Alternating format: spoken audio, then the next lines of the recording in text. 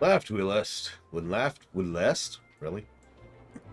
When last left, Intrepid Adventurer, we just joined the Weavers Guild. Hey, what's up? Let's weave it up. Ah, Laura, you'll do. Make me a dozen bolts of cloth. Palpable sense of urgency. Okay, is this fast enough?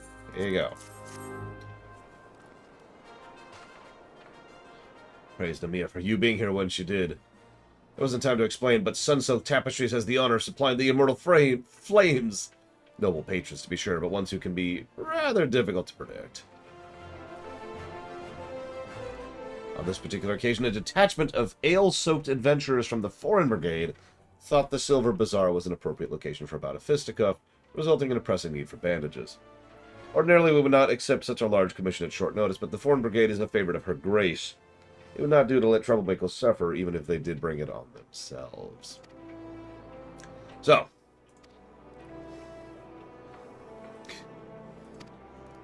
we have figured out how to make cloth. Yay. It's so amazing. Oh. Hi, Tara. Hi, Jesse. Hi, Camper. Hi, FM Aylward. Good of you to come. I work for you. It's a gentleman who needs something.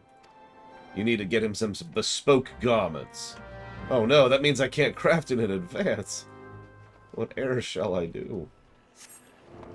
Hi, Blade Turball.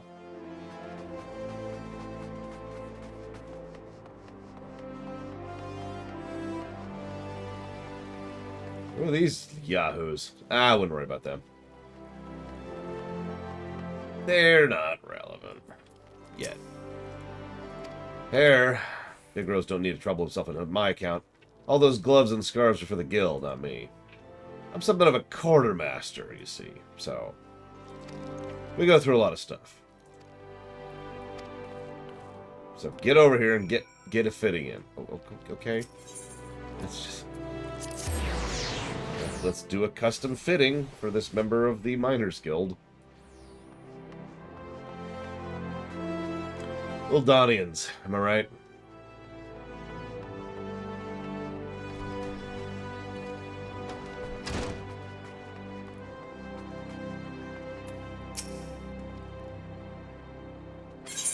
Here you go.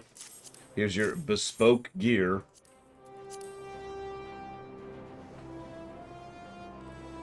All right then, Lore. Your garments are ready, sir. Allow me to help you into them.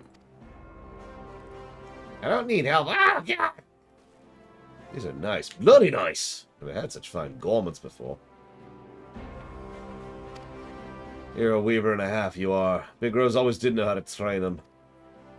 You're too kind, sir. Pardon me for saying so, but I must confess I had a rather finer raiments in mind when I extended this invitation. Should you desire such, I'd be honored to make them for you myself. Ah, thanks, Big Rose, but no thanks. I can't see myself in a frilly waltz. It's a mine's where I belong, not some fancy ball. You need a lady to go on your arm to go for those things. Ha! That'll be the day. Any road, I gotta go on. Thanks for the duds. I like his cactuar of loom, by the way. Good work, Laura. Carry on. Good morning, Pretzel.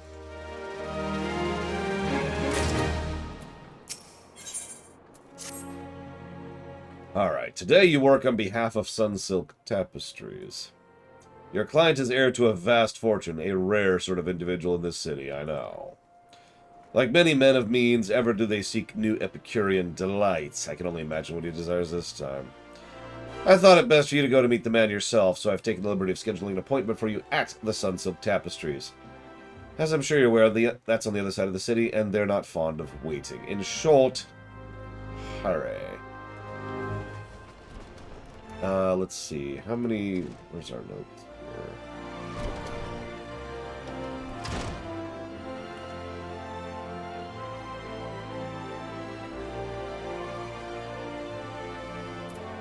So we still need to do Alchemist, Weaver, Leatherworker, Goldsmith, Culinarian. So we've got 5 crafter chains left.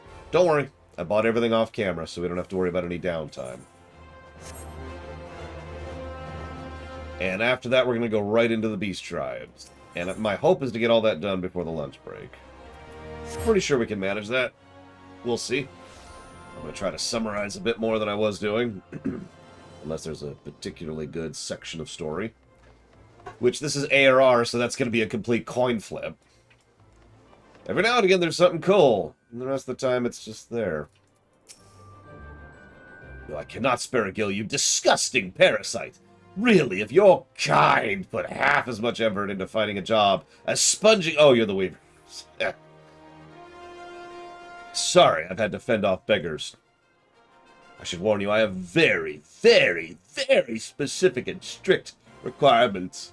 You must do this and that and that and this exactly as I have demanded and specified. Hi, Valerian. Hello, Valvatrix. Hello, One-Winged Angel. Hello, Blade Turball. Wait, I already said hello to you. I withdraw my hellos. I say hello to Lunareth instead.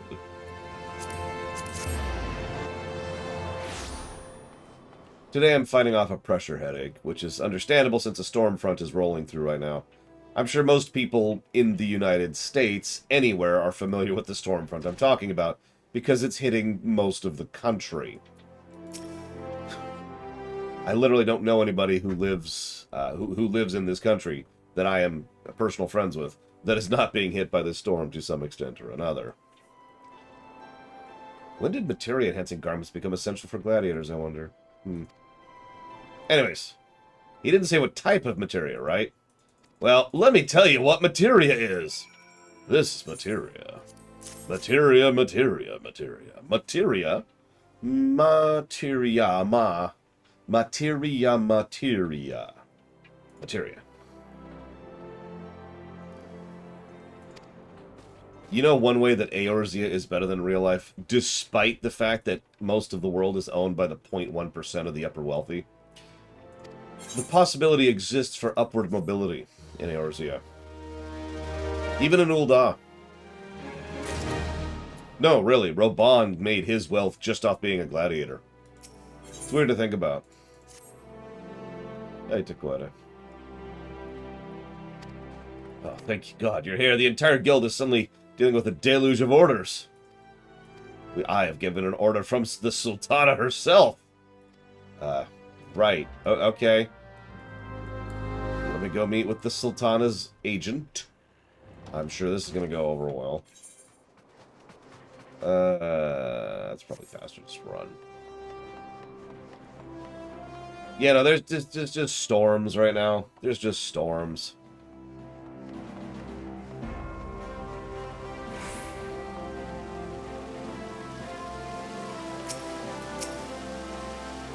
Who might you be? I was under the impression I'm meeting with a guildmaster. You want me to have a resplendent dress for your daughter? Okay, I can weave that. She doesn't want a dress, but father insisted. I'm sorry. No problem. I'll make a dress for your daughter.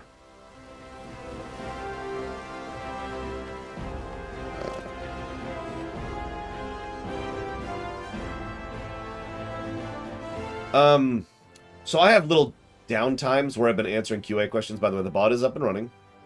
So if you want to dump into the bot, One-Winged Angel, and I'll just kind of get to it in between, like right now, for example.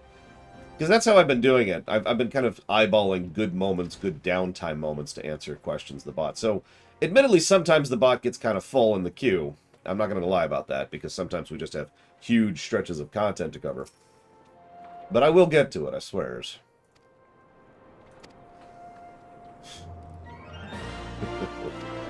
You want... That's actually kind of cool. So he's actually... I'm sorry. He's pissed a little bit and upset that the father wants the most extravagant and expensive dress regardless of quality. That's weird, Dakota. Not that you can hear me saying this. The guildmaster, who is aware of the daughter, who, as you mentioned, was someone who just now doesn't actually want to deal with all this crap, says, you know what, let's make a dress she actually likes.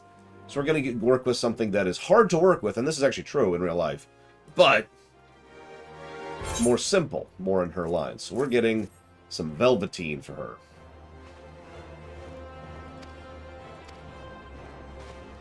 That's kind of cool. Her daughter shall have a magnificent dress. A pity she has no more like to wear it than her father. I suspect a dress is the last thing that girl needs. Yep. Tell you what, I'll assassinate your dad so you can inherit the money. How's that sound? We're doing a lot of... We're only, like, doing the level 20 to 30 range quests. And we're already catering to the elite of Ul'dah. Jeez Louise.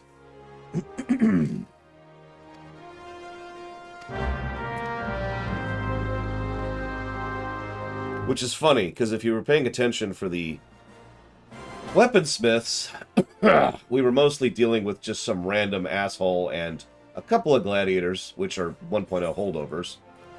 In the armorsmiths, we were dealing with the Maelstrom themselves, the Grand Company. And as the weavers, we're dealing with the royalty and nobility of Ul'dah. I'm looking forward to what Leatherworker's going to be.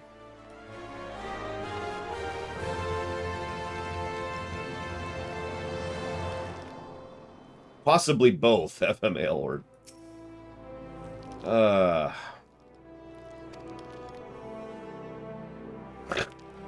Okay, I'm sorry, I'm going to read that one. Big Rose sent you, didn't he? I asked for you by name, you know.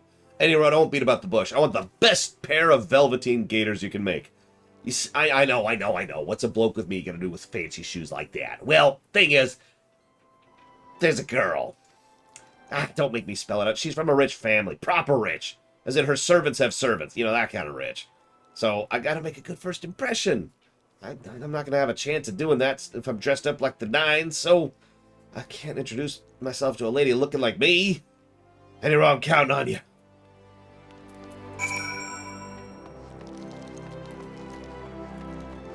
I was about to say, Tara, I'm a little busy right now, but I imagine a few people could jump in and help you with Ifrit if you want to.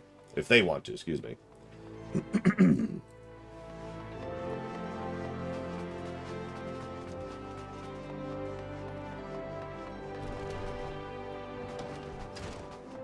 Good morning, von Falkenstein. So, yep, I happen to have already made his shoes. I'm starting to think I just have a replicator.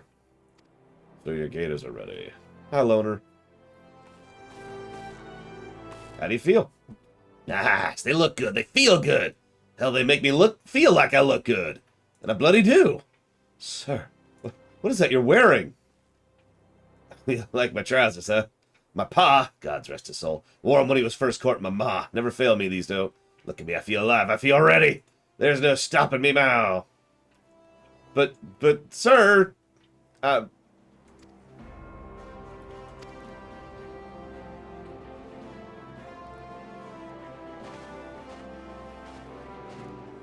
like that kid already. I say kid, he's probably in his 20s.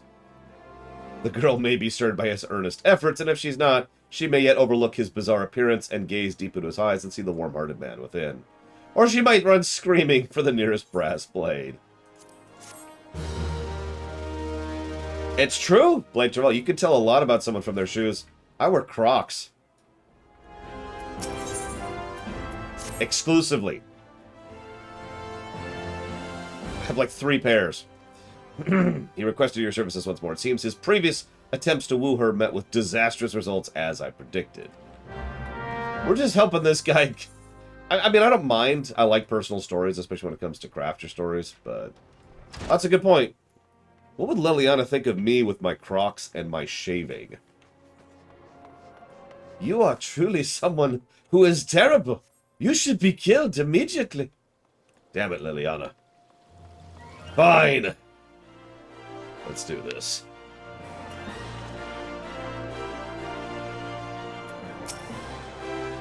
So what Big Rose tell you, that the brass blades chased me all over town?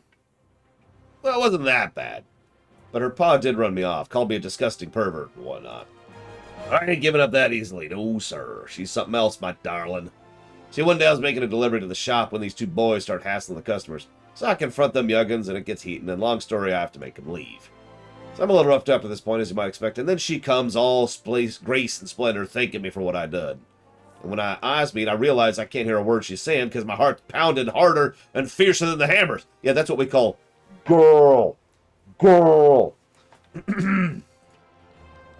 Till then, she was just a nice young girl helping her father, but then she had to go and look at me like that, and I wanted to say something, but words left me. Yeah, because the girl alert was going off.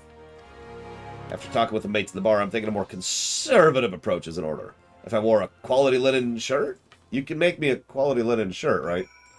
Sir, I can make you anything. I can even make you fine dwarven crafts, High Red.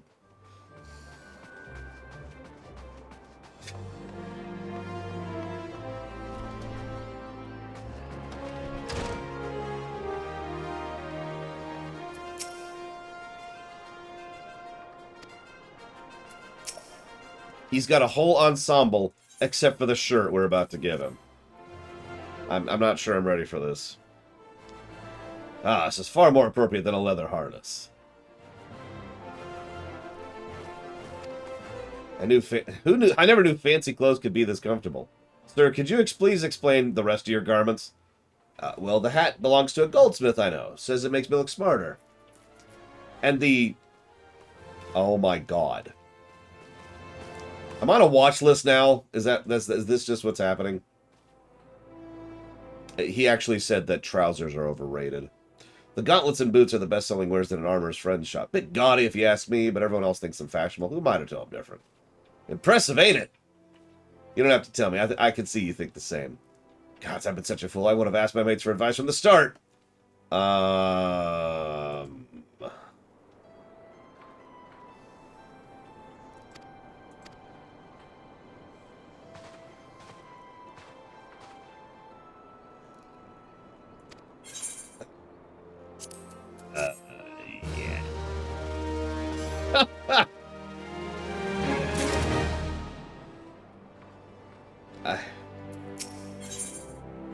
Okay. We've had an opportunity to help that fool of a miner, but it'll cover some discretion. The guild has received another commission from her. That is to say, from her father, most likely. Now, while I obviously expect you to craft her high-quality garments, there's one thing I would have you do. When you meet with Kokomo, I would have you try to subtly direct the conversation towards the topic of Wabaruka. See what she thinks of the man. She probably thinks he's a freak who's trying to put on airs, which is because he is, and he is. Speaking of someone who is a bit of a fashion geek, wow! Like, someone actually sat down and put some thought into making sure that each of his outfits are uniquely terrible.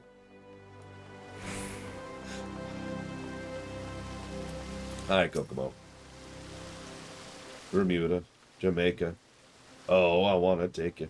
I believe we met months before. Thank you for coming. I'm sure you must be terribly busy with your many, Wait. Wabaruka? Ruka? He's one of your clients? What a coincidence. He visited me in the shop the other day. You should have seen Father's face when he chased him away. Thankfully, he didn't recognize him. Whatever possessed him to wear such a ridiculous outfit? It's a shame, really. It feels like he hasn't visited in forever. I would have liked to have spoken with him. Anyways, commission. I need some woolen tights. Sure thing. That's a good question, Zactaf. Admittedly, I don't know. I haven't played the game. Wait. I'm going to use my psychic powers. I predict I will like the color green. There we go. I see green in my future.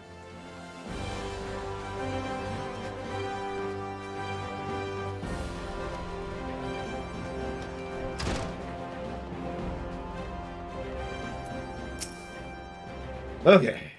Here's the tights. Enjoy. Miss, if you would come with me.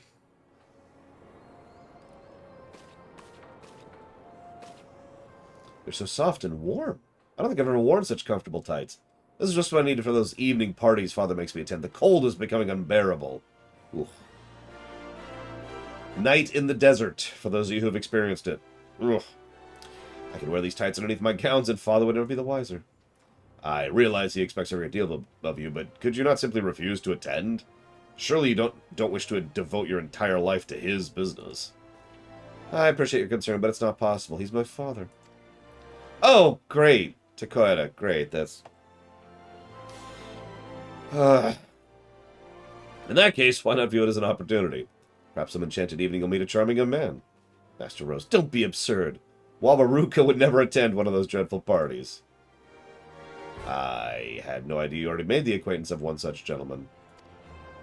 Thanks for the leggings and goodbye! This is as if father would ever accept him. Aye, Magister. Well, now we at least know his efforts were not in vain.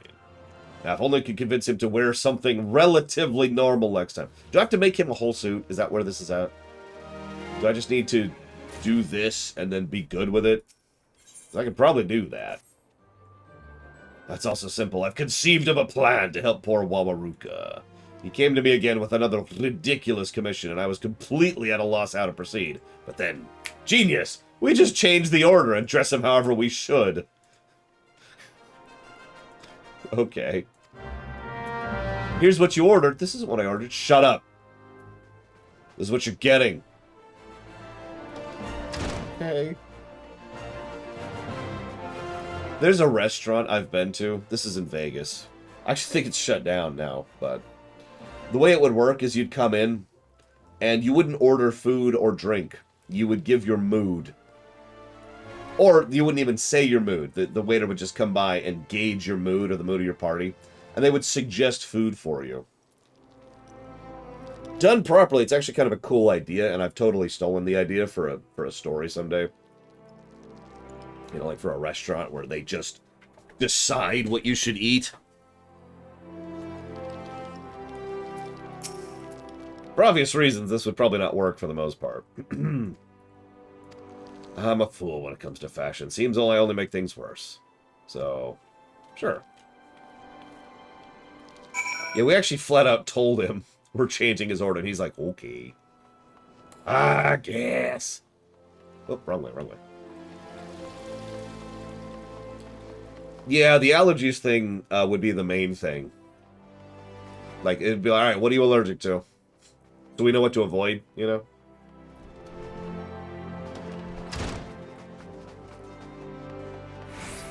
That's actually odd, Jesse Ward. Salmon is very mild. It's almost as mild as tuna.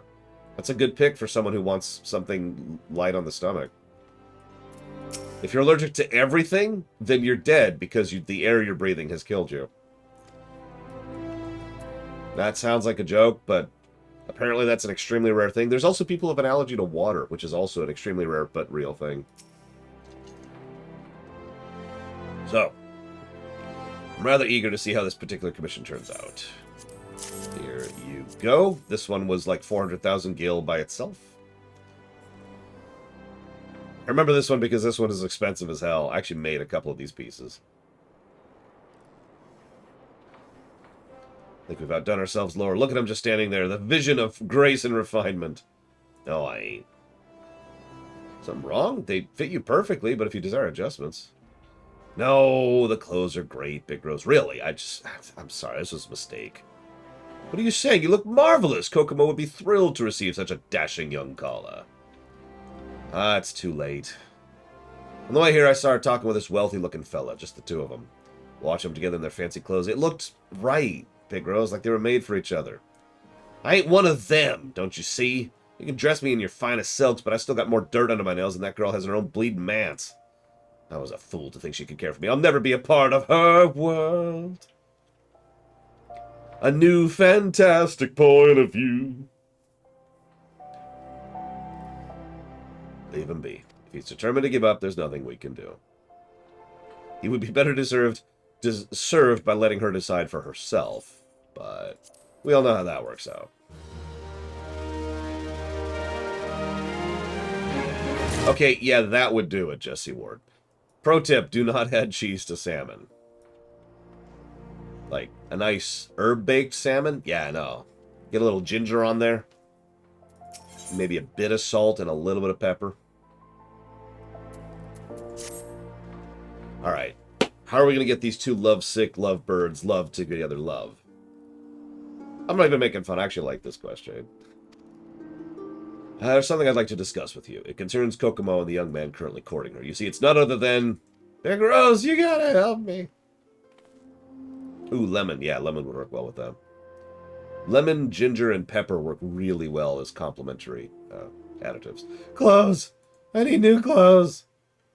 Sir, you must get your hold of yourself. Tell us what has driven you into this frenzy.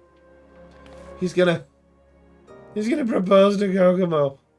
Mama Jaro, he's gonna propose. I know it ain't my place, and I might be getting away, but damn it, I gotta tell her how I feel. But if I wear my usual duds, she'll reject me. I need my finest clothes. One would have to possess a heart of stone to refuse. My heart is made of crystal. Thank you very much. But yes. Ironically, these patricians' gears were much easier to make. And for once, this is one of the only crafter chains that doesn't involve a final piece that has to have a specific piece of materia in it. So, there you go.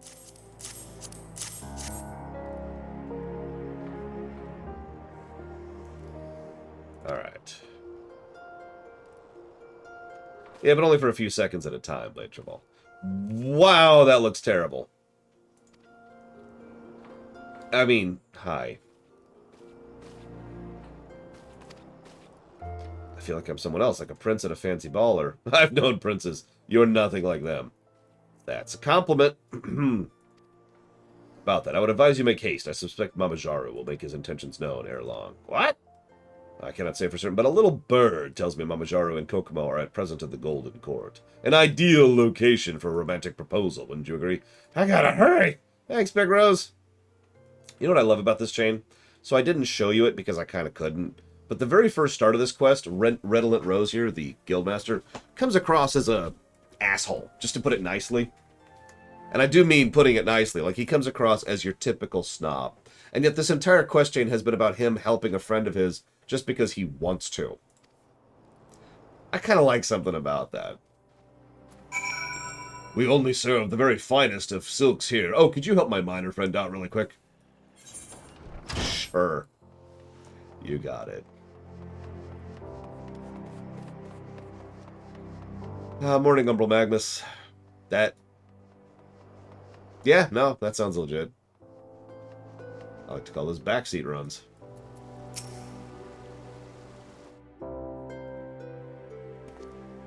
Alright, you got this, dude. You got this.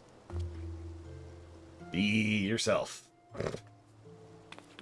Since I'm apparently the frickin' genie of this particular story arc. Also, ditch the hat. God damn.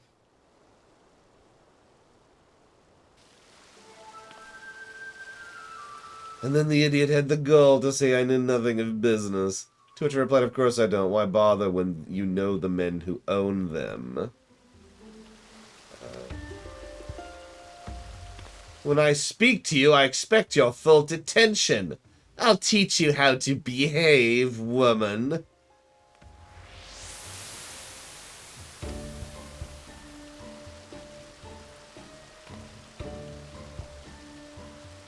How dare you raise your hand against a lady? And I know this goes without saying, but I love the idea that the miner has to teach manners and respect to the princeling. Kokomo, you alright? Oh yeah, he's going to be atomized in a few seconds here, Blade Tribal. I need to let, you know, God, I can't remember how to pronounce his name. This dude, Wawaruka, I need to let him have a moment to have his moment. And once he's done and the princeling wanders off, he's going to never be seen again. Why are you here? Why are you dressed like that? For you, there's something I've been meaning to tell you. I don't know who you are, but you will turn around and face me right this... Okay. He's a miner, dude. You've made a powerful enemy today, my friend. Naff, naff. And atomized. I'm just in the background, just waiting for my moment.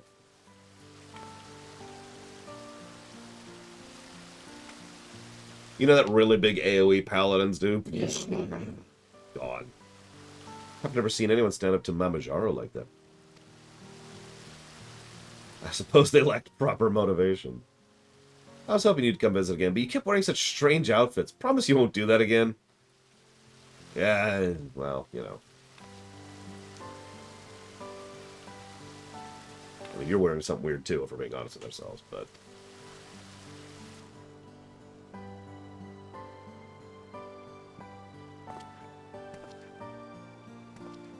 I have no idea, Mr. Red. Oh yeah, and I like to think that I completely atomized him while currently dressed and geared up as a weaver. Because I'm a level 90 weaver.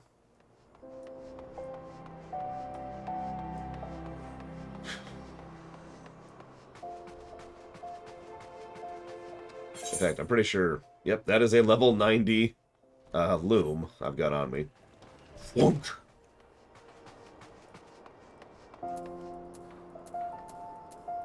Oh my god, click! Ah, I would have liked to see that. How'd I learn of Mamajaro's plans? Well, from the man himself, of course. He's not the sort to keep his grand designs private. Do not misunderstand. I am not some rank sentimentalist. I have only acted in my capacity as a weaver to help a client, just as you have. As for a young couple, well, to be frank, calling them a couple is a tad premature. Baba Y will doubtless have objections, given Wawaruka's modest origins. Nevertheless, I think our young gentleman has finally found the courage to stand up for himself. You should be proud. This could be the beginning of a beautiful relationship, one which would owe much to your skill. Well done, Master Runner.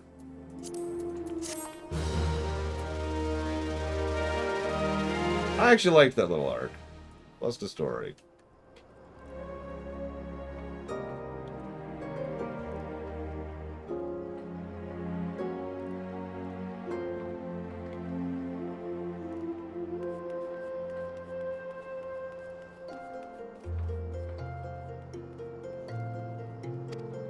Oh, God.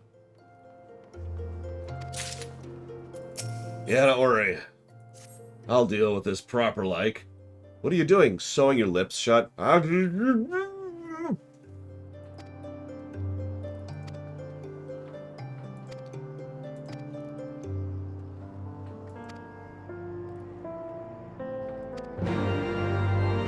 So the Heavensward Quest, which, of course, we're not doing right now, is actually exactly what it sounds like. They're sending me... He is sending me to Ishgard, specifically because he is hopeful I'll be able to apply my wares there. Now, yep, we're going to go ahead and switch over to Goldsmith, which is this one.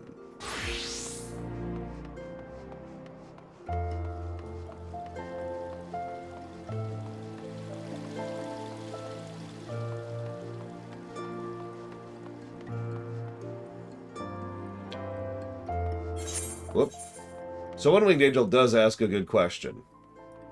What One Winged Angel asks is the excuse that has been given a few times. Let's be clear, it is an excuse for why WoW uses that very self-same system. How would you balance the game around the idea of the fact that it constantly is adding new systems, which are bloating out the balancing task and all that stuff? And we'll come back to that question in a minute, but it is a good question to ponder. Also, rising wages?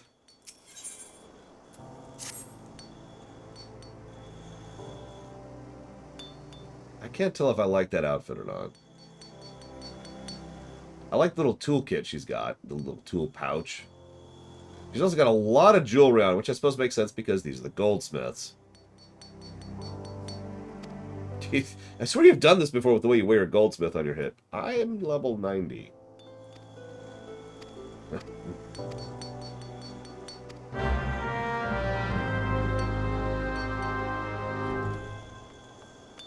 Yeah, raid tiers.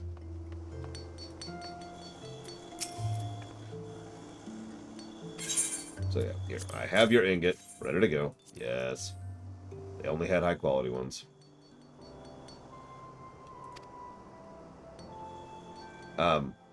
So this is one of the first times we've seen the mammoths. Utter garbage, the worst, not even fit for making a chamber pot. So these are golems, for lack of a better way to put it. They have a degree of intelligence. We've kind of already seen these, because these are, one of the cores, the CPUs of one of these mammoths, was put into Betsy, our Magitech armor over in the MSQ. So, Gigi's my assistant, but he has a habit of butting in with his opinions. Most mammoths are rather simple, capable of no more than rudimentary speech. They can be relied upon for menial tasks, but little else. Gigi, on the other hand, is quite intelligent and quite stubborn, I might add. I suspect that's due to his age. He's been with the guild for an eternity, ever since attending each guildmaster. But recently he's been coming and going as he pleases. Kneel before Gigi, the one true guildmaster. Respect my authority, ignorant mortal, or suffer my wrath. It's like this every day. I'm afraid the experience he's accumulated over a century of assisting guildmasters has made him arrogant. It's quite intimidating, really. I may be the guildmaster, but he's like a walking, talking archive of all knowledge to do with our craft. Oh, forgot about your ingot. Sorry. Very good for a beginner. Excuse me? Bugger off, Greenhorn. So, can, and yes, we are Valerian, can droid effect happen to mammoths? Depends. Because there are varying degrees of quality and complexity with regards to the mammoth cores, the aforementioned CPU. And remember, droid effect can only happen if they have the capacity. If you leave a toaster oven on for 3 centuries, it's not going to develop droid effect. It's a toaster oven. You need to have that level of complexity in place before you could start to accumulate experience and before you could start to develop sentience. So some mammoths do have cores of sufficient complexity, and droid effect does happen, but it's not a universal thing.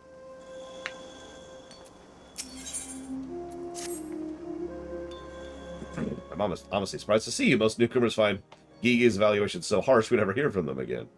I'm glad you didn't take him seriously when he said your copper wouldn't fit a chamber pot. I mean, it doesn't even make sense. You couldn't make a chamber pot out of anything.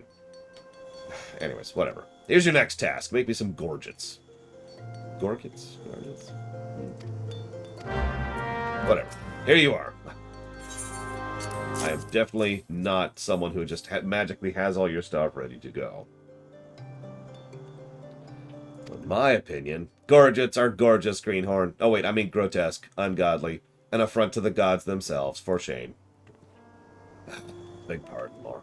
I'm afraid that constructive criticism isn't one of Gigi's strong points. Where was I? Yes, your gorgets. Gorgets? God, hang on. That word is losing meaning.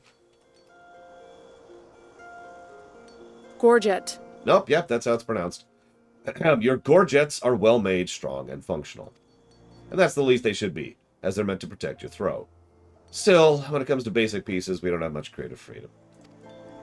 Now then, there's another tool you need to get acquainted with. Your secondary weapon, because these all follow a pattern.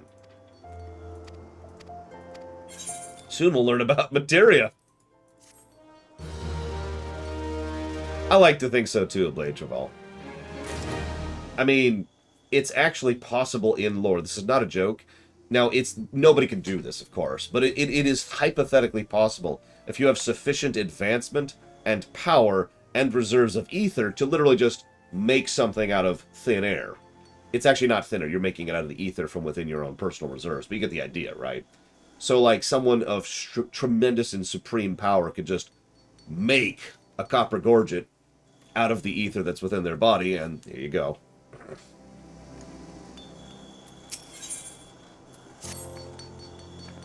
So sorry, but please don't... Oh, it's you, Lore. For a moment, I thought my heart was about to fail me. I thought the angry miner had returned. Gigi wasn't pleased with the ore the miner brought in, you see, and he made this sentiment clear in the only way he knows how. There was mention of the miner's mother and an old goat. Anyways, I got a task for you. We've got an order for a prodigious quantity of copper rings. This is an honest-to-goodness commission. You'll have to satisfy a paying customer, not your kind and lovely guildmaster. But I believe you can do that, so... So the ring's ready? Yeah, hang on. There you go. Oh, you need 12? Hang on. Copper rings. I have seen worse. Oh, Gigi, must you always be so... Wait a minute. Did you just say you've seen worse? That's a compliment coming from him. I mean, when you consider what a scathing critic he usually is, maybe the fact that he's not saying anything more insulting is a sign he likes it? I mean, he's called your previous work utter garbage and an affront to the gods themselves. I half expect him to call these rings abysmal failures. Oh, I should probably take this opportunity to teach you two things about what you made. Explain.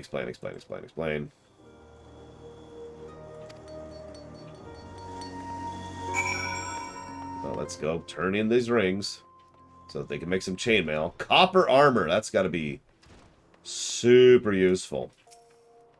Here's your copper chainmail armor stuff. Yes, please stop hitting on the Guildmaster. Thank you.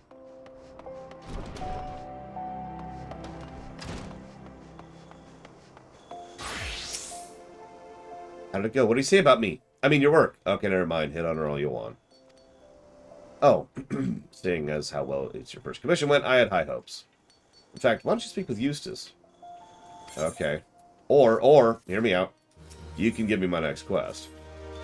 Oh my god, you would not believe what just happened. Gigi just touched my bottom.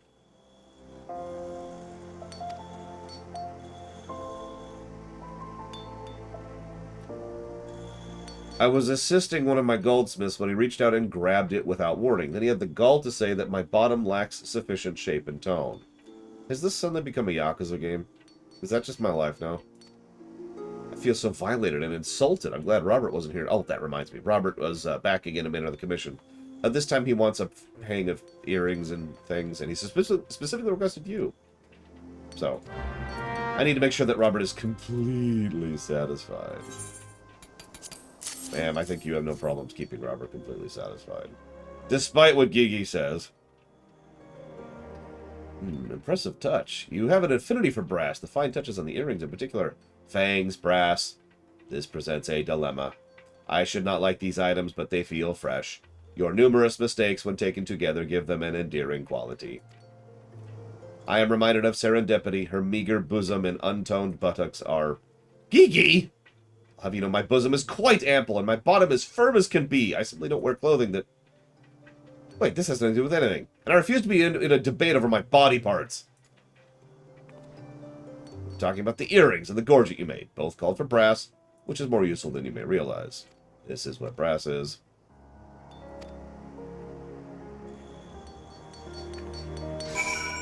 Yep, apparently Gigi has turned into a dirty old man. Really? Okay, so I don't know if you can hear that. Because they're doing the lawn right now. And for those of you not aware, there's a storm moving through here. I referenced that earlier. So it's actually pouring buckets right now.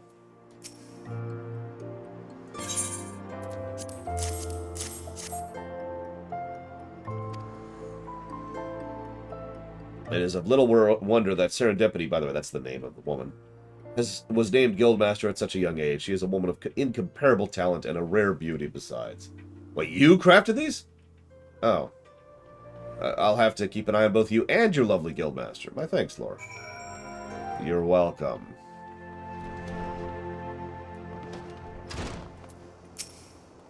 You thought it was my handiwork? I don't know what to say. For a customer to mistake your work for mine speaks to your growth as a goldsmith. Or how terrible you are. Sorry, I shouldn't say that. Oh, you should have seen it. It was glorious. A golden brown apple tart, freshly baked by a Bismarck-trained chef. I was saving it for an afternoon snack, but the moment I turned my back, the little terror, Gigi, ate it. Mammoths can't even taste food. And they had the nerve to criticize my diet, saying it would lead to further deviation from conventional standards of beauty. Gods, I just... Pardon the outburst. That's not why you're here. Keeping your skills sharp, I trust. It occurs to me in the past 2 weeks I gave you proper lessons. You want to learn something new? How about you learn about Materia? This is Materia. This is Materia. This is Materia. Hey! Here's a thing imbued with Materia. The crystallized essence of past experience, so easily inherited. This is all rather silly. Would it not be simpler to attach Materia directly to self? Gigi would be happy to try inserting crystals into Greenhorn's skull. No, bad Gigi. That isn't how Materia works. Don't misunderstand him. I'm sure he means well. Anyways, Materia, Materia, Materia, Materia, Materia. Materia, Materia, Materia, Materia.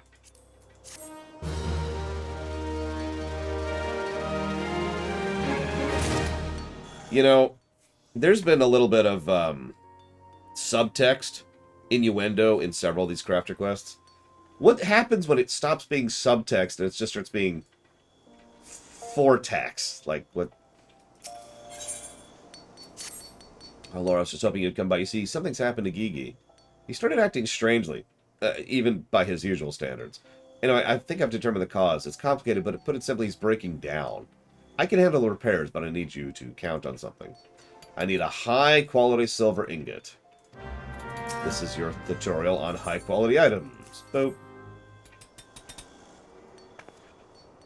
Perfect lore. I can fix Gigi with this, I'm sure of it. Silver ingot, forced to accept aid from Greenhorn. So humiliating. Poor Gigi. He's like a completely different person. Not that different from usual? Yeah, I was gonna say, how do you tell? I assure you he's quite out of sorts. Anyway, silver was historically prized for its beauty. Ancient people believed it to possess magical properties. Although they did not understand the natural processes involved, they were correct. It's difficult to explain to someone without an extensive background in relevant fields, but let's just say it's good at channeling ether. So, it's good for making computer parts. Because they run on magic, not on electricity.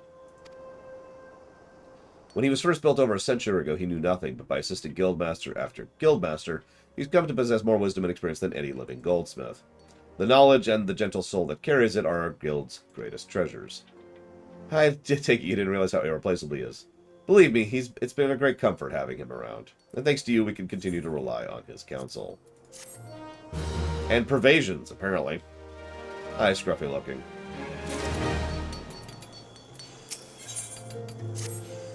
Lord, something awful's happened. It's Gigi. Instead of behaving better, he's acting worse. A traveling merchant was here not a bell ago to discuss a potential contract. And in the midst of negotiations, Gigi commented on the man's jewelry, claiming, "Such tawdry baubles are beneath even a lamentsome whore." Unsurprisingly, the man became quite upset and stormed off. Our members understand that Gigi can be a harsh critic, but this foreign gentleman was visiting for the first time. If it were a guild member, we might overlook the incident, but he was a potential business partner. This is a disaster. We must make it up to him. Before Gigi offended him, we were discussing a bulk order of Malachite Earrings. By way of apology, I'd like to gift him a pair of these. The finest we can craft. So, make those earrings. Here they are.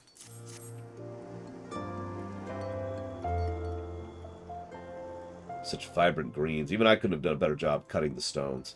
Despite being relatively commonplace, malachite is quite sought after, owing to its supposed power to ward off evil. Superstition notwithstanding, it has some mild thermatomagic properties. You really outdone yourself. Go talk to the merchant. Okay. Do I have to do it? Yeah, I think Gigi got on 4chan or something, and that's the problem right there. Where is this person?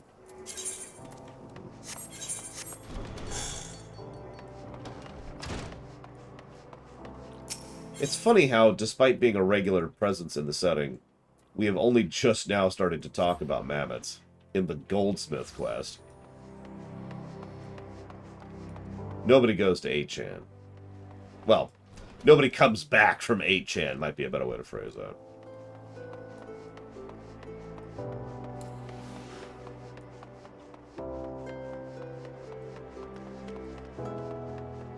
Anyways, hi, I'm here to give you the apology earrings. Not a goldsmith. Let me make myself clear. I just wanted to discuss a potential partnership. I don't know what I've done to offend your guildmaster and her assistant, but I understand I'm no longer welcome. Now leave me in peace. I don't want to hear it. Just leave... Wow, those are really nice earrings. From Mistress Serendipity. I'm speechless. I never imagined the guildmaster would go so far as to personally... Wait, you crafted these? Not the guildmaster? The gods do indeed work in mysterious ways. I don't believe I've even properly introduced myself. I'm Ruriton. I'm a traveling entrepreneur. I go wherever opportunity beckons, buying for a gill and selling for 2.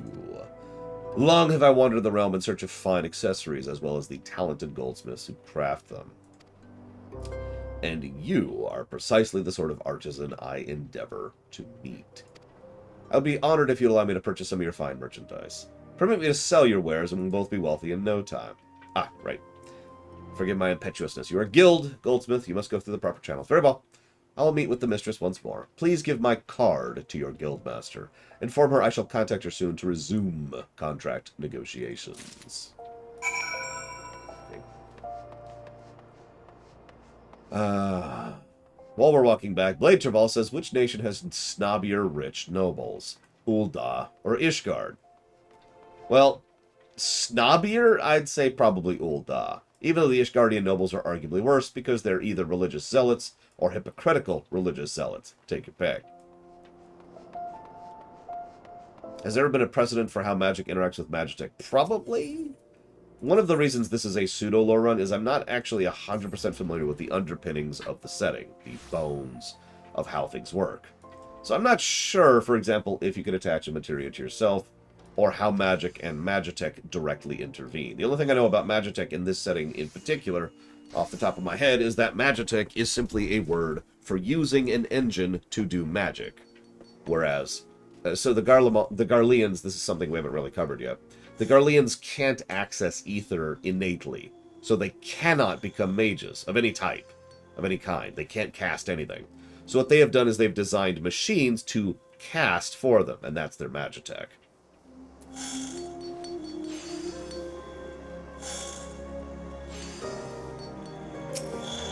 Welcome back. While you were gone, I performed some basic maintenance. Not sure if I fixed the problem or if there was a problem, but... Anyways, did you find him? Yep. Here's his calling card. Hi, Eleazar. This is wonderful news. Not only has he forgiven us, he desires a business partnership. Yay! I knew I was right to count on you. There's something about your gift that touches on the soul. Yeah, it's because I craft with Frostmourne. What is imposter syndrome, Disco? And hi, US and Corp. I've been waiting for you, Lar. You remember Ruritan? He paid a visit not long ago, hoping to find you present. In fact, he was heartbroken he couldn't speak with you in person. It's hard to believe he was once so furious with us. It's as if that unfortunate incident never happened at all. Anywho, returning to the matter at hand, Ruritan has commissioned you to craft a Firebrand. Okay. I have commissioned a Firebrand.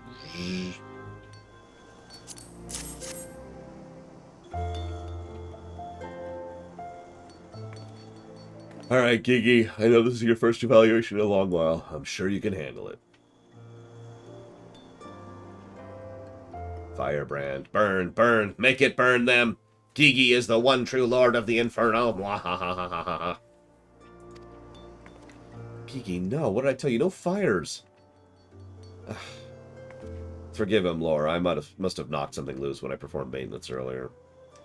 I'm certain it's nothing important, really. Other than the occasional outbursts, he's relatively stable. For Gigi, anyways. Anyways, the scepter. You did a good job. The gemstone actually channels the magic. The brand allows them to do that. I say we give him the gift that keeps on giving. Give him the gift of fire. Gigi, there'll be no gift giving on my watch. Have I made myself clear?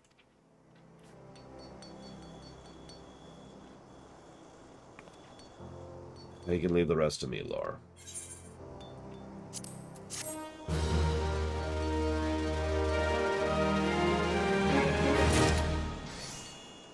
Interesting. Disco. No, that won't touch a nerve. I am not an imposter, or whatever that is. I'm pathetic and terrible and powerless, but I'm not an imposter. Ah, good to see you again. You'll be pleased to know Gigi is completely back to normal. Why, when Rotoran was here not too long ago, he only had to contend with Gigi's traditional repertoire of insults.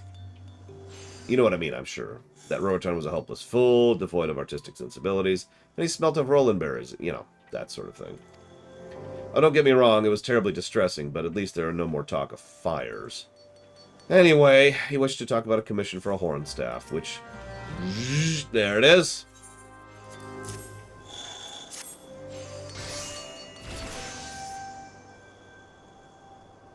Hornstaff. So this is Greenhorn's staff. You are improving. Perhaps Greenhorn has finally outgrown his title. I must think of more suitable one. Something that acknowledges recent growth but still conveys disdain for the majority of your work. That's extremely high praise. At least I think it is. Yeah, there's one thing I can say with certainty. This particular commission has made it even easier than usual to evaluate your growth. The Firebrand you made required you to work with many of the same materials, so this is a good place to see how you've improved. The wolf fangs and tips and blah blah blah blah blah blah blah. Everything's cool. Go talk to Ruritan. Okay. They're all just confused, Disco. They don't understand. Also, I am good at video games. But everything else, no, they just don't get it. They don't know how terrible I truly am. Why, one time when I was playing Super Mario Bros. 1, I couldn't get over the very first pipe and died to the time running out. That's actually a true story. I've told that one before. I still think on that fondly. Me and Dad were just freaking out, like, how do we get over the pipe? How do we get over the pipe? As you know, because the music gets all rapid fire when you start to run out of time, and you start to freak out a bit if you don't know what you're doing. It's like, ah! I mean, I'm good at video games.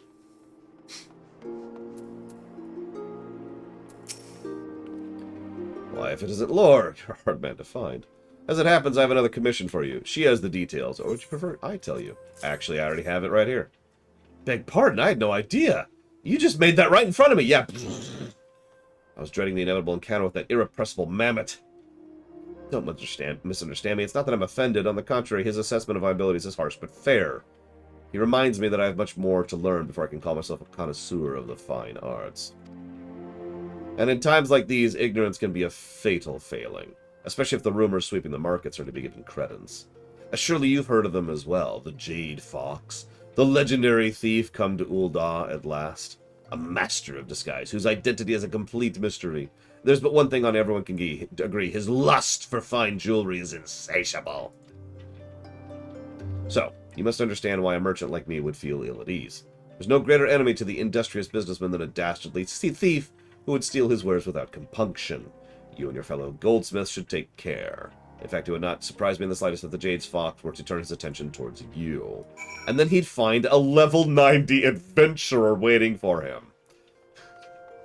It's funny how I'm just kind of the perfect trap. Oh yes, I'm just learning the ways of the goldsmith. Let me make this incredibly amazing jewelry. Here we go. Oh no, I hope no one steals this. Oh no, brigands! And then I'm a gunbreaker. And then they're dead.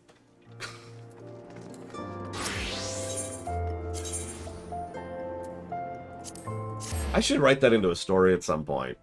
Have an adventurer who is actually learning a craft. So they are a noob at the craft, but they're still a high-level adventurer. And have them be like, so, we've been having some bandit problems lately. Could you deliver this on this dangerous road by yourself without an escort? Yeah, sure.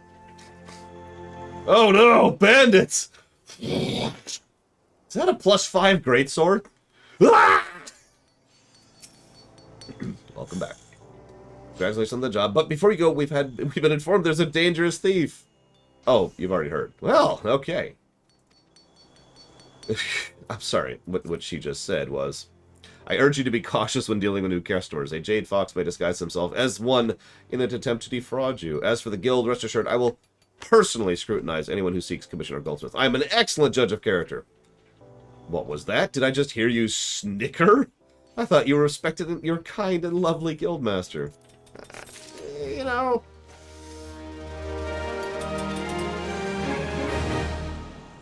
Actually, yeah, Blade Turval. Just. Well, now that you're done with that. I think Bleach did something like that, too. Fife asks, what's my favorite crafting class? So I've never done the quest, so I can't use that to judge. So in pure gameplay, they're all kind of the same. But that being said, and I'm probably just biased on this matter, I have a more enjoyable personal affinity, with culinarian than anything else. I like cooking. It's probably because almost everything you cook, and I do mean everything, has at least some value. Even the lower level stuff still gives you the 3% experience buff. So. Plus, cooking is generally less of a hassle. Like, if I need to make some of the stuff for this game, like, you know, maybe this is a good example here. Let's see. I have to do this. Yep, so look at this. This is what I have to make this stupid bracelet. I need this to turn into this, and then I need all this to turn into this, and then I need this to turn into this. Right? Now, cooking. Well, okay, this is actually probably a bad example, but we'll go ahead and use this as an example. In order to make this, you need coconuts, wheat, yak milk, and then just the ingredients, and then you make it. That's actually a terrible example. Good lord. Okay, apparently at level 90, everything requires a billion things to make, so never mind. I withdraw my complaint. Before 90, all the cooking stuff is more like, you need these 2 items. Or these 3 items.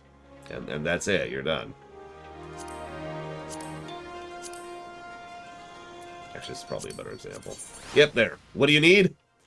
Tomatoes, paprika, lettuce, and amra. Boom. There you go. So what's up? We have a mountain of commissions to fill. It's because of an upcoming gala to celebrate the Sultana's names day. Anyone has received an invitation, and all of them intend to be seen wearing the finest garments and jewelry.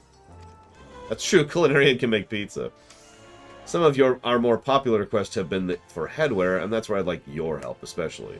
We'll need 3 Electrum circlets of 3 different types. This kind of sucked to deal with, actually. So. But I do happen to have all 3 on me. Hang on. There we go.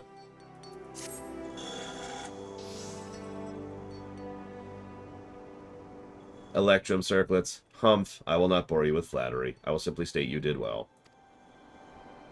You will not permit Gigi to fill your head with materia, then he will not deign to fill it with praise, faint or otherwise.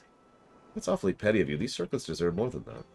Take this one set with amber. Now, amber isn't a gemstone in the traditional sense, because it's just fossilized resin and not a mineral, but it requires different techniques to bring out its true potential. But you managed to do just that, creating a piece when it's most pleasing to the eye and beneficial to the wearer, especially if you want to channel earth magic specifically. In contrast to the natural vibrance of amber, the zircon imparts a sense of wisdom and worldliness. Also, ice ether. Spinal, which of course is lightning ether. And everything's cool and you're awesome. Now, go deliver them to Ruritan. Oh, actually, one more thing. Do you remember our friend from the Sultan Sworn, Robert? He was just asking to speak with you. I confess I am somewhat jealous of this special attention. In any case, he should be returning in a moment, so maybe you'll go speak to him outside. Secrets and lies. Secrets and lies. The man is not more than a miserable pile of secrets and lies. Please, Gigi, so summer state. I know you dislike Ruritan, but this is too much. You must learn to treat our customers with respect. I don't think he was talking about Ruritan. Either that or he was talking about both of them. Whatever. Let's go see who the thief is. The thief is, excuse me. No cookies if you guess who it is. There you are. I understand you're helping Mistress Serendipity with some of the orders. I know you're busy, so I'll get to the point. The Sultan's Ward have learned that the Jade Fox, a notorious thief, may be plotting to infiltrate the festivities and rob our distinguished guests. We must not allow this to happen, but we don't know who the thief is. Therefore, we've decided to discreetly investigate several of our guests, including your patron. He has no ties to the 77 caravans or any other major trade organization. We have no relatives, and his prior activities to the city are unknown. You've met with him several times and filled numerous commissions, have you not? Yet I wagered he shared little, if any, personal information. Can you honestly say you know the man? I tell you this because if he is indeed the Jade Fox, I fear you may be part of his plans. Don't turn your back on him, Lore. I mean, he's welcome to friggity try. We've already discussed this. Let's see. Jesse Ward says, if the Qs are only interested in humanity because we provide entertainment... Oh, sorry, what if... That got formatted weird. What if the Qs are only interested in humanity because we provide their entertainment so they can't let anything happen to us? Okay. I'm with it. I don't think it changes anything, but that would kind of fit, wouldn't it? Let's see. Who would win in a fight, an ATRT walker? Hold up. I don't remember the ATRT. Oh, that's the reconnaissance thing. I mean, that's just a dinky little chicken walker. That's literally a one-man walker. Also, you didn't say which Metal Gear it's fighting, so I have no idea. I would probably give that to Rex, for example. But otherwise, I don't know.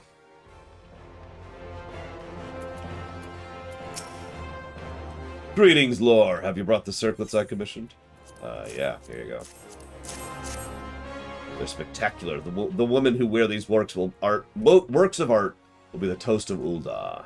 You're more quiet than usual. Something troubling you? Why'd you really come to Ul'dah? Because I still deeply respect you as an artisan, if I shall be perfectly honest. I confess I am not exactly the dedicated entrepreneur I claim to be. In truth, I am a man besotted with the trappings of the material world. I wander the realm in search of artistic masterpieces, not as a businessman, but as an altruist. Some men covet and hoard their treasures, but I would sooner share mine with my fellow man. I would go so far as to say I consider this my sacred duty. This is why I'm absolutely thrilled to have discovered a talented goldsmith like you. A purveyor of luxury goods? I couldn't have asked for a better supplier. Now I insist this conversation remain between us. In this city, it's unbecoming of a merchant to have any motive other than profit, you know. Interesting. You know what would probably make sense if that was true, Jesse Ward? They switch which species it is periodically. Like, okay, we're going to follow the Iconians for a bit. Okay, they're gone. Alright, let's follow the Founders for a bit. Okay, they're gone. Alright, let's follow the Metrons for a bit. Okay, they're gone. Oh, there's humans on the block. Let's watch these for a bit. Okay, they're gone.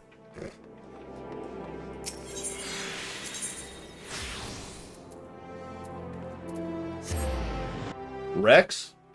Rex would probably beat an ATRT. That's just... I mean, come on.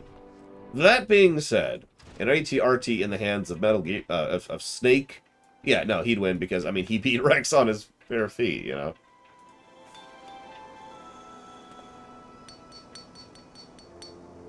That being said, I should probably mention that the overall damage output of weapons in Star Wars is quite high. Geekier and smarter people than me have done the math on the relative power output of a blaster in Star Wars. It's pretty strong, relatively speaking, so that might be taken into the equation. Welcome back, Lore. I'd ask you for more time to prove to your circuits, but I have no reason to believe you didn't. By the way, I spoke with Robert. He told me this rumor that the Jade Fox might target the Names Day. It's terrible that the rogue would even consider ruining a royal gala. God, so what's the world coming to? Coming to? This isn't a new problem. But, okay, whatever. Oh, good evening. Sorry, it's been a long... Wait, what day is it? I've been so busy on account of the Sultana's name day celebration, I haven't had time to get a good night's sleep. Or any sleep, for that matter. Don't worry about me, though. I'm perfectly fine. See, perfectly awake, perfectly fine. You know, I literally spent some time this morning researching work cycles. Don't ask me why. And did you know that it is mathematically proven that most people, not everyone of course, actually work better if they have regular breaks?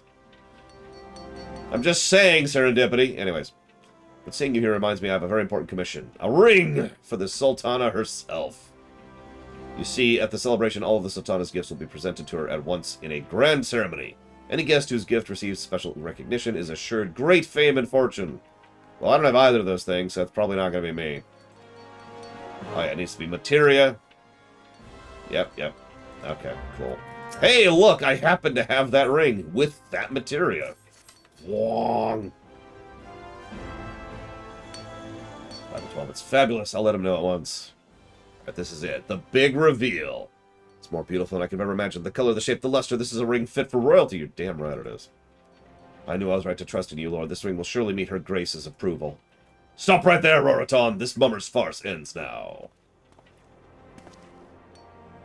What's the meaning of this? I think you're clever, do you? I've seen through your lies. I know who you really are. Jade Fox. I know it's weird, Jesse Ward. I just happen to have all the things they need exactly as they need them. Roriton, is this true? Have you been deceiving us all this time? I'm afraid so, my dear. But it's over now, and not a moment too soon. This charlatan was planning to rob the guests at the Names Day celebration, and maybe even the Sultana herself. That's ridiculous. I don't have to listen to these wild accusations. Lord, I'm afraid I must ask you to give me that ring. It is evidence of his crimes. It will be returned to you once the trial is complete. Uh-huh. Like I said, no points for guessing who the actual criminal is here. You don't believe him, do you, Lord? I'm innocent, I tell you. Innocent! We'll see how long you maintain this facade once I put you in a cell. I'm taking you to Captain Genlin's. No. Yeah, Gigi, could you get up here and... Secrets and lies. He takes him to death and sorrow to Pearl Lane. Well, let's go save his ass. Still can't believe Roriton was the Jade Fox. Can you, Gigi? Gigi? Oh, God! Where'd Gigi go? Yeah, I was wondering, Elizar. I saw it enter the queue there, and I was like, wait, what? I need to figure out what that quest is while we're up here. So Disco says, you say you're bad at lying, but how come you've tricked hundreds of people into believing you're interested, talented, and good at video? Oh, I already answered that one. You say you're bad at lying, but how are you at improv? Could you talk in a positive or negative game that doesn't exist? So kind of. I'm not really good at improv in the strictest sense of the word. I'm good at improv in the cheating sense of the word. This is actually how So I've actually done improv. In fact, I've done improv lessons. The trick I always use for improv is to take your body of experience and part and piecemeal pieces out of that in order to make it into something new. So if you ask me to give a positive for a game that doesn't exist, I'll just talk about some aspect of how the level design complements how the weapon usage goes into a certain direction, while at the same time not punishing you so much for the things, and all I just did was talk about Mega Man 5, Cyber Shadow, and Celeste in that order. Right? If that counts as true improv, sure, but I don't know if I really get credit for that. What is this quest? Oh! I haven't unlocked desynthesis! Remind me to do that after we finish up Goldsmith here. No wonder I couldn't do it earlier. Hey everyone, I haven't unlocked desynthesis.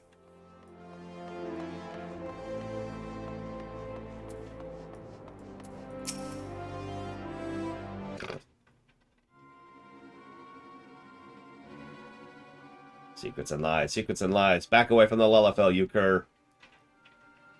Well, if it isn't the Mammoth, you're an awfully long way from home. Kiki, what are you doing? Why'd you run away? Deceiver, trickster, this man is no Sultan sworn. What are you saying? Robert is the Jade Fox, Mr. Serendipity. Listen to your assistant. You know it to be true. But he's hot! Tell me it isn't so. Tell me this is all a misunderstanding. Everyone take a deep breath and calm down. There's no reason this needs to end in bloodshed. Hey, where'd my arm go? And I'm just 10 feet over there with his arm. God, it's true. You really are the Jade Fox, aren't you? You have an overdeveloped sense of justice, little one. It's going to get you into trouble someday. As for you and me, my dear Serendipity, I think we're well past the point of introductions. Believe me when I say I'm just as disappointed as you are. I'd hoped we would become more intimately acquainted before this identity outlived its usefulness.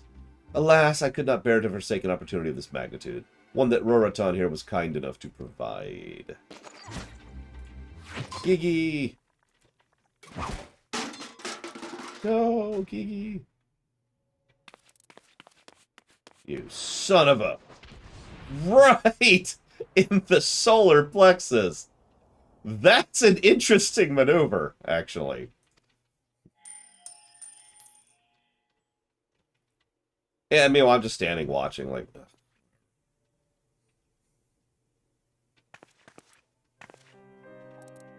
Gigi. Serendipity. Aye. Gigi, no, we can repair you. You're a literal robot. We can repair... Okay, we can repair him. We're fine. As long as his core is fine. You can fix him, can't you? He saved my knife.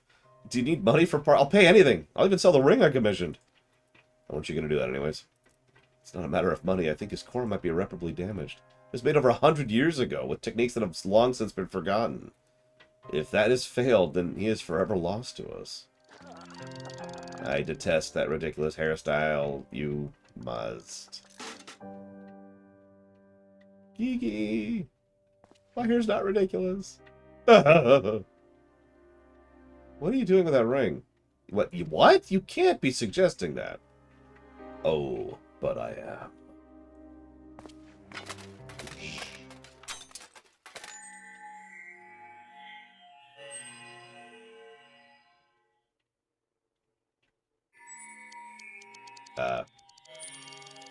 Is that supposed to... Okay.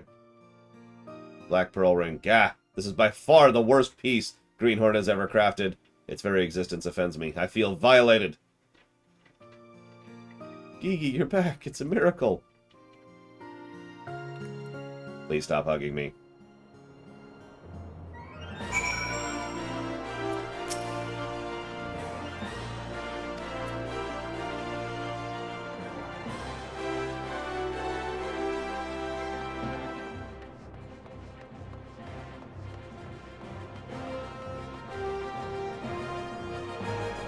That's an interesting outfit. That's a good question, Disco. So hang on, let's learn how to desynth, shall we?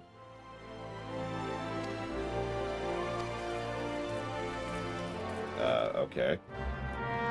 I guess we'll do that in a minute. Apparently there's a missing shipment he wants us to look into. So, we'll look into that later. We'll turn this in first.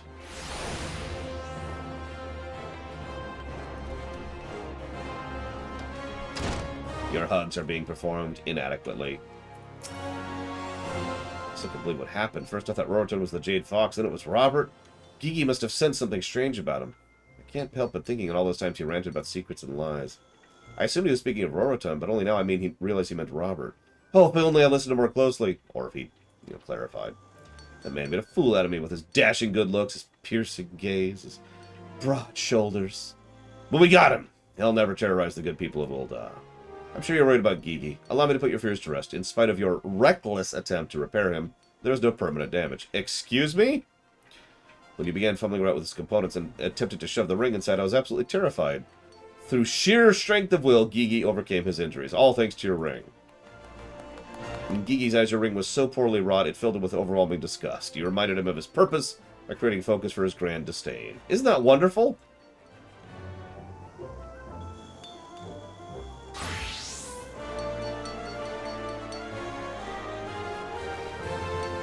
When I examined Gigi earlier, I discovered something extraordinary. You see, he's by far the oldest mammoth we have here, having been constructed by one of our former guildmasters over a century ago. In fact, I'm pretty sure the 19th guildmaster he assisted, according to records. But what our records didn't contain was the original name, which faintly inscribed upon the core when I noticed till now. Gigi is... I don't know how to pronounce that. Nejing? The first mammoth ever built, the mammoth whose design upon all others are based. Of course, I have no intention of telling him. The knowledge would make him insufferably arrogant. Anyway, please accept my sincerest thanks. And though Gigi would be loath to admit it, I'm sure deep down he's grateful as well. Oh, in the future, please don't attempt to repair a mammoth unless you have learned the basics of their construction.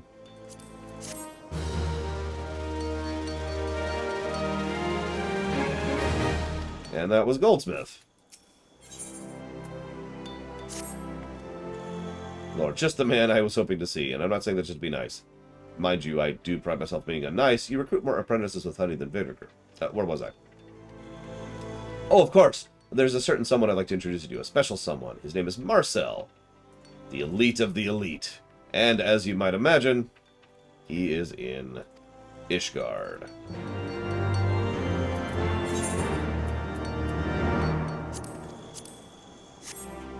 Let's go figure out how to desynthesize stuff real quick. Apparently, we've never done that. So Umbral Magma says, what would you say is the average level of adventures in this setting? Based on a rough guesstimate, I'd say probably somewhere around 30-ish. Maybe a bit higher.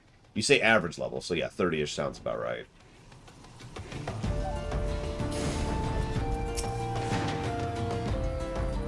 Oh yes, the package prepared, but I've been engrossed in the study of desynthesis. What's desynthesis? Have you not heard of it? I suppose you'd have to visit the bonfire. Allow me to explain. It is the retrieval of the materials used to craft an item. On occasion, the process will also yield a peculiar crystallized mass. There's still much to be done, but we believe the mass is formed from residual spirit bond energies infused into equipment by the hands that crafted them. Because the process is similar to the creation of materia, we've come to call these crystals Demi Materia. Just imagine the application. They're limitless. Oh, also, while some of the Demi Materia byproducts seem unfit for reuse, their radiance is not unlike the rubies and fair sapphires you might find in Ul'dah. I imagine you'll find you can sell them for a decent price. Anyways, you should learn about desynthesis. I have now learned about desynthesis. Yay. Okay, got that out of the way. This is how desynthesis works. I wonder I couldn't show it off earlier. I literally couldn't do it. When Rack shows up, I need to make fun of myself by telling him that. Okay, so... we need to do Leatherworker, which I know is in Gridania. Alchemist, which I'm kind of saving. Culinary, which I'm... so, yeah, I guess Leatherworker will be next. Off to Gridania. The worst zone in the game. Barely joking about it. I'm really not joking about that. Gridania sucks. Alright. Disco Inferno asks the best question ever. Disco says, why? Elizar says, is every Star Wars technology OP? I mean, they don't have replicators or transporters. But their FTL is very strong, and their weapons are very strong. They have the ability to make sentient, well, capacity for sentient droids as regular worker force. They're reasonably high tier. There it is. I guess I could have been looking on this screen. Jesse Ward says, which game has your favorite NPCs? Ooh, that's a tough one. Yeah, transporters are really dumb the more you think about it. It's one of the reasons that the literal first conversation we had about the Trek rewrite was, what do we do about transporters? We will be covering Beast Tribes right after we finish the Crafter stuff, Alpha Squid. By coincidence, I have already done all of the ARR Beast Tribes, so I can actually... yeah, I can show all this stuff off here.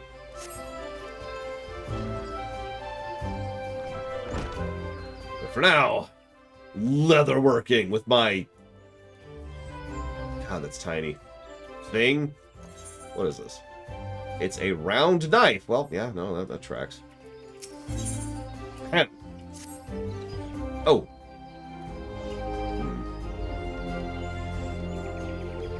Plus to story.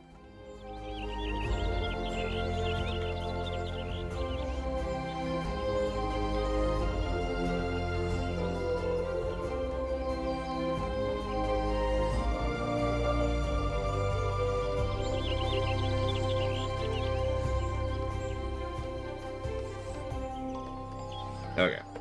You passed the first test, gripping the knife by the handle and not the pointy end.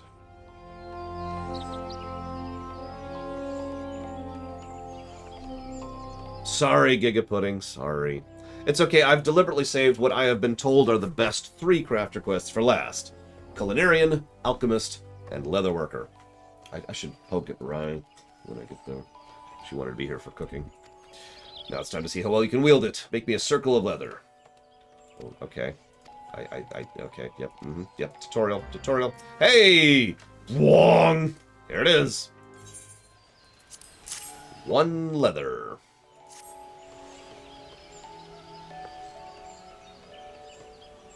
This is indeed leather after a fashion. Your work is amateurish in the extreme. The leather is unevenly tanned and practically unusable. But you show promise.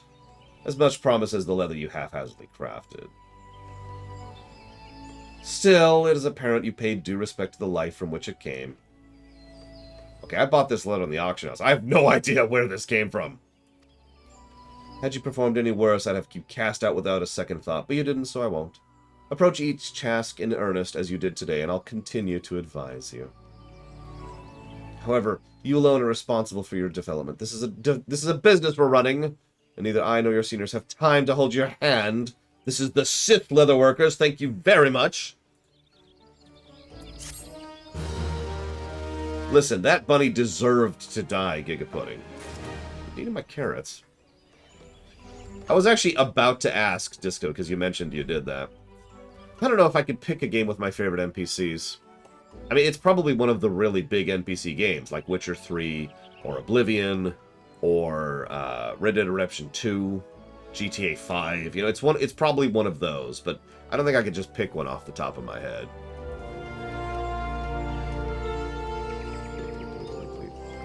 What is the example of lost media which most personally saddened you?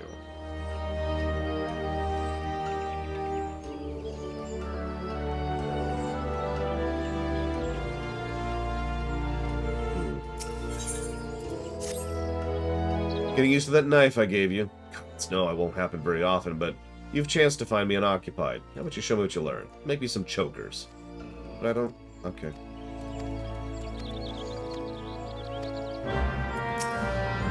There you go. One of which is high quality. I suppose there's no denying these are leather chokers. If truth be told, an Oppo could have achieved similar results given skin's sinew in time. Oh, but I don't mean to make light of your efforts. You fulfilled the order. Well done. Now I will teach you something to supplement your learning. Here's some talking about what chokers are. Consider this an amateur's reward for an amateur's work.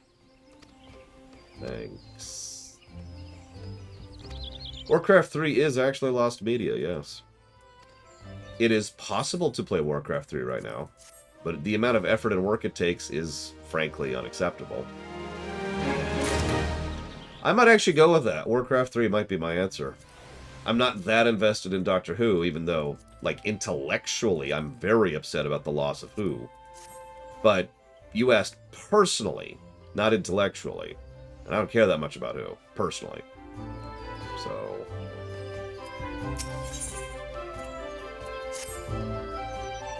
And I don't know what we lost in several other losses of knowledge throughout history, because they were lost, so I can't really gauge those. How are your techniques coming along? If you honestly think you've improved, then I have a new task for you. Oh, you are familiar with the Firebrand, are you not? Yes, I know what the Firebrand is. It makes me want to puke every time I eat it. Of course, how silly of me. Even an adventurer hailing from distant lands should know about the most famous brand of leather goods in Eorzea. Anyways, all goods sold under the distinguished Fennel name are crafted by none other than our leatherworkers. So we've been asked to fulfill a especially large order on short notice, and so our stores of hard leather are nearly depleted. So, make me some hard leather. There you go.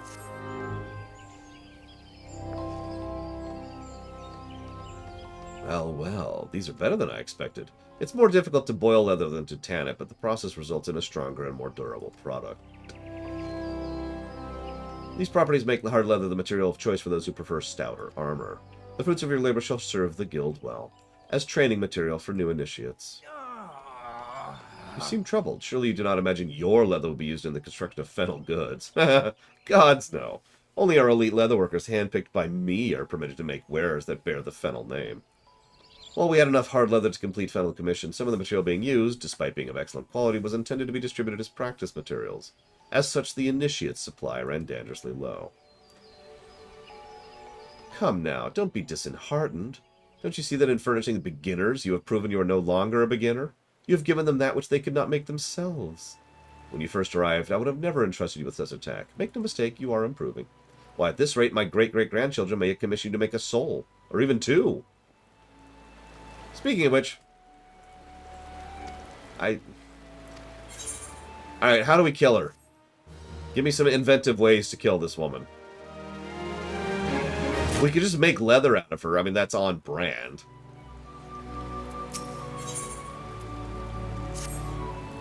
Ah, Lord, you couldn't have come at a better time. We urgently need someone to craft a pair of hard leather caligae? Caligae?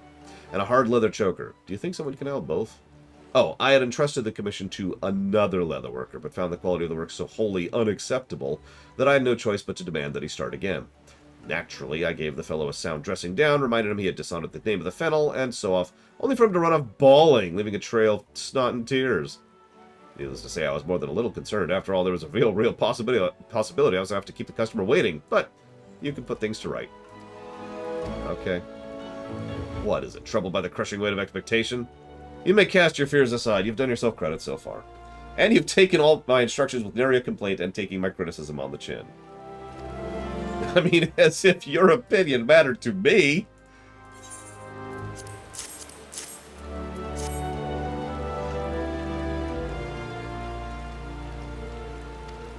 Leather is well made. The articles look as they should. Construction's solid. As you know, this type of leather is valued for toughness and durability, but the same qualities make it troublesome to work. Yes, yes. Alright, you bear none of the hallmarks of amateurism. Woo! You've grown considerably. Your latest creations attest to this.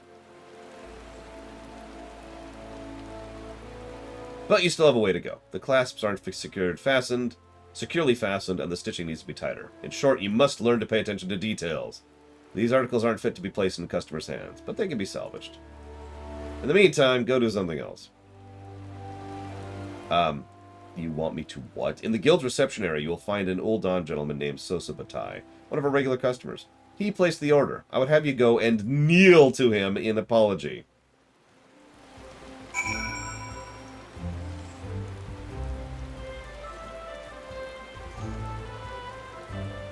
Okay.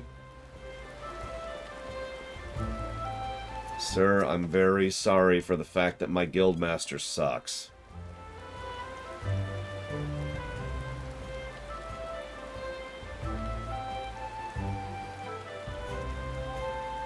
The name of the 12 you're doing. Do get up! What, my order's delayed? Is that all? I was thinking something terrible had happened. It's quite alright. I came here precisely because the Leatherworkers Guild has never compromised on quality. A trifling delay only confirms to me the principle endures. Yeah, I used to feel that way about Blizzard. No, really. Blizzard used to have a policy of, we don't release a product until it's done. So Kiva herself is applying the finishing touches. Well, I dare say the Guildmaster sees promise in you. Why else would she consider your work worthy of her personal attention? She is famous for having cut up far more experienced leatherworkers' efforts for scraps, and before their very eyes. As for encouraging you to come and apologize, some may think she goes too far, but it's her way of educating on the finer points of business. As a native of Ul'dah, I may say with some confidence it's an education worth enduring. Well, pleasure to meet you. Your name is Lorerunner, yes? I shall observe your career here with great interest. Sure thing, Palpatine.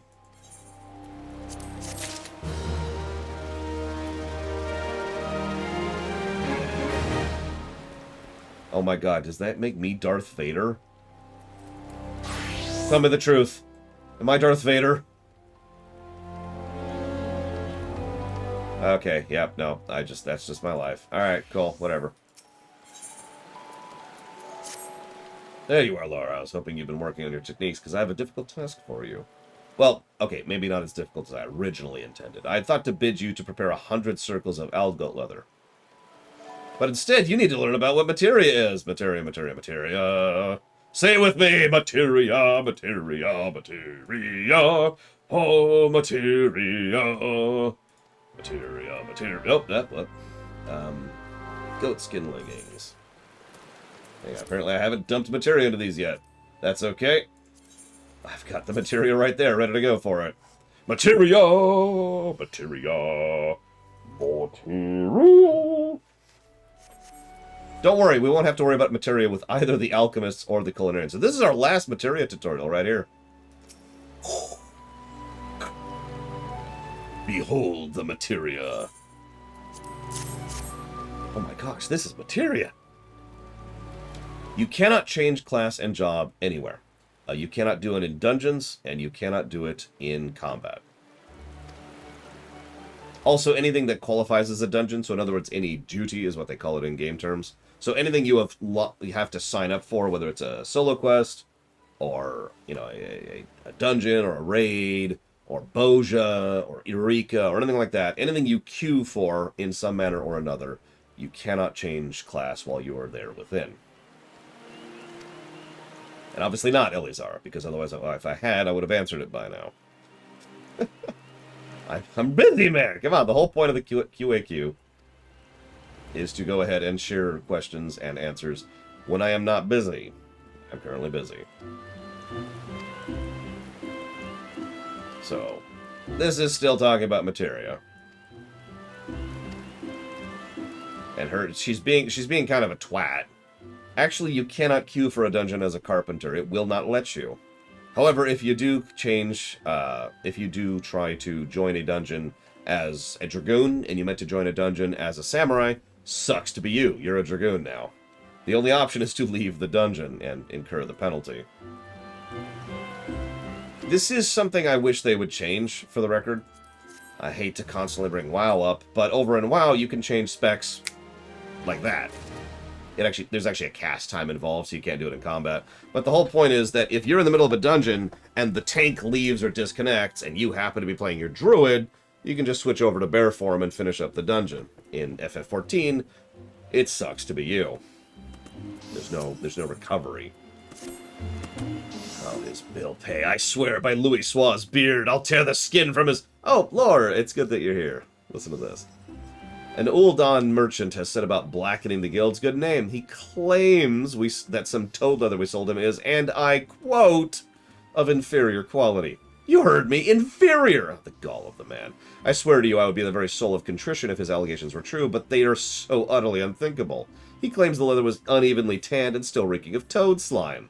It's clear whoever made that leather didn't know the first thing about working with toad skin. Which means there's no way in the Seven Hells that it came from us. Believe me when I tell you I'll be deep in the cold hard ground before I permit such shoddy work to bear our name. The very thought of some two-gill hide mangler reclaiming to represent the guild makes me want to... Ultimately, it doesn't matter that this isn't our handiwork. If the customer begins to suspect our standards are slipping, and we are not showing our materials proper respect, our good name will be lost, and our years of hard work will be for naught. That's the problem with having a rep. We cannot let that happen. Though I am certain we have done no wrong, we must make this right. So, make me some toad leather. This is the high quality thing. There you go.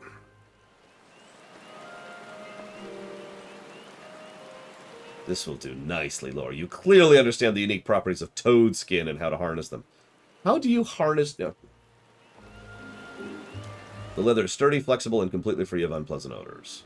But there's one thing left to do. Take this to march down to the Caroline canopy and shove it in this Amar's face. I'll show the impertinent fool what real fennel quality looks like.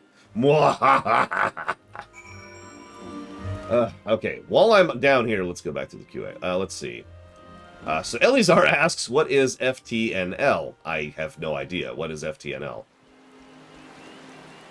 Oh, I think I know what you're asking about. You were talking about FTL, a.k.a. faster than light travel. So, almost every science fiction setting has FTL travel. It has to. If it doesn't, then the travel time between stars would be literally in the years range. So in Star Wars, it's hyperspace. You know, that thing. Hyperspace is overpowered. It is extraordinarily fast. You can cross the entire galaxy in Star Wars with a good hyperdrive unit in a couple of weeks. If that doesn't sound fast, then you haven't studied how ludicrously large a galaxy is. Completely and utterly unacceptable. Shame on Fennel and their vainglorious claims. How can anyone call this rubbish toad leather? Patooey, patooey. About time when you charlatan showed up. What is this, more toad leather? I demanded a refund, not... Wait. Is it... what? By the 12, I've never seen such exquisite toad leather. This will make an excellent belt or bag. Am I to understand you are a producer of fennel goods? You bring this to me by special order of the legendary Jiva herself? What in the world is the meaning of this? I am most terribly sorry, good sir. When this merchant... At least he's contrite. When the merchant told me it was Gridanian leather, I assumed this Angbotha was somehow affiliated with fennel. I should have known it was too good to be true. A fraction of the time, a fraction of the price, he said. Well, I got what I paid for. I mean, I've never even heard of Angbotha before, but everyone knows Gridania is famous for... No more excuses. It's my responsibility as a merchant to evaluate the supplier. It's my own damn fault I purchased an inferior product. Reputation is everything in this world, and I fear I have unjustly besmirched your guilds. But despite all that, she saw fit to gift me this exquisite leather. I don't know if I'd say that's a gift, per se. It's more like a bribe, if we're being completely honest with ourselves. Anyways, I too have a reputation to uphold. This gesture cannot go unanswered. End conversation, apparently. Okay, whatever. What game has my favorite character creator? Asks Jesse Ward.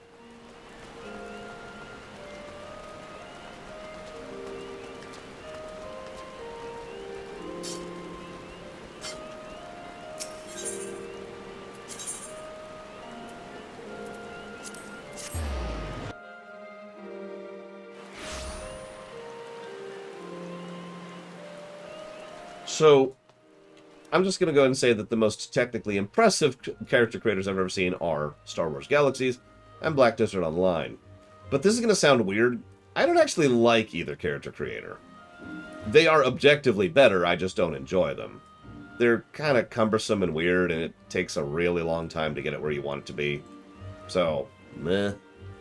So an actual favorite character creator would probably either be Ion, which is an old MMO which I don't even think is up anymore. Which I literally used and took pictures of characters in that because I'm not a good artist when it comes to drawing characters. So I would take characters for the extant I would design in the character creator and then take a snapshot, So Ion would be one of my picks.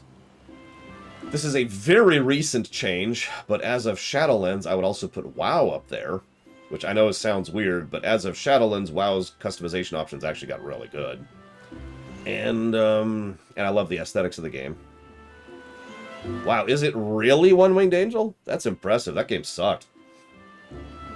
What? Don't look at me like that. That game sucked. You ran into the group wall in that game at, like, level 15. You know the group wall, right? I've talked about that concept. Yeah, no, I mean, Shadowlands has a lot of problems. The character creation is not one of them. They really did some good stuff with that. And I had a third option. Sims 3 would be my other one. One thing my sister and I used to do just for fun is regularly go and just make characters in Sims 3. Excellent work, Laura. That bastard felt so unappallingly guilty. He rushed over here to beg forgiveness in person. I've witnessed some groveling in my time, but this is a truly masterful display. Bowing, stuttering, sniveling. Not at all. Oh, I wish you'd seen it, Laura. A proud Ul'Dan merchant, humbled by a circle of toad leather. You've improved more than I thought. Now we have to find out who this Angerboth Dross is. Our contrite friend said he's been told it was a New Gridanian brand, but no one here has heard of it. New Gridanian brand. It's obvious they meant to capitalize on our good name. I'd like to meet the man who made that toad leather. Actually, should you happen across him, I'd consider it a personal favor if you flay the skin off his back and make a pair of soles, so I can grind him into the dirt every single day. Wow, that's actually horrific. I'm going to make you into shoes so I can grind you into the dirt every day. Okay. There you are, Lord. Just the leatherworker I was looking for. Well, one of several I would consider asking, but that's beside the point. Anyway, I have a task for you. Mere moments ago, we received an older gentleman who demanded we give commission priority. Needless to say, I refused without hesitation and had him thrown out. In retrospect, however, I believe his forwardness may have been owed more to desperation than mere impatience. Could you go speak with him on my behalf? Sure. Yep, she gave me a creative way to kill her. That's, terrifying, actually, but, yeah, whatever. It's whatever. Have I ever played or heard about No One Lives Forever 1 or 2? As it happens, the answer to your question is no, I have not, U.S. in Court. I'm guessing these are games that have been lost to the annals of abandonware, which sucks. Eleazar asks, what is faster than light travel in StarCraft? So they're actually extraordinarily vague about that, but I can answer that question because I know StarCraft lore that well. What they do in StarCraft is, well, there's actually two things. There's two methods of travel. One is straight up warp. It's pretty much Star Trek's method, except the way they do it really, really warps and distends space. So it's just kind of and then you're there. Now, there's catches with that. It's actually extraordinarily dangerous to do, and you have to have very precise setup, and you have to have it go off at the exact right moment, blah, blah, blah, blah, blah. We very, very, very rarely see this on screen in StarCraft. We have it referenced once when we're playing as the Cerebrate in the Zerg campaign of the original StarCraft, and we see it once from personal perspective when we are fleeing from whatever the planet is at the beginning of the Wings of Liberty campaign in StarCraft 2. That's how warp travel... Now, there is actually another form of warp travel in that game. It is straight up wormholes. This is what the Zerg tends to use. They just open up a rift, and they go through, and then they exit at the other side of it. That is a pure psychic ability, which is something that very, very powerful psychics or large group of psychic beings can do, which is why the Zerg do that.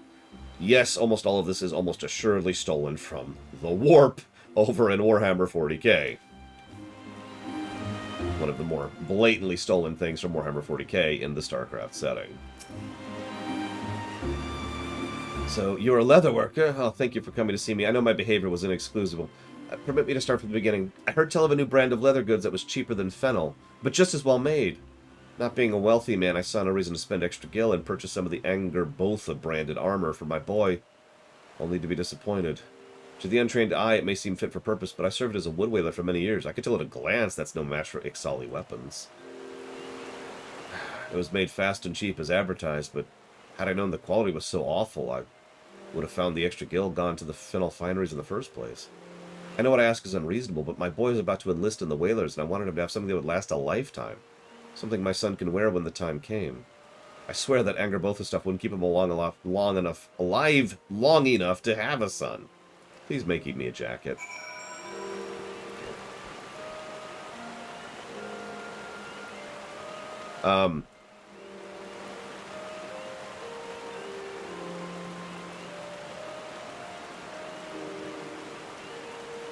Annals.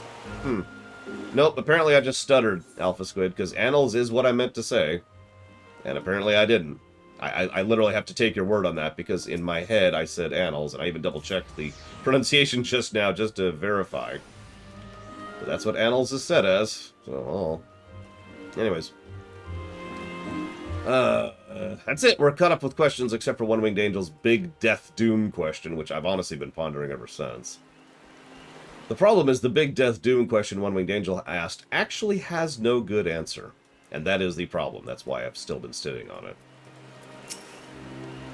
I see. A gift from father to son to be passed down through the ages. Only a well-crafted item could be expected to carry generations of memory and tradition. Toadskin jacket. Well, after hearing such a tale, who could possibly refuse?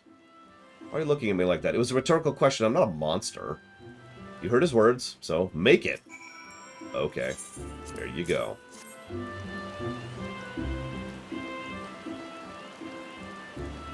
I dare say this is your best work yet. The spalders and breastplate are made from the finest toadskin, and the goatskin backing alone would provide solid protection. It strikes the perfect balance between mobility and protection, and I can find no fault with it.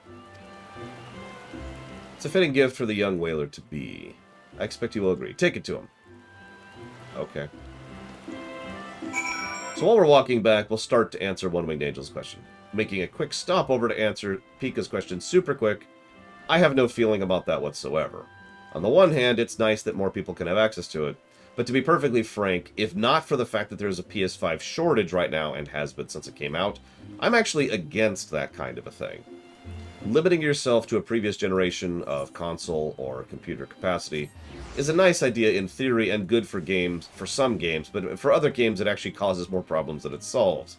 I can name 2 games right now that should probably not have been made for older generations of consoles. That would be Cyberpunk 2077, of course, and the other one is the one I'm playing right now. Why do I have to think about the gil? Everyone knows fennel goods are the best, and the best is my son deserves. There you go. Oh, praise the matron. I could not have hoped for such kindness. I don't believe I've seen finer leather equipment in my years. My son will be thrilled. Tell me, sir, are you... of course. Jiva has seen fit to welcome capable adventurers like yourself into her guild. I hope you will continue to share your gift with the people of Gridania and give others the opportunity to savor your work. Yeah, Dragon Age Inquisition had a similar problem.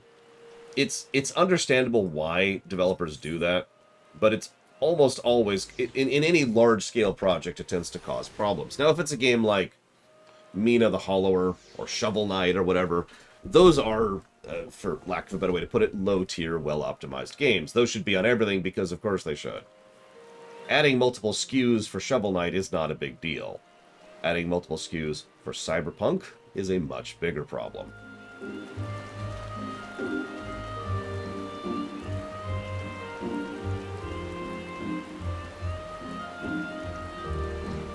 Also, in a developing game like an MMO, it means that you are limited by what you can do. As I've said before, this game right here is quite literally limited in what they are allowed to do, because it has to also, whatever they do also has to work on the PS4. And that's essentially a hardware limitation they cannot surpass when it comes to development for this game. At some point, assuming this game keeps going for a few more years, they will have to pull the plug on the PS4 version. They will not have a choice. Either that or they will have to allow the game to stagnate and just make FF14 2, which honestly is what I would do, but you get the point. Although that would also not be on the PS4, so it's the same problem. Anyways. God, I'm getting fed up with this Angrboda nonsense. First the merchant, now this! I don't know what idiotic plan they have in mind, but it's only a matter of time before word spreads. Quickly, cheaply produced goods may entice customers, but quality goods keep them. You know, there's a lot of lines in these crafting quests, which I just wish I could spray paint on the front desk of half of the managers in America. Wonder if they'll ever consider participating in the exhibition. On the one hand, there's no better way to publicize your brand, but on the other, they must surely know they're in no position to compete with real leatherworkers. But I do hope that you try, Lore. I would love nothing more than to see those Angerbotha frauds get their comeuppance. To look on as artisans and merchants from every corner of Eorzea cast judgment on their works and proclaim them a disgrace. That's harsher than the skin thing earlier. No, it doesn't work that way, Lunarith. It's not a graphics problem. PS4 version of this game already has limited graphics settings, and frankly, that's easy. All you have to do is go up to your system. Actually, you can go to graphics and then just go down to Pokong and crank it all the way down, right? That's not the limitation. The PS4 can't do certain things in terms of core processing. It literally can't handle zones of a certain size. It can't handle mechanics of certain types. It can't handle calculations of certain types, etc., etc. There are certain things that are straight-up limitations. We talked yesterday extensively about the inventory system and the limitations thereof. Part of that is because this game is on a PS4. You know? And yeah, it should be worth mentioning that this game did eventually... Let me walk that back. This game did finally come out on the PS3 when, 1.0 was supposed to be on the PS3 and they actually decided not to do that. And they had to eventually stop development on the PS3 and just stop supporting it because the PS3 couldn't keep up. And the PS4 will have the exact same problem eventually. Frankly, they are literally already staring at that problem right now. I don't know how much longer they're going to try and drag that out. Sluggers and slouches. The lot of them. Don't tell me you haven't noticed as well. Uneven seams, slipshod stamping, the work produced by the guild's rank and file in recent days just isn't up to snuff. Whether it be an impending exhibition or the whole Angerbotha business that's distracting them, I don't know. What I do know is that if they don't get their act together and soon, we're at risk of actually losing business to them. I will not stand idly by as its discipline undoes the reputation our guild has worked so long to achieve. Someone needs to remind those slouches why they became leatherworkers in the first place, and that will be you. Surprised? I may question your skills, but not your dedication. Bring me some stuff. Okay. Here's your stuff.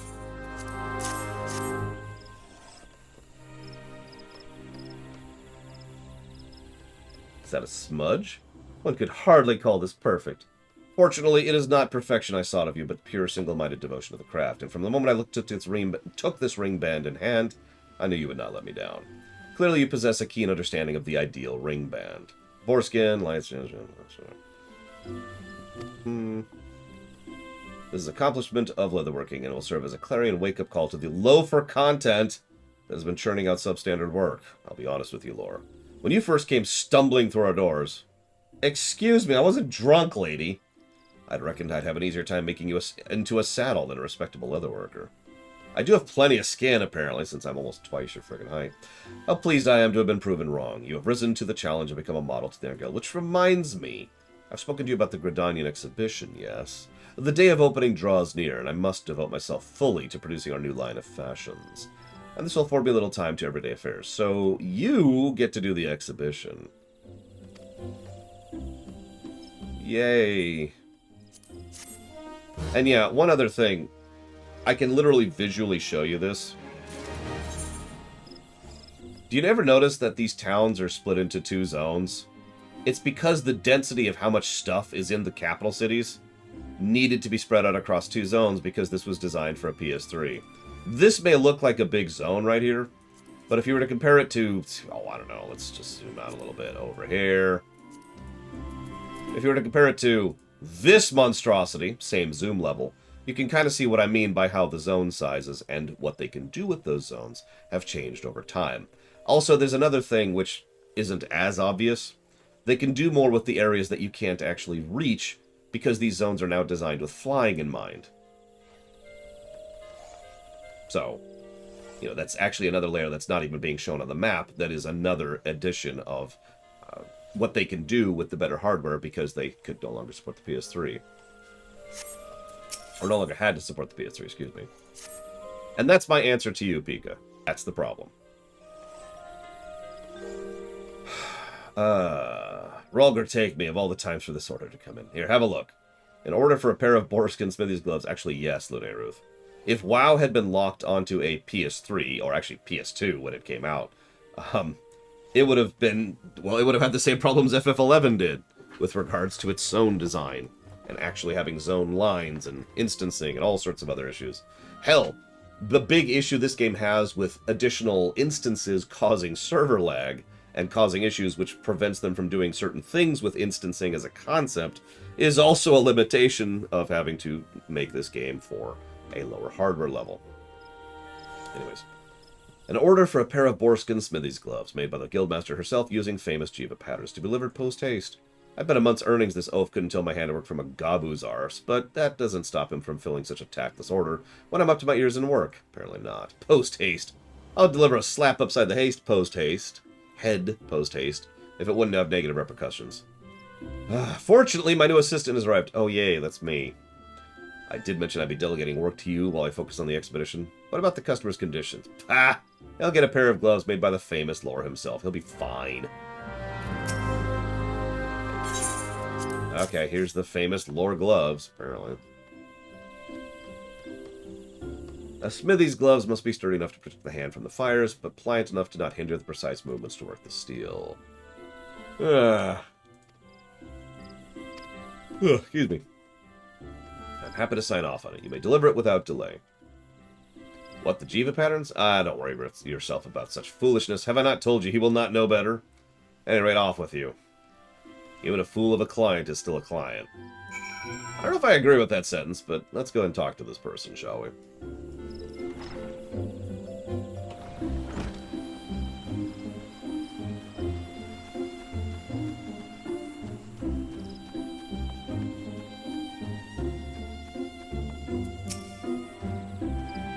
My first pair of custom-made smithy gloves, made by the famous guildmaster, set to arrive any moment now. I can't wait to try them on. Here they are. Hoglets and hornets. If this isn't the most finest, comfortable pair of gloves I've ever laid hand on. Tell him the truth. Should we tell him the truth?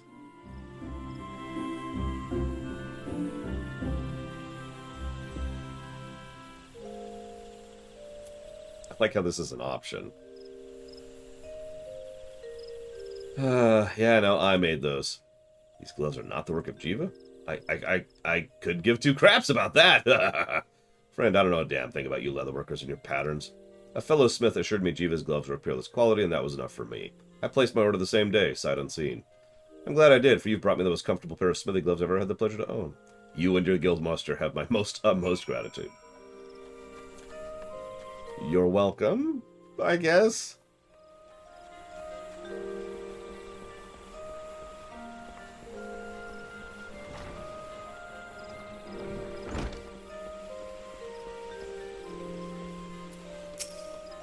Another satisfied customer, yeah? I told you you worried for nothing. Oh, you're still probably curious about the Jiva patterns. Allow me to explain. Some years ago, Gridanians took quite a fancy to toadskin bag of my design. So popular were the bags, they quickly sold out, driving prices up to a premium. So what do you suppose happened next? Greedy artisans sought to cash in on my success. Toads were hunted nigh into extinction, and a host of imitation bags flooded the market. I was devastated as a proud leatherworker and a lover of nature both, but what could I do? For weeks and months I struggled, yet I felt powerless against the forces of greed. That's when it struck me. Even if I could not stop others from copying my creations, I could at least ensure their work was not needlessly destructive. I swore a vow that the next line of Jiva toadskin bags would be made with an eye towards economy, and the patterns used to craft these wares would enable inexperienced leatherworkers to reproduce my designs with minimal waste. You see, artisans worthy of the fennel name don't need to rely on Jiva patterns. They already respect the natural world. This is something that cannot be taught, yet is clearly awakened with you. Yeah, I have lots of respect for nature. It's bloody delicious. That's why I did not hesitate to entrust you with this task, and why you can expect many more to come. Yay! Go me. And by many more, she means 2.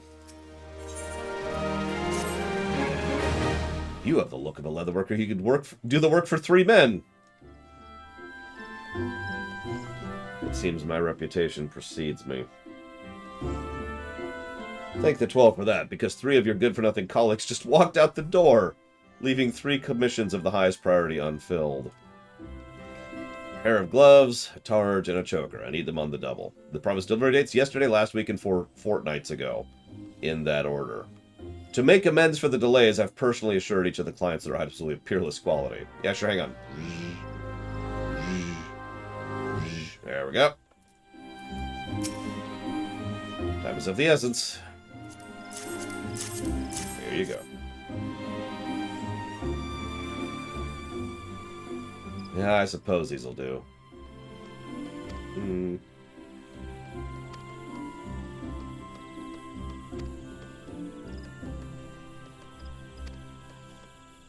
Probably lunar. I see no reason these items be kept for the purchases. Deliver them with all speed. Oh, jeez. And of course, they're all over the place. With that, I can finally see to the return to the work of the exhibition. I swear the next person who dares interrupt me will see their hide made into the centerpiece of my display. One more question. Ah! Alright. So, One-Winged Angel asked a very valid question. Here's the problem. The question One-Winged Angel has asked has no good answer. If you just have expansions come out with no new systems or mechanics or levels or skills or anything, then what you have is a boring expansion that people aren't going to enjoy that much because they don't have something new to play around with. That's just how that is. Oh, don't mistake me. There are people who would be like, it's okay if you don't add new skills or abilities or classes or anything like that. And those people are in the minority. Financially speaking, it is effectively going to cripple your expansion sales and your sub figures for that expansion if you don't add something new. So that's the financial problem. However, if you do add something new, you have the decision to make of what you're going to do with it once the expansion is over. If you just get rid of it, well, we have the borrowed power problem that WoW so desperately has, and has had since arguably Pandaria, but really since Legion. That's the first one that really did that.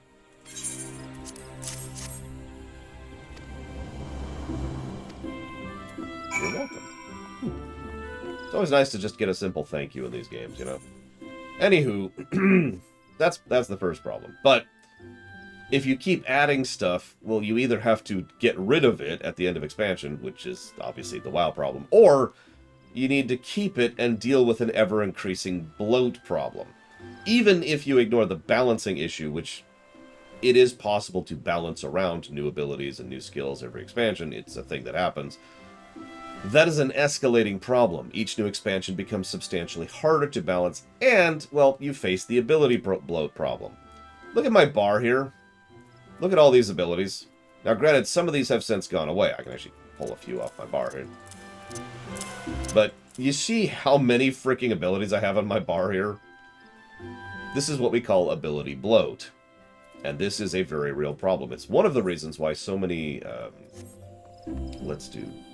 no, Samurai. Where did I move Samurai? Oh, there's Samurai. This is one of the reasons why so many classes in 14 have started going down the route. Yeah, no, right there. Where instead of gaining a new ability as you level, you actually gain an ability that replaces an existing ability. The best example I could give is that one right there. That, at lower levels, is actually a completely different ability. It's a cone attack instead. Now, this is a solution for the ability bloat problem, and it is a way to kind of bypass that, but the problem is you still need to do something to make it better. You can't just make a new ability that has more damage. That's boring.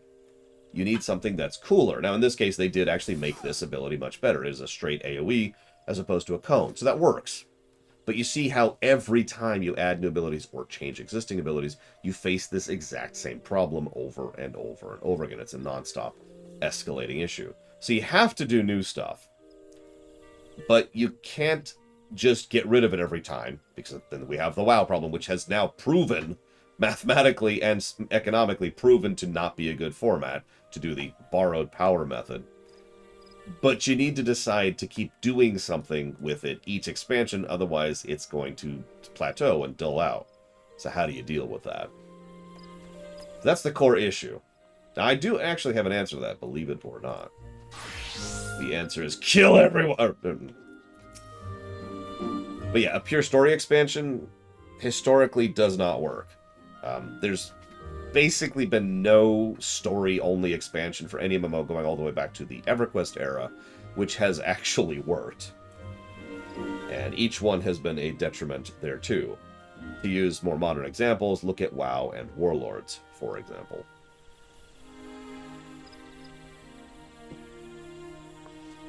Hold it right there, you loafing leatherworker. You'll not take another step till you explain why your guild has yet to deliver a choker I commissioned moons ago. And it better not be another overworn excuse, lest I take my business straight to Angerboth and tell all my friends to do the same. Okay, here's your excuse.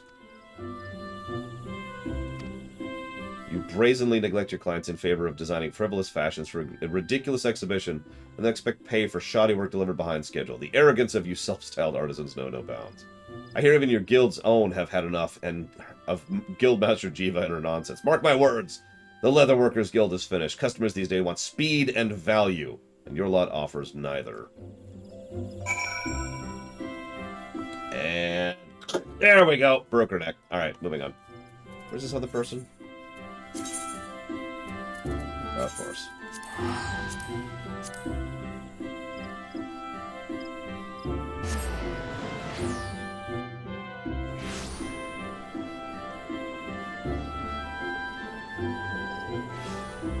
Part of the problem with borrowed power right now is the problem with DLCs. If you say DLCs, that word is automatically tarnished because idiots have ruined it. But DLCs are not inherently a bad thing. In fact, actually, there's quite a few concepts, and I'm sure you could think of exceptions right now, of good DLCs for quite a few games across quite a few years. But if you implement borrowed power and do it right, which we'll get to that in a minute, people are automatically going to go, ugh, it's borrowed power, because the name has been tarnished.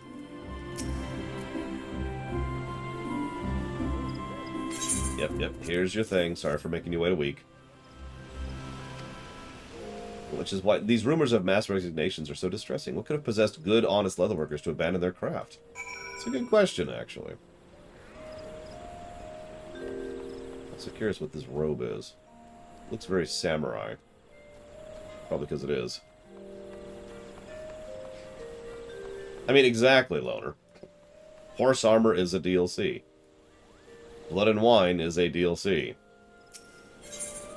I mean, you see the problem here? Now, what's interesting is raid tier sets were borrowed power, but that's because they weren't. Now, they changed that later. They later made tier sets borrowed power. Whether that was a good move or not is debatable. But the way raid sets used to work, so for those who are not aware, WoW used to do, and still does, creative and fun things with its set bonuses. Rather than a set bonus of increasing your crit strike by 5%, you get a set bonus of this ability now does this extra thing, which is cool. That was the origin of the cool stuff in WoW. They actually borrowed this straight out of Diablo, but it's a good idea.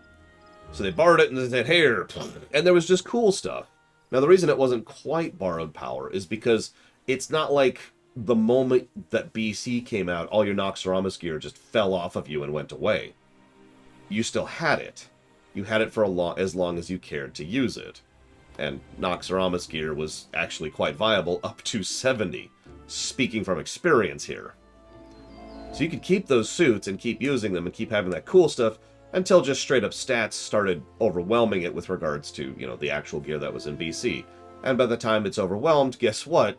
You have new sets, the tier 4 sets, in order to be able to replace your tier 3 stuff. And you can see how that system actually worked a lot better. Because rather than just being like, here's artifacts and then they're gone, here's corrupted weapons and then they're gone, it was more like, here's artifacts, and they will eventually drift off in usefulness because new stuff will rise up to replace them. You can see how this is actually a much better approach to the borrowed power method. Because just by simple math, eventually the old stuff will fall off and the new stuff will rise up to replace it. Now, the biggest reason that they actually got rid of the set bonus thing... Oh no, Noxoramus gear lasted. Noxoramus gear was better than everything except for heroic dungeon gear in BC specifically. You had to have heroic dungeon gear to equate to be as good as Noxoramus gear. That was the equivalent point. And then by the time you started doing the low-level raids, like Karazhan and the like, you would finally start replacing your Nox gear. We used the energy of the artifacts in order to seal Sargeras' weapon, so it wouldn't kill the planet, Alpha Squid. It's actually a pretty cool scene, I'll give them that. Spoilers. It's also the only thing they've ever used that damn sword for. But you see, one moment. You can also see, oh right, I was telling you why they stopped doing this. So one of the things they started doing at a certain point was they started making it so that your set items, the set bonuses stopped working after a certain level. So, for example, this is a made-up example, but what they would do is they would have a thing where you get your Noxramas gear, it's super cool, and then you gain a level, and you walk into BC, and you are now level 61, and the moment you hit 61, all of those set bonuses don't work anymore.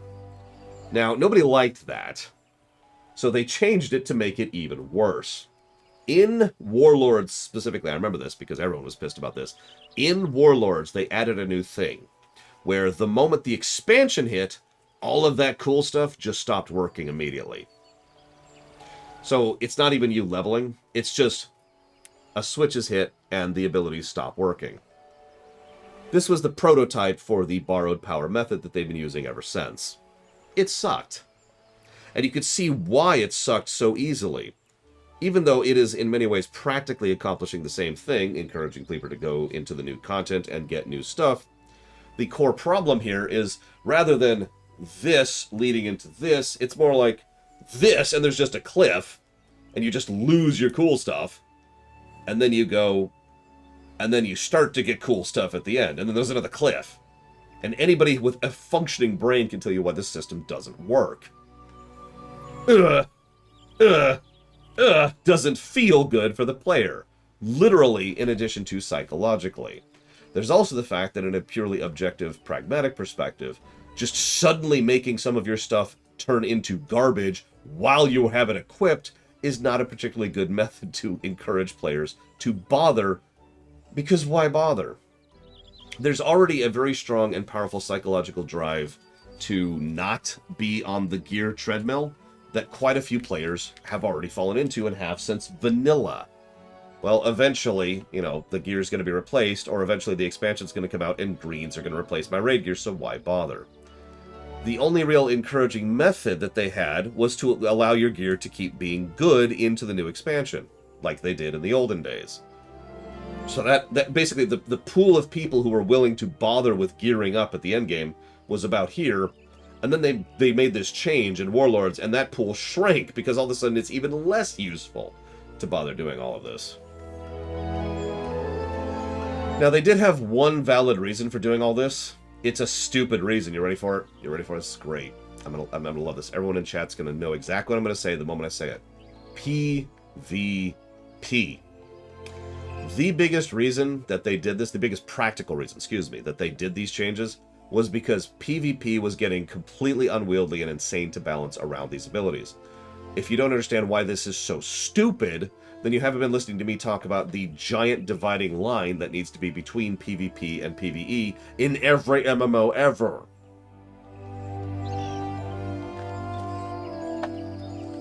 The solution to this is so dumb, I can't believe they haven't even thought of it.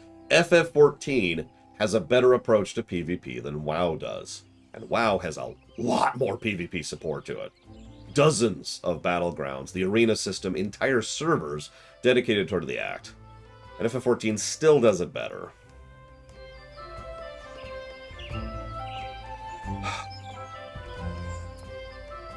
Anyways, I think I've basically answered your question, One-Winged Angel.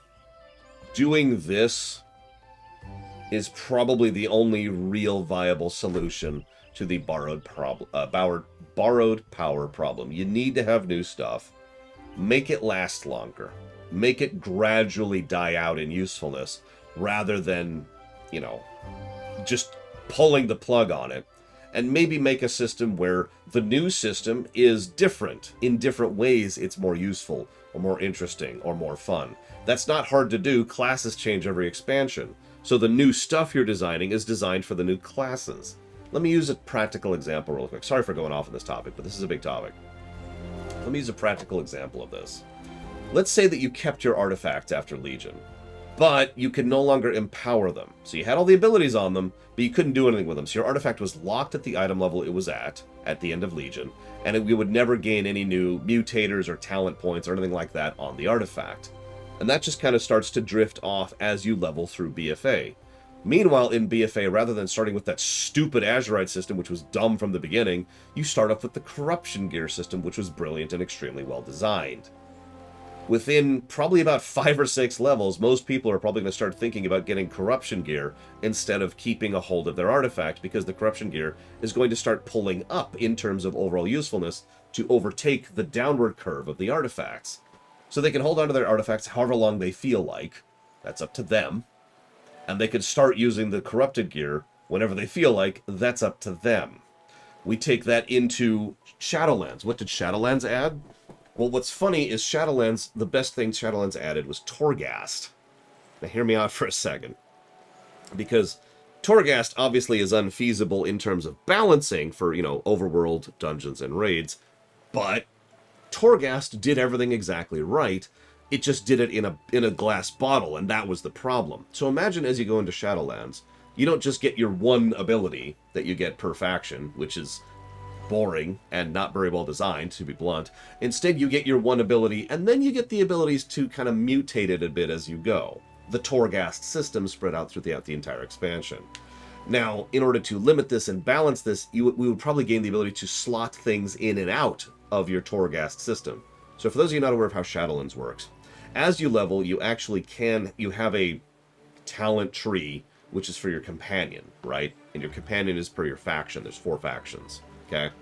This is an acceptable system, but it's kind of boring and it's horrifically badly designed for reasons that would be so in-depth I don't want to bore you with them right now. Just do trust me on this one, okay? So instead of that system, just take that and literally throw that out the window. Delete it entirely and replace it with a slot or 2 or 3. Supreme, Major, Minor. And this is actually how the Torghast ability is already designed. They already have really good, sort of good, not that good abilities within the Torghast ability system. So it neatly slots into this. You get your 3 slots, and as you're going around doing quests and dungeons and raids and all the PvP stuff and all that, you gain more and more of these things which you can slot in, and you can mix and match and do whatever build you want to with that. Just like you can in Torghast.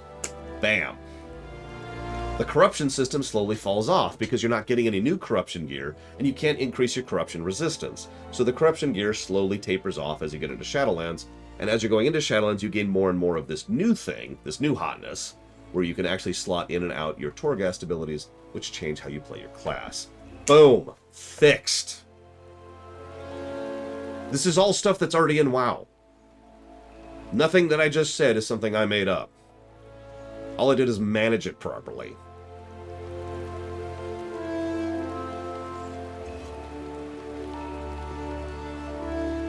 I'm out of water.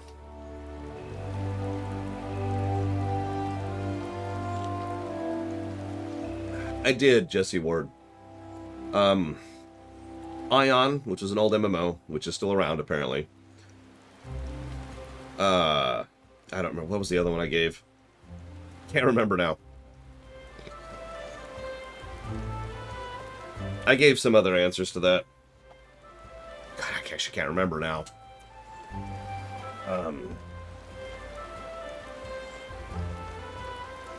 Sims 3 was one of the answers. I gave... and WoW Current, right. Thank you. That was it. WoW Current. So Current WoW as of Shadowlands, Sims 3, and Ion. I also gave the 2 bonus answers of Star Wars Galaxies and Black Desert Online for being technically superior when it comes to characters. I just don't like them personally. There you go. Answer given. You're absolutely right, Venters. And while that would cause some issues with balancing, I don't think that's really as big of a problem as it seems. I've already given my opinion on this. Balancing is for the super high end of stuff. If you have a thing where all of these builds are viable in most content, then you have balanced the game properly, in my opinion. If you have a system where the super high-end stuff requires specific builds, then you're still balanced properly, because that's the super high-end stuff. That's how it goes. So yeah, no, I absolutely think that would work, Venters. You could have an artifact-wielding person with corruption gear, or you could have someone with corruption gear who has some of their Torghast slots in.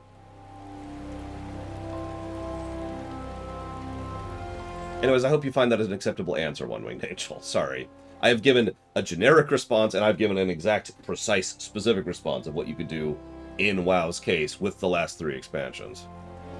Yeah, competitive Pokemon. That's actually a perfect way to phrase that. Competitive Pokemon is actually surprisingly balanced. A lot of builds are feasible down here. A lot. When you get up here, there's a lot less, but that's okay, because that's how that works. Moving on! Speed and value. That mutton-headed Makote wouldn't know a well-crafted choker if I used one to wring her scrawny neck. That said, there is some truth to her words. No, there isn't! No self-respecting guild would seek fame and fortune at the exhibition, while valued customers suffer undue delays for good purchase with honest coin. I wish it had not come to this, Lord, but my decision is made. The Leatherworkers Guild shall withdraw from the exhibition. There are customers who appreciate the quality our guild offers. We must see them well served. There will be other exhibitions, but once trust is lost, it is not so easily regained. In any event, you have proven yourself a loyal Leatherworker today. I thank you. You're welcome. Last one for the Leatherworkers. For the love of lore, you picked a fine time to show up, and for once I'm not being sarcastic. I'm in quite the predicament here, and you just might be able to help. What sort of predicament, you ask? Well, only the sort of which I've had several hundred deliveries to make before the next spell, despite having just the 2 legs that you see. You only have 2 legs? Withdrawing from the exhibition has freed me to devote my efforts to filling guild commissions. That is all well and good. The problem is I now have more clients than ever, none of whom take kindly to being kept waiting. For every moment we waste chatting, we risk losing a valued customer. Make yourself useful. Okay. I'm going. Now, I'm going to continue to rant about One-Winged Angel's question for one last second.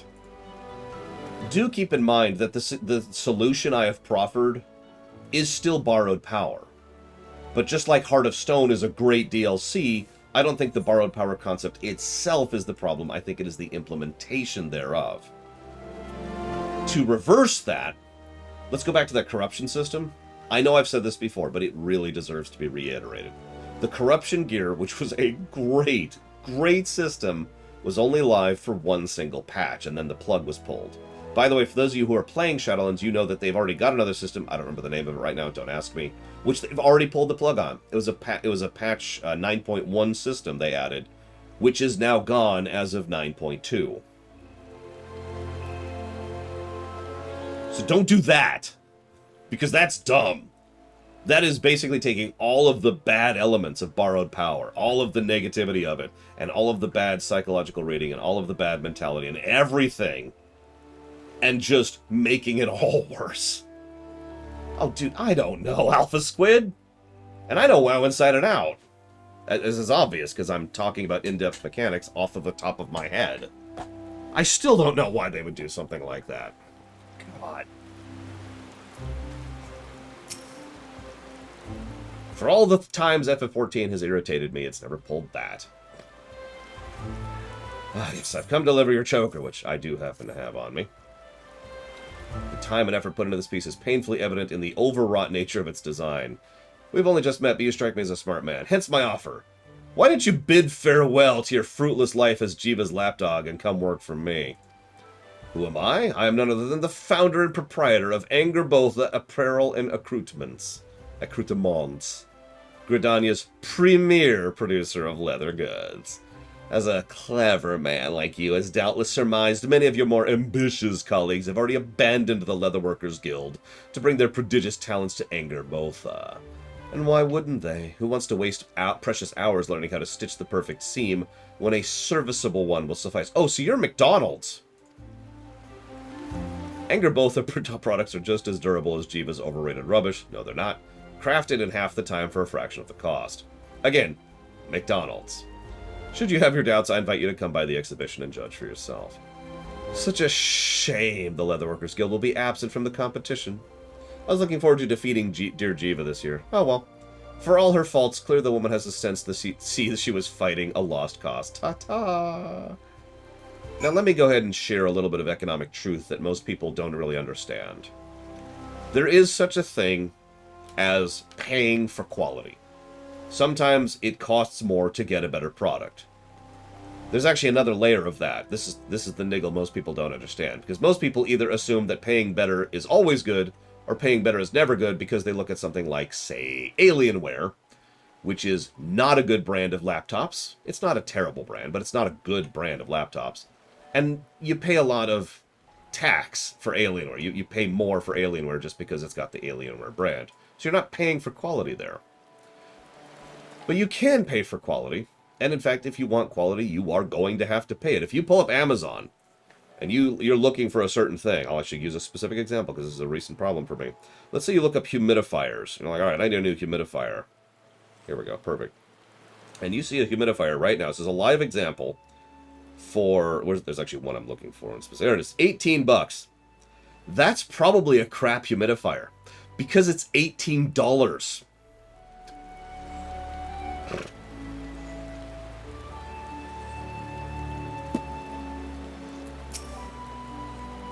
You're back, and not a moment too soon. I've just heard a most distressing rumor.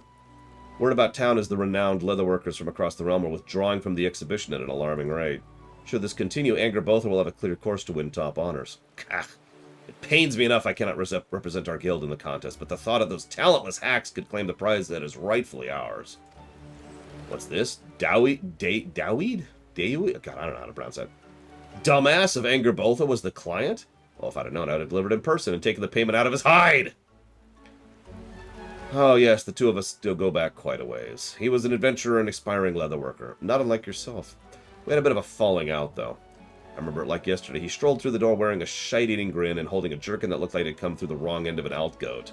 I told him as much, and the next moment he ran out the door bawling like a child, and that was the last I saw of him. What are you wearing? Are those, like, scarf wings? Because that's kind of a cool concept.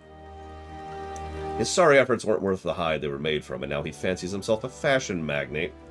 Small wonder that Angrboda attire looks like something even a goblin would be ashamed to wear. The sad state of affairs is that not all customers are so discerning. What's worse, if Angrboda takes top honors at the exhibition, then their wasteful practices will be vindicated. Slipshod craftsmanship and butchery will become the norm. I cannot and will not allow this to happen. Yes, I will go represent you in the exhibition.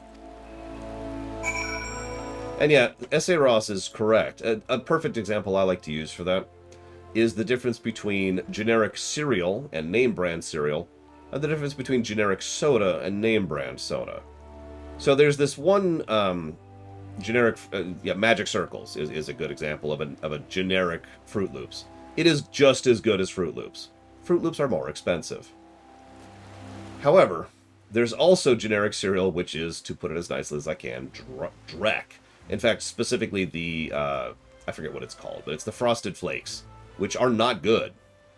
I actually do prefer to pay for the name brand Frosted Flakes. I don't get Kellogg's or whatever, I forget the brand name. Because those are the good Frosted Flakes. Actually, I don't get them frosted either, but you get my point. Wheat Biscuits is what it's called, Wheat Biscuits. And I get the name brand ones, and they're good. Now hang on, let's go to the soda example real quick. There's, Walmart actually has a brand of soda. I forget what it's called. Their Coke, whatever it is just as good as Coke, as Coca-Cola. Straight Coca-Cola. But their root beer is so crap that I would recommend nobody ever get the generic root beer. Now, mind you, this is the same brand. They're both Walmart brands. But one of them is just as good as the name brand, and the other is much, much worse. And that's just life right there. That is life. And yeah, you figure it out through trial and error. That's how that works.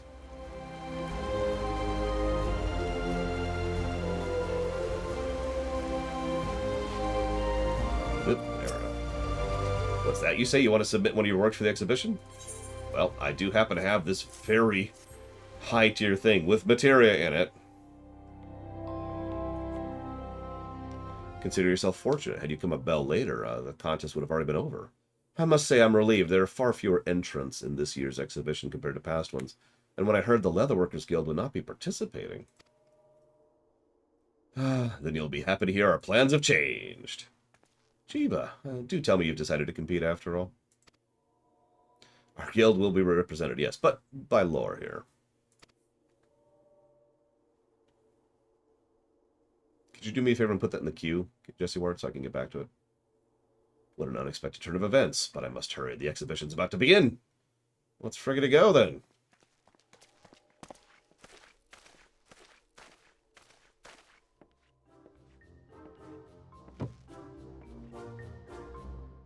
No, it's fine. It's just, it's not a one-and-done answer. I need to think about it. Hey, it's Miyun. And the dude from the Carpentry Guild. Bidens? And now, ladies and gentlemen, the moment you've all been waiting for, judging the best leather apparel. Also, I think that's the guy from the Lancer Guild, now that I'm looking at it.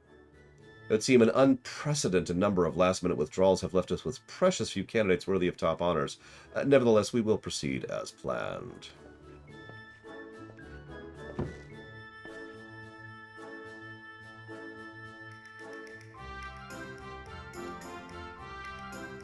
Our next finalist is this lovely raptor skin jerkin, made by me.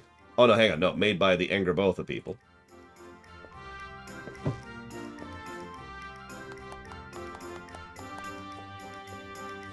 Yeah, for a lot of years I would get Kirkland brands chocolates, because it's actually decent chocolate for family members. The cut is rugged, yet serviceable. It would seem numerous skins were layered to afford maximum protection. Function over form. A lancer cannot but applaud such craftsmanship. The tanning work is clumsy, but the sturdiness of the piece cannot be denied. In times of war, speed and practicality are virtues. I would say this is worthy of consideration. As wasteful as ever, I see. How many raptors did you butcher to create that misshapen mess? Ah, Jiva, fancy seeing you here. Stand back and watch as that misshapen mess is named best in show. Our next and final piece is a last-minute entry from the Leatherworkers Guild. Huh? That'd be my piece, which is literally glowing.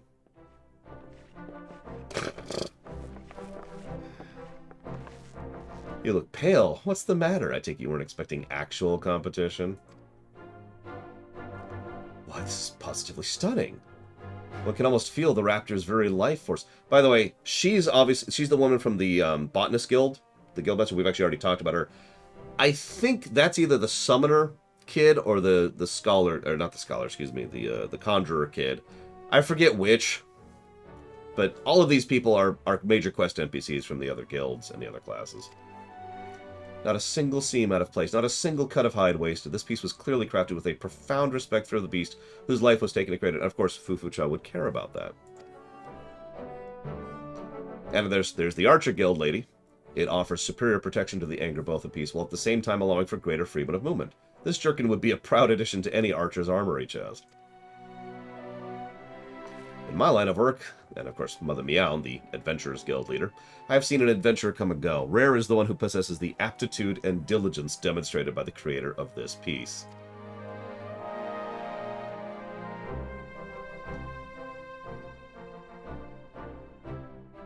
Ladies and gentlemen, we have a consensus. By unanimous vote, the award goes to Lore of the Leatherworkers Guild for his exquisite raptor skin jerkin.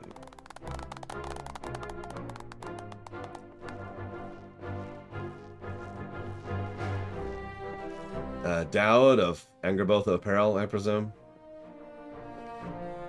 We are investigating numerous accusations of harassment, extortion, counterfeiting, and poaching.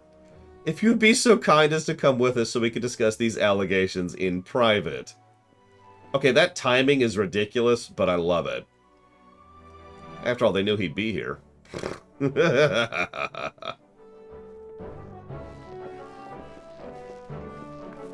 Idiot. Well, Laura, it seems our work here is done. Let's return to the guild.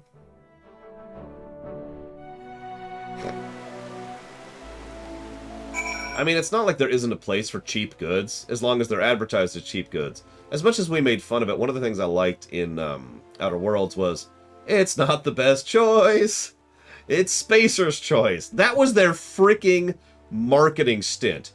We make crap, but it's cheap. And there's a logic to that. There's a reason multiple real-life brands have basically branded themselves as the cheaper option. because there's a value in that, right? Now, yeah, the problem with Spacer's Choice was you have no choice. Well, let's not talk about that.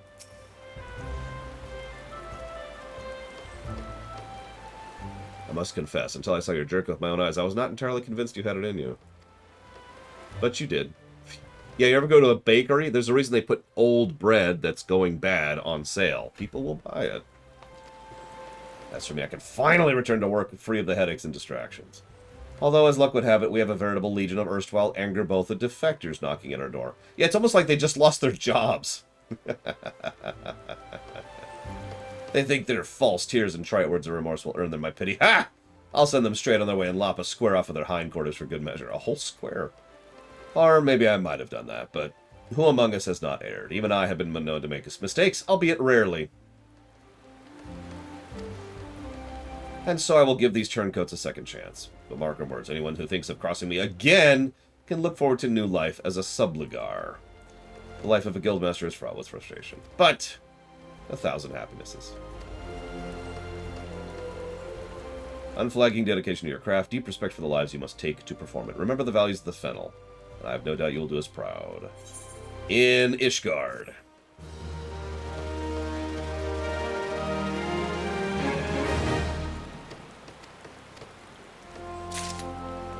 Speaking of which, let's grab that quest really quick. Something happened, and orders come from Ishgard! Lore shock! A merchant named Held has requested a selection of Fennel's finest goods. Deliver the thing. So, yeah, Gridania is actually a major trading partner of Ishgard. Because both of them took the calamity worse than any other city-state. So it actually does make sense that the two of them would be like, economically. Dakoita perhaps jokingly mentioned yesterday that a lot of the people who wouldn't have survived the terrestrial changes would have just died out, which would have lowered the requirement of food, which would have reduced the amount of famine. But actually, there is a quest in Ishgard which actually pretty much states exactly that. So that's... Anyways, it's okay. It's okay. Some people will probably survive. Did probably survive? Moving on. Let me look at my notes here.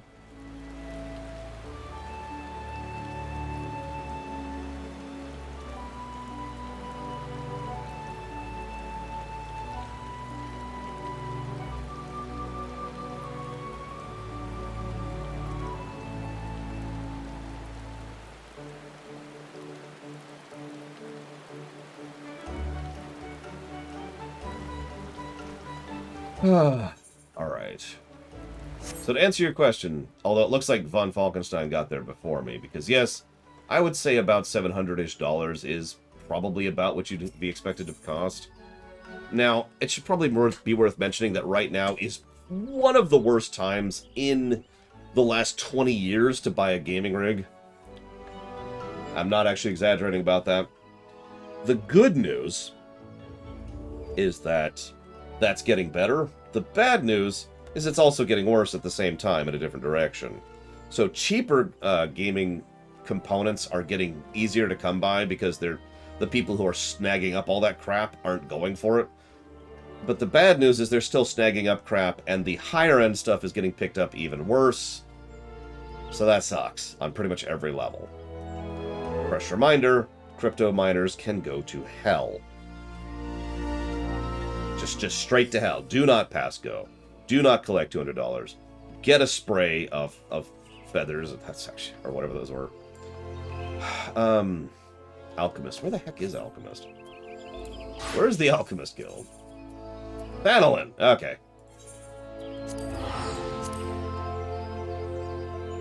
So Loner, while we're teleporting here, asks, can you think of ways to combat power creep in multi-expansion games?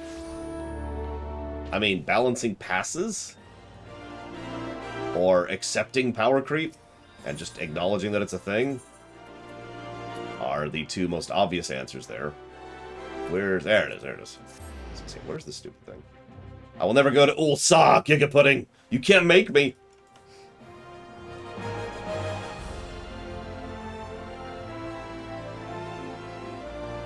There it is.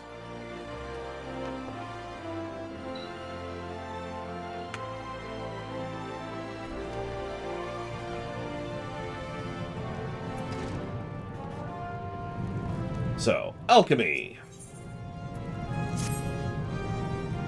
I see you've managed to take hold of Alembic without injuring yourself. An auspicious beginning!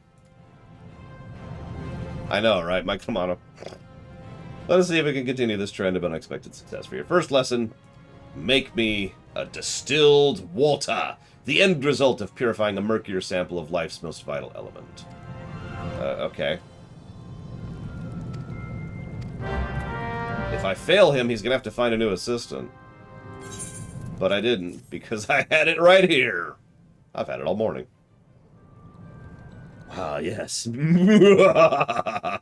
That's his words, not mine. Magnificent. Your transformation into an alchemist has begun. Do you not understand the liquid treasure you have made? Yes, it is simply water, but now possessed of almost limitless potential. In a properly distilled state, water provides the base ingredient for all manners of wondrous concoctions. On the other hand, a potion created with impure water is not only unlikely to have the desired effect, it may well poison the imbiber. I like his purple tie. Or whatever that is. Look well upon the substance you have refined. See how crystal clear it has become. Not the most flavorful of libations, but still refreshing to pour over one's head on a stifling summer afternoon. Tell me, did you feel it in the instant of its purification? Such a fine result must have sent thrills of excited satisfaction down your spine. Yes, I know well that sensation. See you around, Jesse Ward. To glean a pristine drop from filthy swill, it is a miracle born of mortal artifice. Nothing can compare to the rush of triumph in the moment when physical laws bend to one's own will. Nothing! Ahem. I'm gonna not do that more because I don't want to kill my throat. Well, ironically, the website answers your question, Kay, and you guys voted on that months ago. But I will spare you the indignity of having to actually check my website and tell you that we'll be playing Elden Ring when we finish FF14.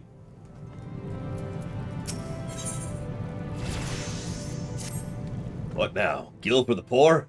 Another cursed love filter? Ah, you're that wretch that insists on dusting my bench, aren't you? No? Then, oh, my new assistant. No, don't bother me with names. My mind cannot be cluttered with trivial details unrelated to the alchemical processes. I trust you have busied yourself with the mastery of your discipline. I can't spare moments on your lessons, but I suppose I must invest a modicum of time in your training if you're to be of any use to me. So, do you know, Kay, that you can type in !next, and you get this site, and it's the upcoming page. And hey, look! Current, FF14 block, estimation, all the hours. Immediately after that, Elden Ring. And then Head On, and then a bunch of other stuff. So let us move on to the second fundamental principle of alchemy. Your understanding of this principle will be best facilitated. You see why I make such a joke of the fact that I have a website? To this day, Kay, who has known me for like 7 years at this point, doesn't know about how the website works. Let us move on to the second fundamental principle of alchemy. Your understandings of this will be facilitated by creating 3 bottles of antidote. Okay. Here you go. Yeah, I actually have a website. It's shocking, really. I have a website, emote, and everything. Excellent result, my precarious protege. I see you have attained the optimum viscosity without clouding the crimson hue. It'll be most interesting to see how the mixtures perform well on live test subjects. Of course they'll be poisoned. How else can I gauge the efficacy of your work? I'm worried about this guy. I'm gonna be real. Just as it is possible for medicine to act as poison, so is it possible for poison to be utilized as cure. That is how that works. I foresee much practical use for your skills. Yes, yes. Thanks. I was gonna say, Giga Pudding, I think we found MCU's new villain right here.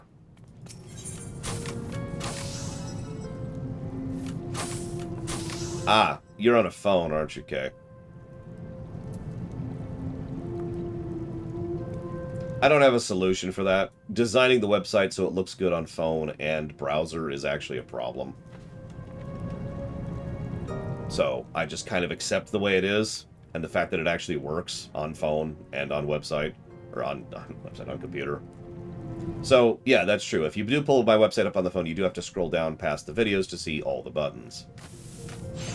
On a computer, obviously, it's right there at the top. That's how the system works. I forget what those are even called. Tabs? Whatever. Thingies. I remember your face this time, my most helpful assistant. It is most fortuitous I do. For the irksome effort I have expended in grooming your budding skills is about to be rewarded. My mewling subordinates have requested I put aside my personal research for but a moment or two, and shoulder a portion of the guild's workload. Even so goes for far as to force me upon some other alchemist's petty task. What fools to think I am a guildmaster who contributes in such a mundane capacity. If they had wanted an accommodating drudge to head the guild, they should have not elected me to post. Gods know there are others about the Fronistry who would have been better suited to the leadership position.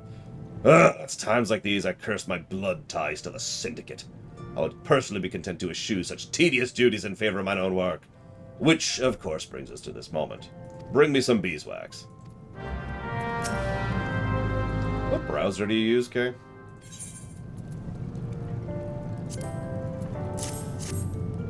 Like, you got probably a month and a half until Elden Ring, Kay. There's the really simple answer for you.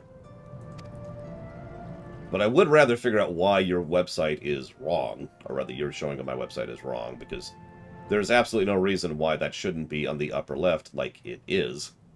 Here, let's pull up Chrome. I don't use Chrome anymore, so let's see here. Nope, it's right there in the upper left like it should be. What are these things called? And very quick editing thing here. What are these things called?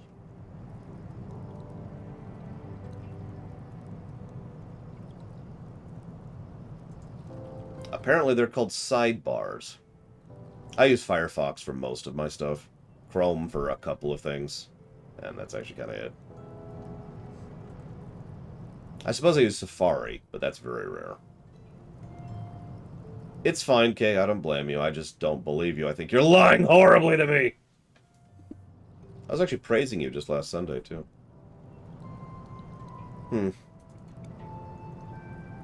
Yeah, Firefox takes up substantially less memory than Chrome.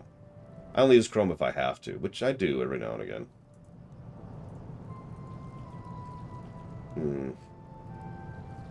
Maybe if I squish it really far? Nope. All that means is you have to hit the button to make it pop out. It's still there.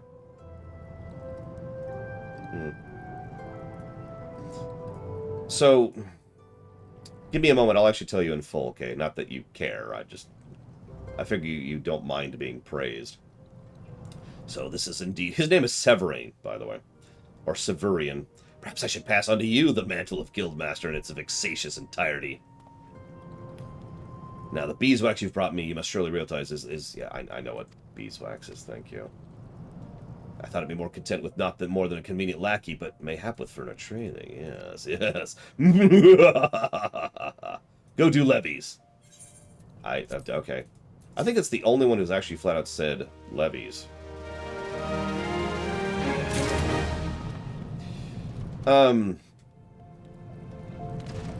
Yeah, Firefox also has much better quality of life options.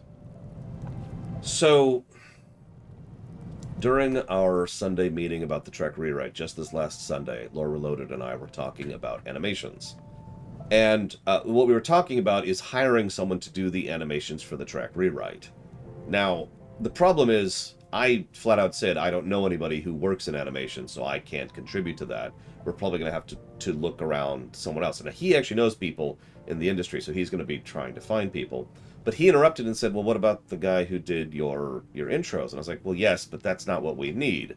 That's great and high quality and awesome, but, you know, those 40-second stints took extraordinarily long periods of time to both make and edit. And so that's not going to work for the overall thing, and also that's only ships, not people. It's like, oh, that's right, but we could use that if we wanted to do that. And I said, yeah, I'm sure I could toss some work his way and hire him for that if it comes down to that. But either way, we both think you're awesome. Thank you, Zalok. As always. Now to stab you. There we go.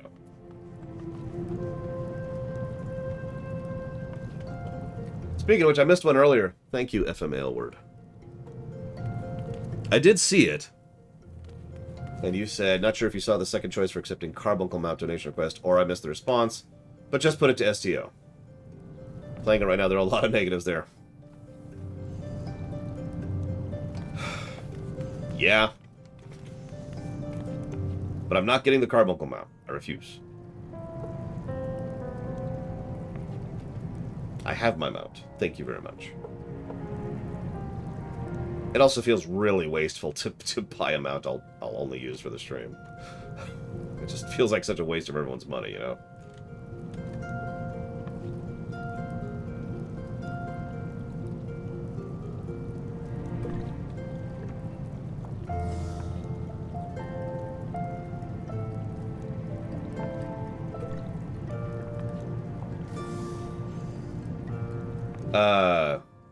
Just tell me on Discord, Kay. It's a lot easier.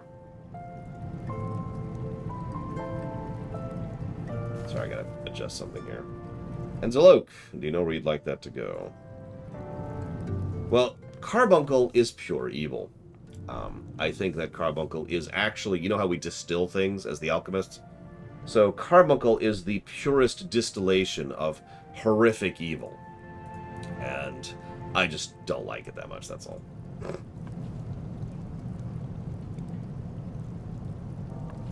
Oh, hey, Elden Ring came out today?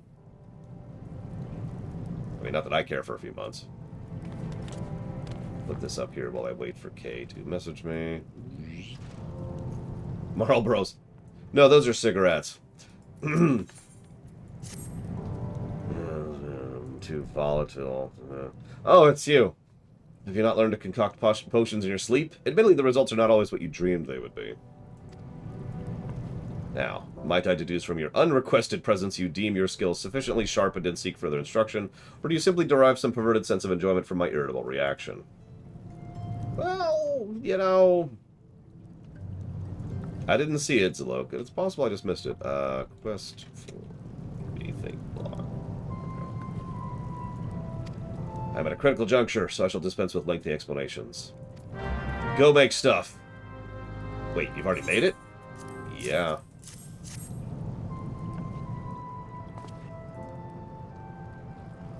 Considering the lack of guidance on my part, you have done tolerably well.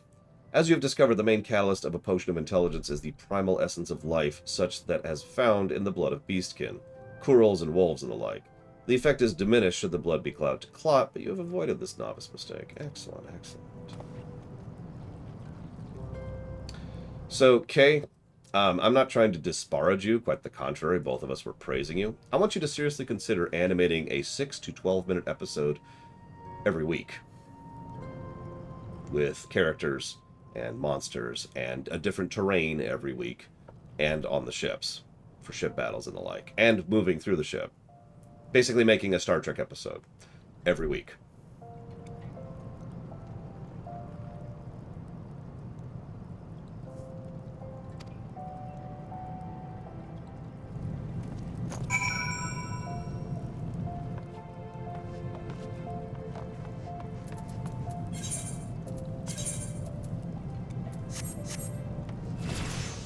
Yeah, no, it's pretty brutal. I'm pretty sure I will be able to manage that once I get to the point of pulling back on streaming, but that's because I have massive amounts of templates set up, and I've already kind of done my due diligence on that, so to speak.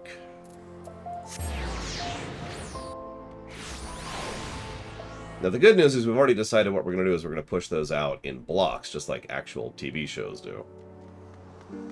You know, seasons, and then a bunch of months break to get caught up.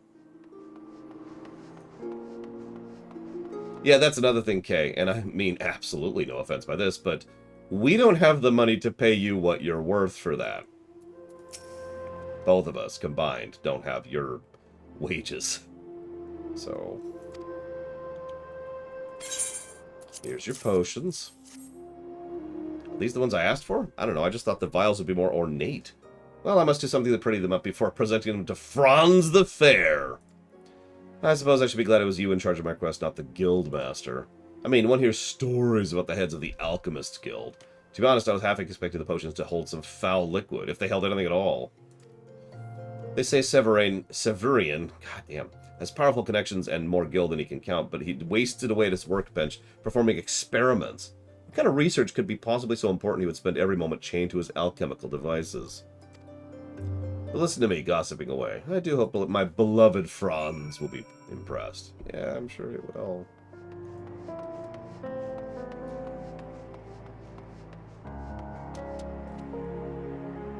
No. Would you like to buy a seat so close to the gladiators you can smell the action? That's what that guy actually just said.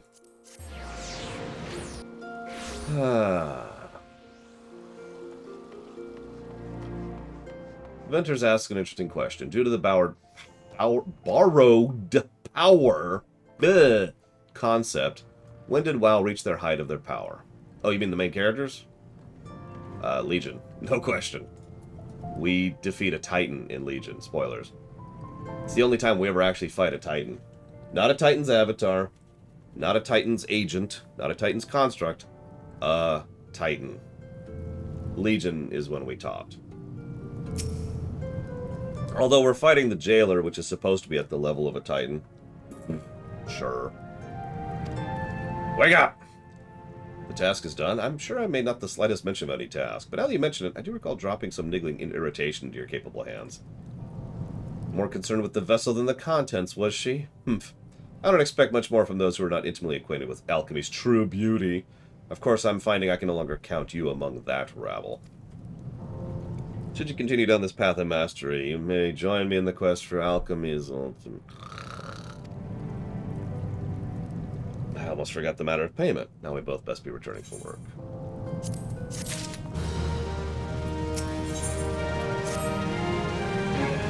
Ah, my able assistant. I recognize that look of intense hunger. You wade waist-deep in the mire of alchemy. Well, I have a test for you. I have a request from an arcanist by the name of... He requires an alchemist to construct him an engraved hard-leather grimoire. But as is so often the case, the matter is not as simple as first appeared. You logs... Go get this stuff. Also, Materia. I'm actually sorry. I thought that was our last Materia request. But first, we have to explain Materia one last time. I hope there's not a Materia quest for the culinarians. Really think about that for a second. Imagine if the next cooking quest is, you should imbue your food with Materia.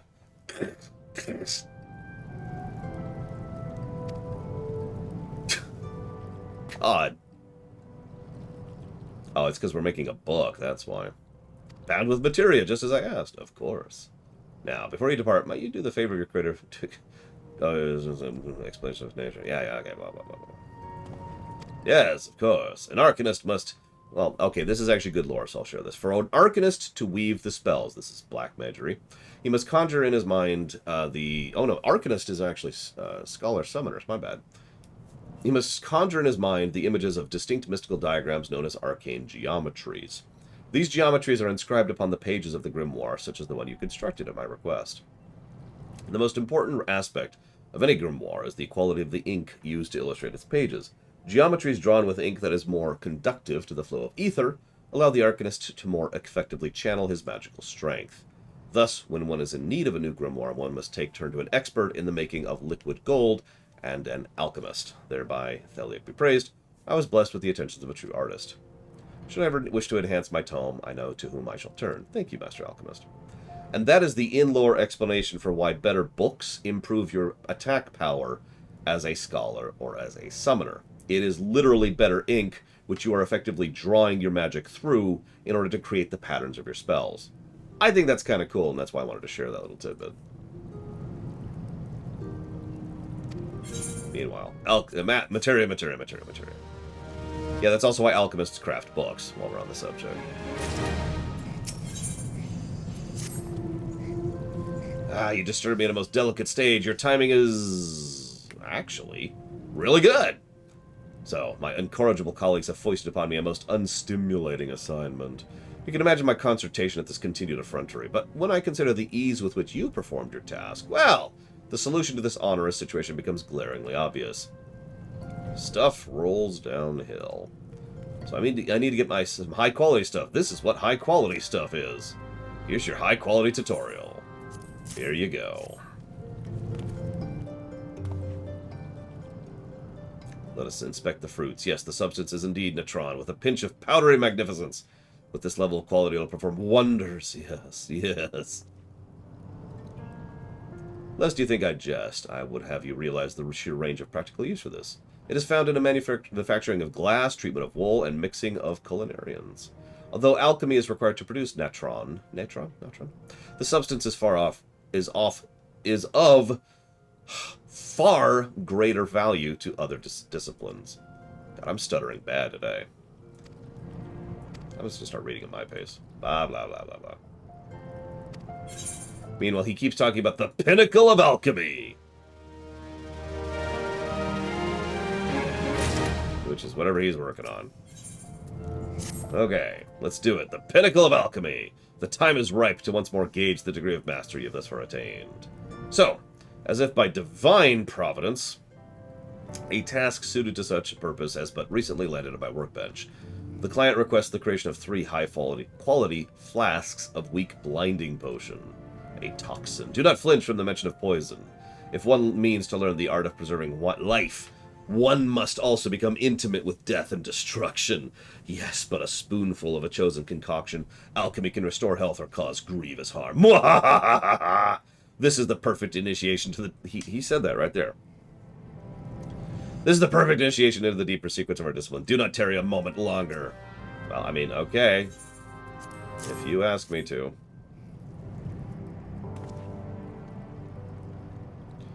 Gently now, yes. One can almost grasp the strands of inky darkness. Though it may appear lethal, this concoction is not designed to steal life, only sight. An unpleasant mix of bat remnants and quicksilver. My eyes begin to water just at the thought of the ingredients.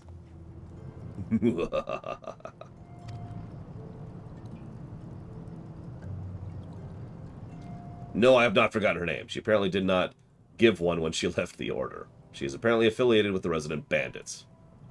Why am I delivering a blind potion to someone who is openly a member of local bandits?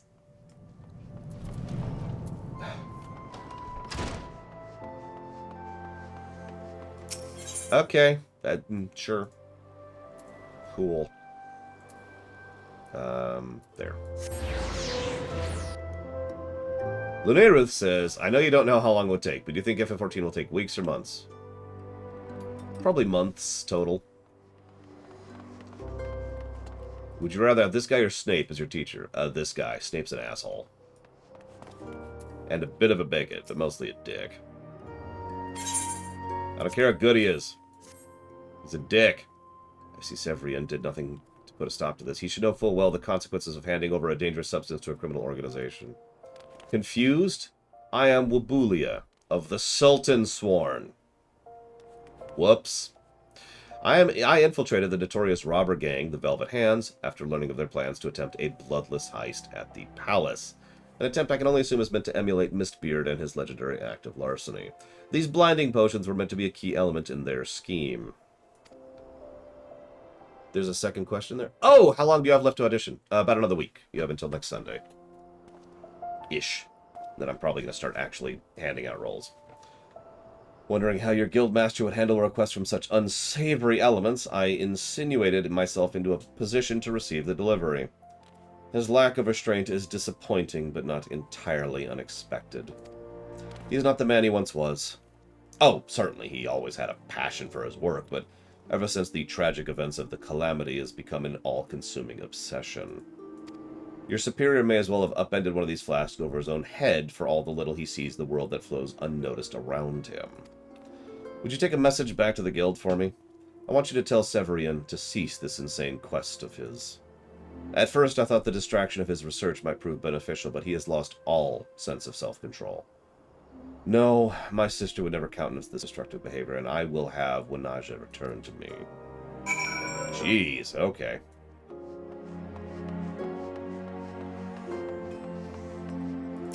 I mean, I've used savory to refer to Braegwyn before. I don't know if that counts.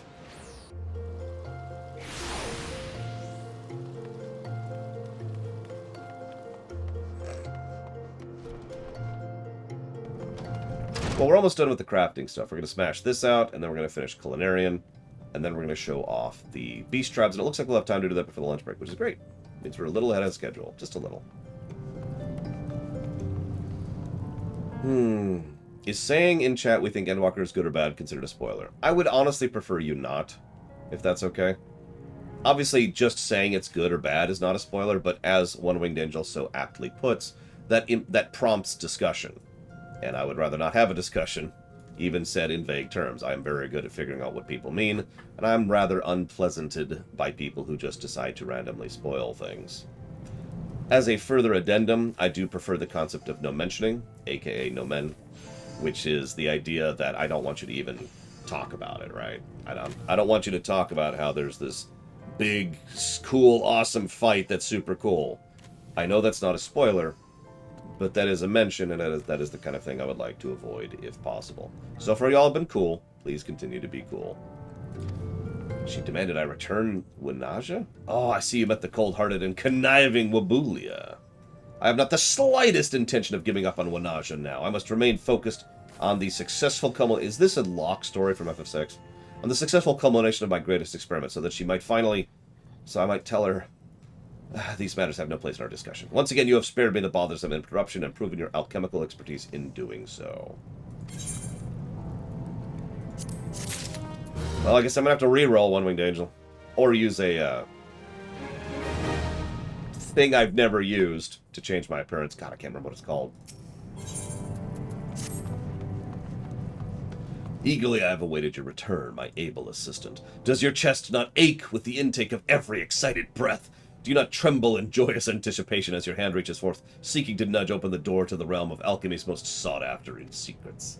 You do? Well, ignore that for now. Before we can commit ourselves to research, there's a few irksome details that must first be addressed.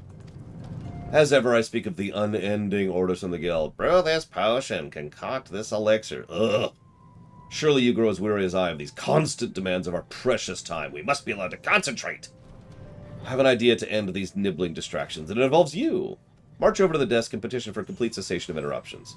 I'd handle it myself, but I fear the man's become unheedful of my words. You want me to go to the local secretary, who runs the books of the guild, and say, we're just going to take no more orders? Master Severian demands be spared from any further official guild duties. I'm just a receptionist. How can I possibly deflect the expectations of our senior members? His obsessive research is wearing thin the patience of both colleagues and clients alike. I fear if we do not restore at least a modicum of goodwill, his attempts to redirect tasks will be met with the staunchest of opposition. I doubt our guildmaster realizes the precarious state he finds himself in. It is only his substantial skill in alchemy that convinces others to tolerate his growing eccentricities. That said, many would gladly trade that skill if it would return him to his former, less manic self. It wasn't always like this, but ever since the calamity robbed him of his one true love, called it, I have witnessed him transform into this feverish madman, desperately racing through experiment after experiment. I delve into areas best left unexplored. We should return to the topic at hand. Of the various orders the guild needs, one is the highest priority, a vial of high ether. So I hesitate to encourage this kind of behavior, but I realize Master Severian's work to him, and I'd be grateful if you could keep an eye on him. I fear for his well-being, and you are the closest thing he has to a friend. That's sad. Well, did you browbeat him into submission? Ah, a conditional surrender. I suppose a single vial of high ether is a small price to pay. But let it not be said my assistant fails to deliver. You'll need to do very, very advanced alchemy. Did you just make it right behind me? No. Yes, rejoice, my impressively adept assistant, for you have forged the key to our freedom! Who could have not been moved by such a masterful example of mana restoring splendor?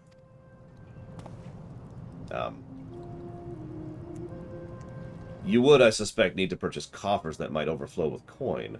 Even among alchemy's more incredible inventions. Yeah, everyone keeps saying I'm going to get paid. I haven't made jack off of my crafting. And not counting back in Shadowbringers when I could still do that off the levies.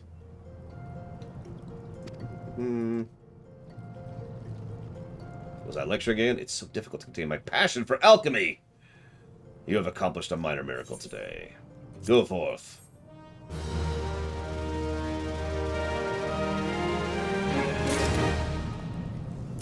Okay, man.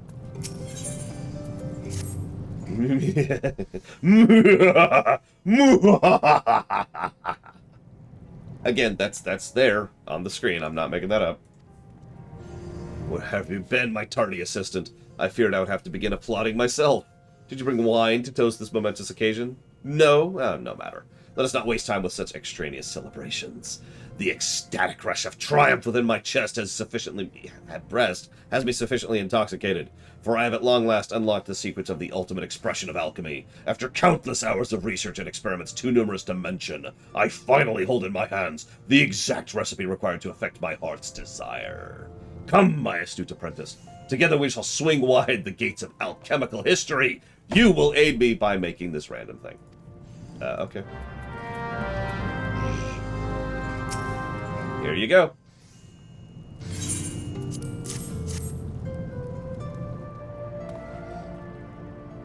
Yes, I shall have to improve the quality of the materials I prepared if they're successfully combined with yours. Merely holding on to the vials, I can feel tendrils of might seeping into my weary frame. You have done well to preserve the power inherent in the limbs of a Bong Yarzan. Why, these concoctions would imbue even the scrawniest of men with a strength to rival Rhalgr himself! Yes, Kay. That's my sister, Zan. No, seriously, she and I talked about it.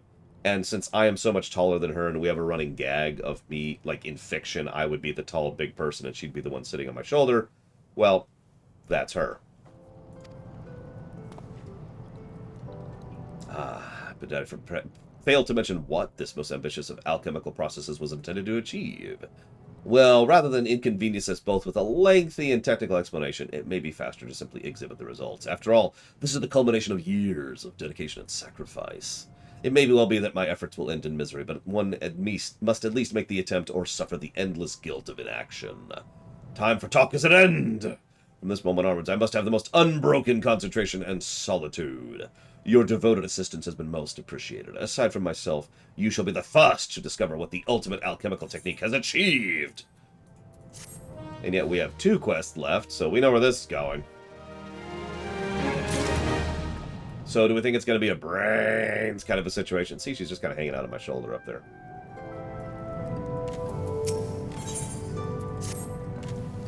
This is beyond comprehension. My experiments were conclusive, yet there remains some fatal flaw in the process. Where does the fault lie? The method, the materials, the integration of the results? Must I resort to thaumaturgy after all? Do not use black magic in this setting to revive the dead. No, such energies will raise naught but a mockery of life. Hey, he even knows that. Ah, what utter failure. I must retrace my steps. Start again from the beginning. No matter how many times it takes, I will see my alchemy succeed. You, assistant, bring me 3 mega potions of intelligence, mind, and vitality. They must be super good. I care not for excuses. I need you to... Please, friend, I need your help. Whoa, that got real. Just at the last second there.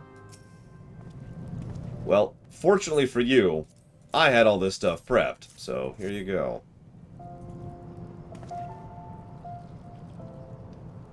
Yes, these are suitably superb. As ever, your work is swift, precise, and uncommonly brilliant. Black scorpion to sharpen one's writ, aurum membrane for the mind, boiled grenade ash for vitality.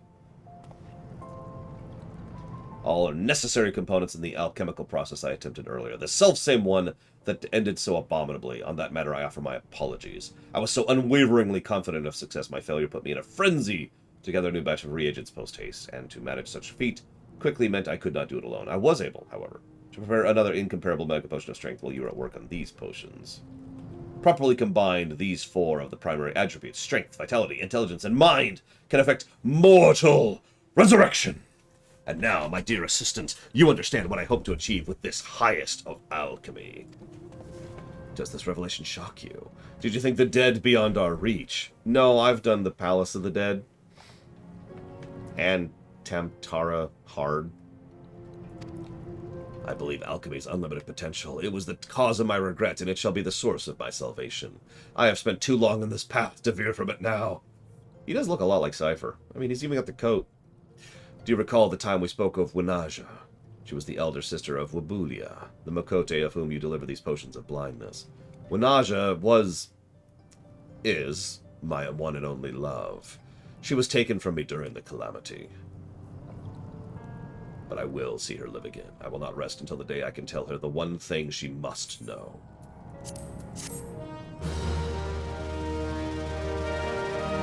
Yeah, this is not going to go well. Final quest. Let's see how this goes.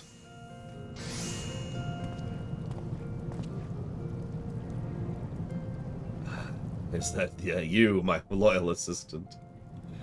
I've done it. I've isolated the flaw. My understanding of the process was incomplete. Simply reviving her corporeal form was insufficient. In order to call her spirit and bind it to her body, I need an anchor of sorts, some manner of memento she would recognize. But I have no such physical memories, no material objects she might have treasured. That's why I need you to visit her sister. Ask if she can spare me a keepsake. Meanwhile, I will start on the... There's this thing called sleep. You should probably look into it. It's this brand new invention.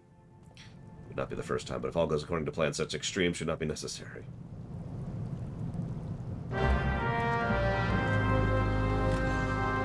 Okay, well, let's talk to her, well, his sister-in-law. I can actually see that, okay? Both comically and seriously. Therefore art thou. There you are. Probably a Blade Travell. I mean, he's trying... What the heck was that? Oh, I recognize that. He's trying life alchemy, so, you know... Severian needs something of Winaha's? Something she treasured? He yet persists in this madness of his. I do not, as Severian believes, seek to forget my dear sister. There are still nights when I lie awake wishing I had the power to change the past. I would not time travel in this setting. Winaja and I were once insatiable wanderers, you see. We traveled the world practicing the arts of conjuring. It was in Ul'dah, however, where we found a home, and where Winaja found Severian. Though the son of a wealthy noble house, he spoke constantly of mastering the secrets of alchemy. My sister thought his childlike passion endearing, and he was smitten by her gentle attentions. I wished them naught but happiness. Yet, as was true for many in Eorzean, the night of the calamity brought a brutal end to their joy. I did volunteer to join the allied forces, and perhaps feeling a twinge of old wanderlust, Winaja chose to join me. It was her last adventure. I have nothing left to remember her by, and even if I did, I want to give it to you. But to forestall Severian's inevitable insistence, I will at least provide you with a direction to your futile quest. Try speaking with the adventurers in the quicksand or the merchants of the Ruby Road.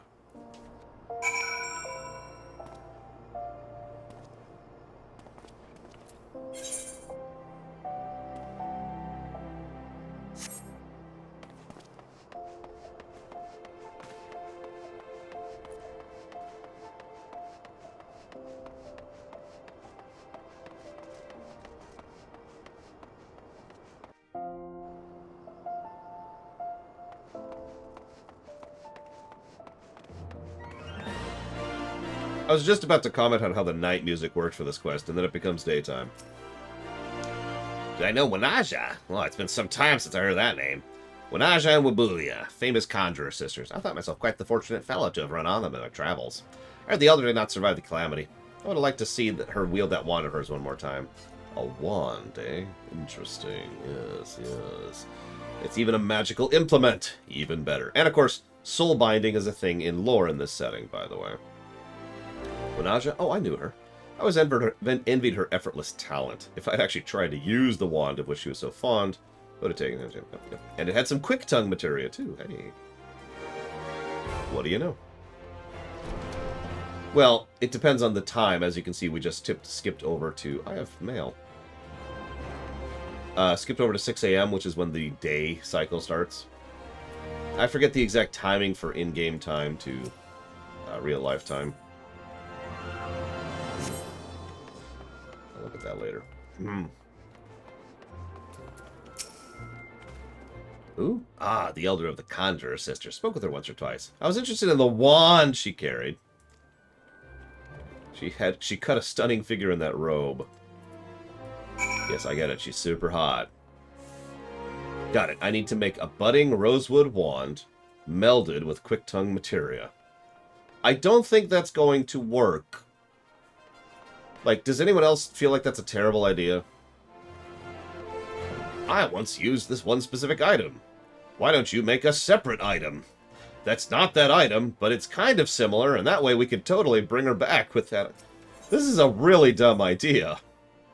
And we're talking about someone who's trying to bring someone back from the dead, so we're already kind of starting on the back foot here, you know what I mean? Aren't all cat girls. There's a cat girl in Shadowbringers who I think is actually probably one of the better Mikote, but we'll get there when we get there. Have you acquired a suitable memento to act as Menage's anchor? Sure. This is her wand. I'd recognize it anywhere. Wait, you crafted it? My wonderful assistant, you are full of surprises. Though my love may have never held this particular wand, it's similar enough to serve our purpose. This is going to go really badly. Yes, I could spend the remainder of the day explaining to you the underlying principle of ethereal anchors. But let us carry on with the alchemy, shall we? Now that we have all the necessary materials, let's do it. This is a terrible, terrible.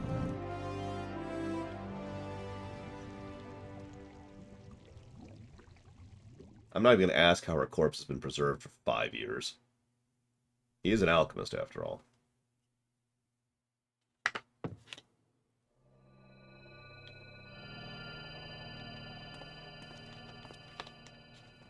The components are in place. We should see the results within mere moments.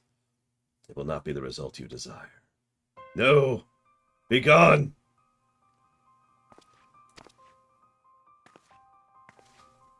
Return to me my sister's remains. You had your chance, Severian. The process was a success. Everything went perfectly. Even now, Wanaja struggles free from death's covetous grasp. Why do you persist in deluding yourself? The gift of life is not with alchemy's miracle. That miracle belongs only to the gods. Fresh reminder, gods don't actually exist in this setting. I will not forsake Wanaja's memory as you have. The limitless potential of alchemy is beyond your understanding. Foolish, stubborn man. Whoa there! Whoa. Say, am I going to have to get involved here? You know I hate to get involved in crafter cutscenes. Stop fighting, the both of you. Nasha? Is that you? Yeah, I wasn't going to talk about the living androids. Severian, you look awful. Have you been up all night again? Some new subject of research?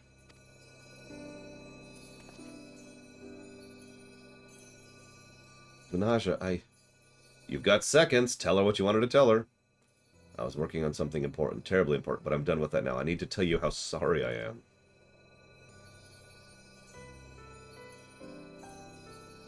When I think back on the days we spent together, I remember naught but your quiet smile as you listened to me blather on and on about my work. It was the same scene, repeated over and over. And there was so much more I could have done for you, so many ways I could have made you happy. Please forgive me. Oh, dear Severian. That passion's what I love most about you. And that's actually interesting.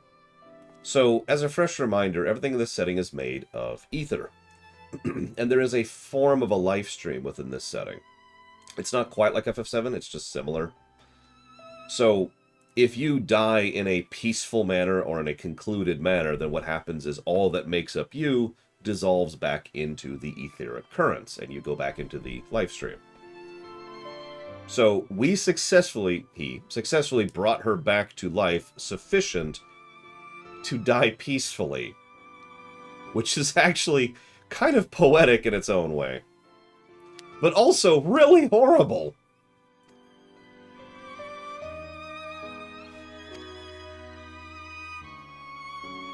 Yeah, no, what this probably means, I hate to interrupt this incredibly touching scene, is that his alchemy, whatever he'd been using to sustain her body, was probably preventing her from dissipating back into the ether. So, she was probably just kind of stuck in a form of limbo, hopefully not aware. Do you mind if Wabula has the wand? Though a poor substitute for her sister's body, it has been touched by Wanaja's spirit. As for myself, my regrets have been laid to rest. I may even sleep in a bed this night. Wow. Ah! Yeah, she seemed like she didn't notice the passage of time, so I'm guessing her mind was just stalled. So it's a lot less horrible than it could have been. It is strange, though it has been scant moments since I stood at the very peak of my discipline, I am filled with an inexplicable ambition. I stand free to devote myself to new pursuits. I might even consider shouldering a portion of the guild's commissions. You're welcome. I was gonna say, let's add Severian here to the watch list for potential suicide victims. I'm curious what he's gonna send us to Ishgard for. Let's see. Okay! He has no idea why he's sending us to Ishgard. That's actually kind of appropriate. He literally says, I don't want to deal with the details. Okay. Quest log is a little full, isn't it?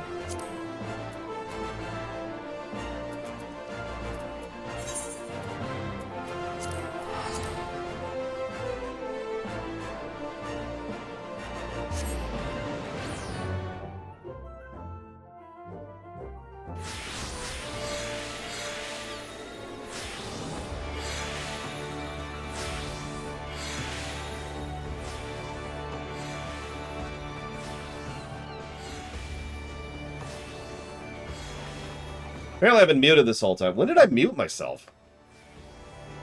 Oh, that would be when I muted myself. Yep, no. Anyways, the answer to your question, Zach Taft, is yes, I think that's in character. You missed the joke, I'm afraid. So no joke for you. There we go, Culinarian. Let's do this. Let's go cook it up. We've been up here briefly before. Zactef also says, you had to like Tony saying the prodigal son's returns. I don't remember when that is, so I guess I'm going to have to go with I don't remember. Yep, it's time to bake it up. Hey, Kata. Whoop! Wrong way.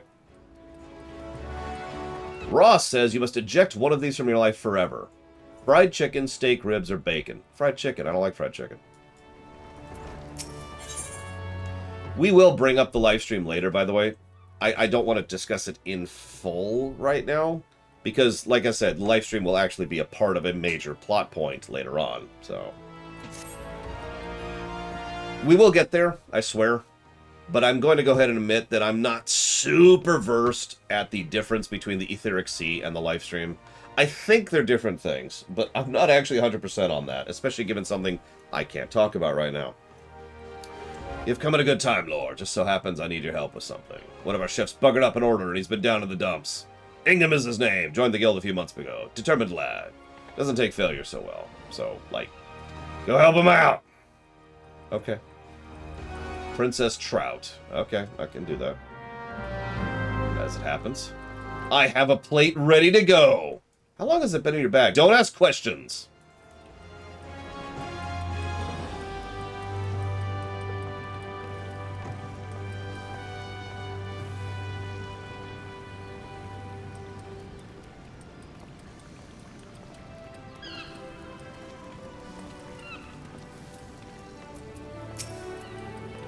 Grilled trout? For me?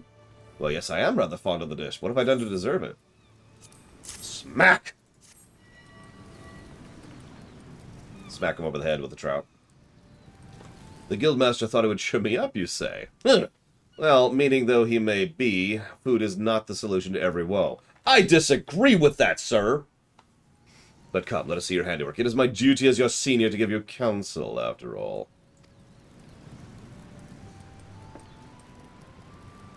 Surely you made this? This aroma's delightful. Wow.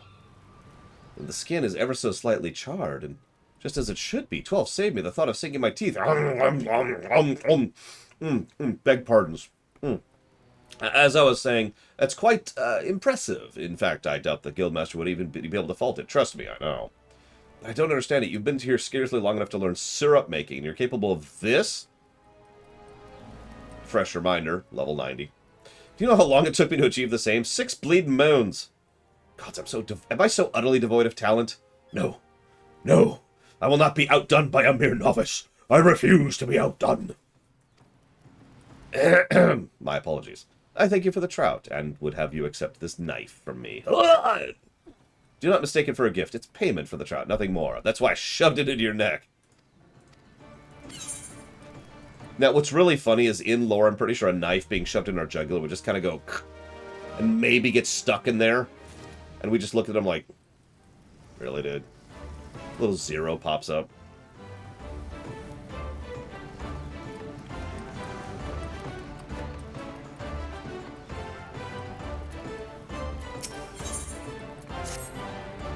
Ah, lore. Fine timing. I need your help. Remember Ingham? Well, your grilled trout did wonders for his motivation. Lad's been working his arse off ever since. Any road, I thought I'd give him a chance to prove himself a big order for delivery, but it looks like he bit off a little bit more than he could chew. Now, everything he's made is to my satisfaction, the problem being what he's not made. And I ain't talking about missing tuile or a straight crouton, either. I'm talking about the bleeding main course, a grilled dodo. Yes, we eat dodos in this setting. So I'd be much obliged if you could whip up 2 servants and get them over to him quick. In case you're not familiar with the dish, this is how you make it. Well, I happen to have 2 of those in my backpack. Why do you have to... Stop questioning me! Is it now? The guildmaster has instructed me with preparation of a sizable order. If you don't mind, I'd like to get back to work.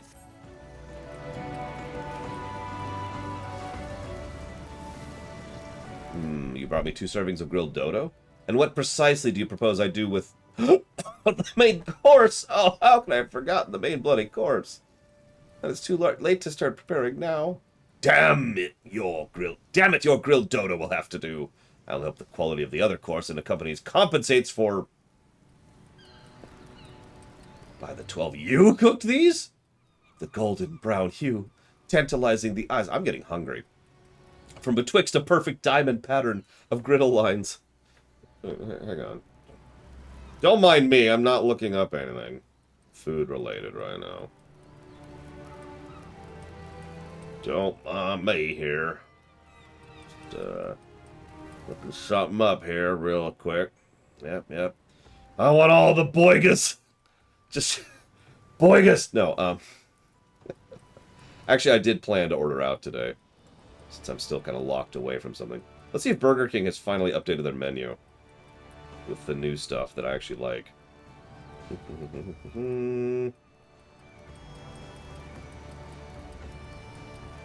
Nope. Jackasses. Oh, well. Ahem.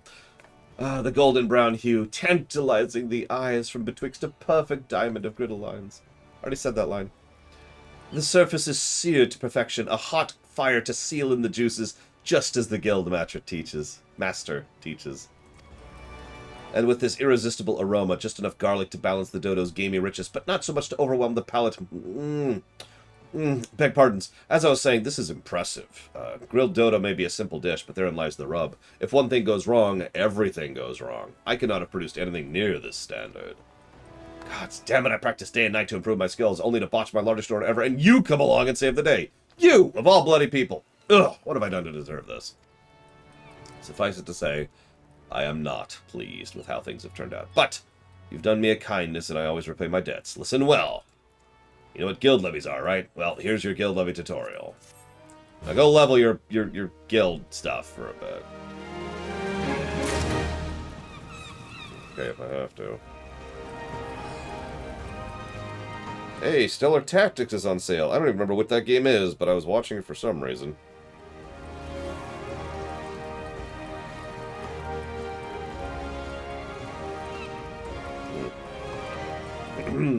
I actually kind of like that idea to kind of Kirby-esque, you know? Ta-da!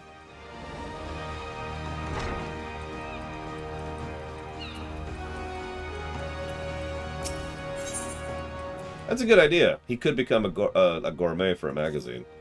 What about law? Judging by the burns on your hands, you've been working hard at cooking. Good on ye. You're an inspiration to your peers, especially Ingham. He's been working like a man possessed since the business with the grilled dodo. Not that it's made much difference. Truth be told, I'm convinced he's made a pig's ear of things again. He hadn't told me much, mind, but it's written plain on his face. I've tried to prise the story out of him, see if there's aught I can do, but he bites his tongue when I'm around. Stubborn sod. Any road, you should go talk to him. Sure, he'll definitely talk to me. Wink, wink.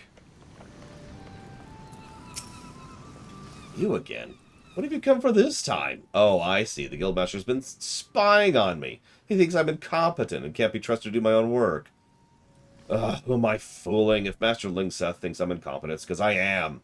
With me, it's one bungled order after another. It shames me to reveal this to you, of all people, but I've offended one of the Bismarck's regulars. The man, Materia is his name, has a soft spot for meat Mika Bobs. Please tell me that's not made of Mikote. And so I thought I'd impress him with a complimentary skewer, only to have his expression turn sour the instant he took a bite. I'll never forget the steel in his voice when he said he would have words with management. I meant to add luster to the Bismarck's proud reputation, and instead I tarnished it.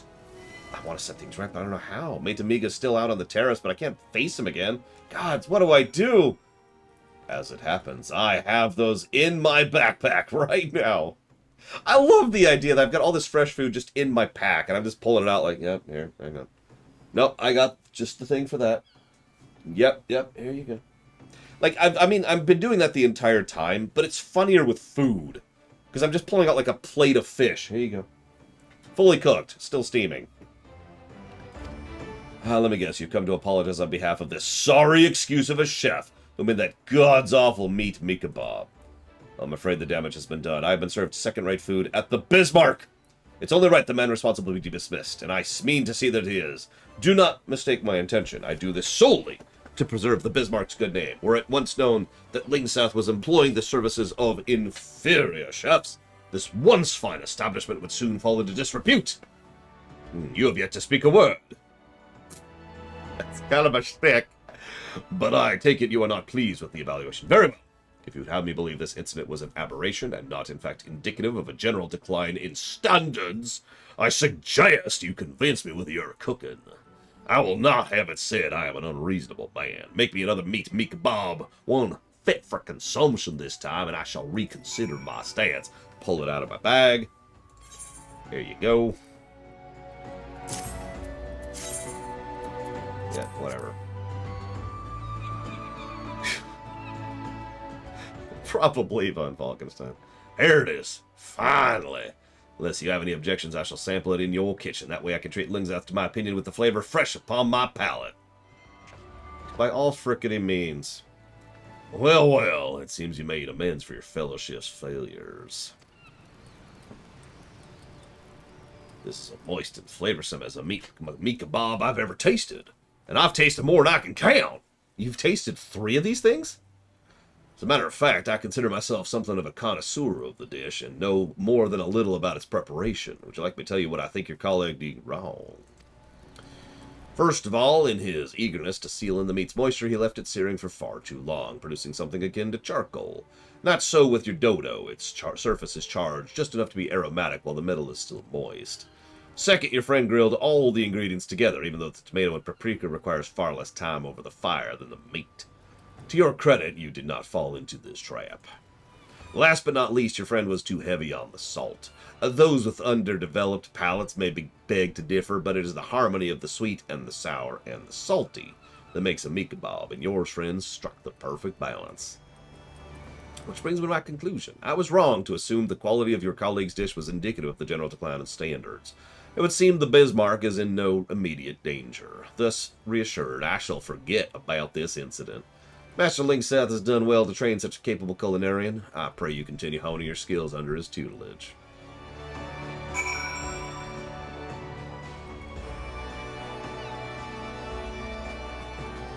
Stab! Sorry. I lost my Dragoon Spear there for just a second. Or whatever that thing. Guisarm? God, whatever I've got.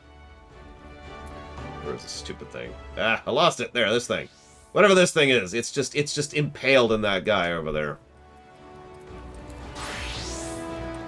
That's why I wasn't using that stab. I'm about to redo my buttons. That's okay, I can do that later. Back to being a chef. Hello. Ah, Lord, just the man I was looking for. Words already reached me ears about what you got up to while I was away. To hear it tell it, you single-handedly restored the Metabagia's Magaboo's faith in the Bismarck. For that, you have my gratitude, lad, and Ingham's, too. I told him to thank you in person, but he's too bloody proud. Don't hold it against him, though, huh? I've already forgiven the daft sow. I don't know what you heard about me, but I ain't never been one to give none of mine to the axe buggering up a dush or three. There's no denying our patrons are important, but they ain't the main reason for me being here. The first duty is training culinarians, even if it means the good name of the restaurant suffers of it. Well, you won't see me shed no tears. Also, do you just have really giant mittens on? My goodness. You know why, son? Because it's the people that... Where's my accent going today? It's people that ultimately make this place, and more than anything else, it's their passion for cooking that makes me want to bring it out. Truth be told, there's only one reason I'd send a man away. If he stopped wanting to be a culinarian. Of course, I doubt that's someone will ever apply to you. In the short time we've been here, you've already proven yourself more than capable, so as long as you keep your nose to the stove, that would hurt. You're only going to get better. I look forward to seeing what you're capable of and tasting it for good measure. Cashel asks an interesting question. Why is the Warrior of Light so amazingly awesome at everything they do? Is it because they're controlled by the player, or is there a reason in lore? So let's be clear, it's because we're controlled by the player. But let's actually talk about this for a second. Because this is something that can happen in real life. It just usually doesn't by virtue of one critical factor. Time. If you wanted to become a really good chef, you could. Assuming you had time and money. Those are the limitations, obviously. If you wanted to become a really good seamstress or a really good carpenter or a really good lather or whatever, you could, as long as you had the resources and time to do so. That's the catch, and that's the difference. The game sort of assumes that we just pick one, or maybe two, or maybe three, and we devote our time to that, right? So it's not really out of bounds, except for the exclusion of the time factor. Because we still have to pay for it in-game, too. I mean, I dumped something like 2 million gil on these stupid quests.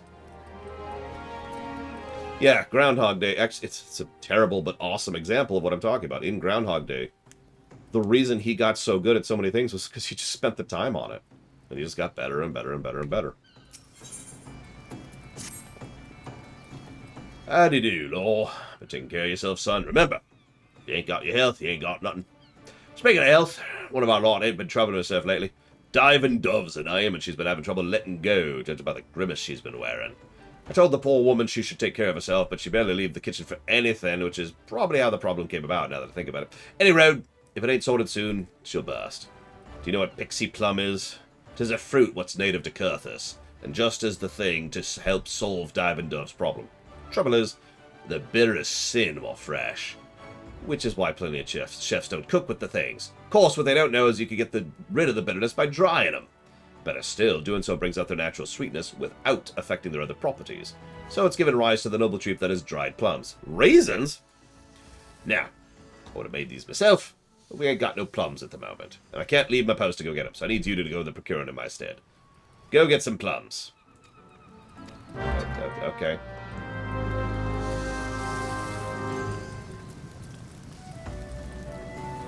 I know, right, Linera? Hang on.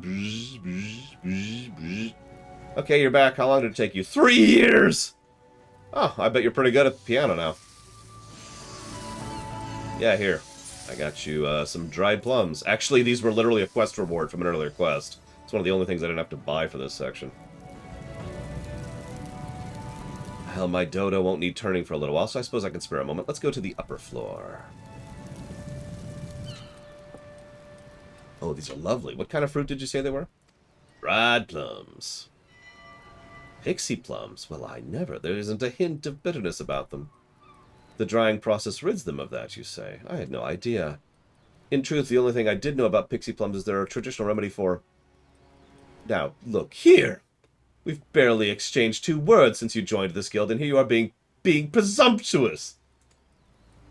What did I just cure you of, ma'am? Was it all the guildmaster's idea? Oh gods, has the man no decency? This is an outrageous invasion of my privacy, unforgivable, and... Stomach rumble. And stomach rumble. And strangely moving. As busy as I am, I'm not so busy as Master Lingseth, yet somehow he finds time to look after his many charges, while I can scarcely spare a moment to look after myself. If you don't get it, plums are useful for a certain medical purpose in real life. Especially dried plums. I've worked so hard, but maybe effort is not the answer. Maybe I just need to relax a little. Thank you for the gift. I promise to take better care of myself in the future. You're welcome.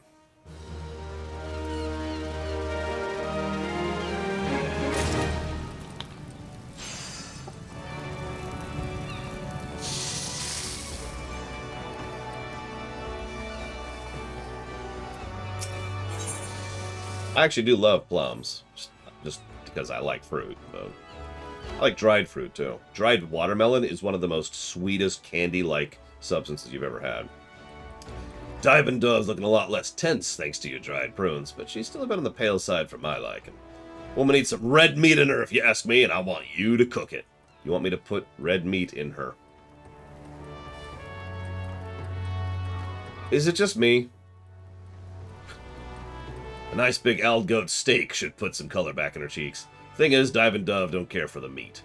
Aldgoat's tough as leather, you see, and it's got a pretty pungent flavor to boot. Islanders just about the only folks as enjoy it.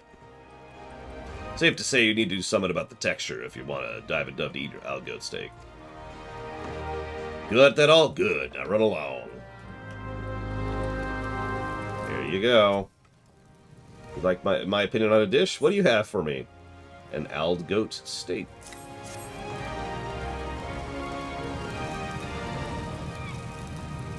Oh, is that what I think it is? I must warn you, I'm not particularly fond of Aldgoat. My evaluation may not be the most objective, but if you insist... My word, are you certain this is Aldgoat? It's not chewy in the slightest. I'm getting really hungry. You've done a fine job tenderizing the meat, I must say. What's more, I can scarcely make out the pungent flavor. It remains to be sure, but it's somehow pleasant, almost delicious when complemented with garlic. Okay, in the interest of fairness, 90% of food is made better by garlic. Being rich in iron, Aldgoat is supposedly good for you, but its texture and taste leave a lot to be desired. Which is why I've always loathed this stuff. How ironic you should choose me of all people to sample your... Wait a minute! This is another one of the Guildmaster's schemes to nurse me back to health, isn't it? Why, that interfering... I said I'd take better care of myself, didn't I? Apparently, he thinks he knows better. Oomph, I say.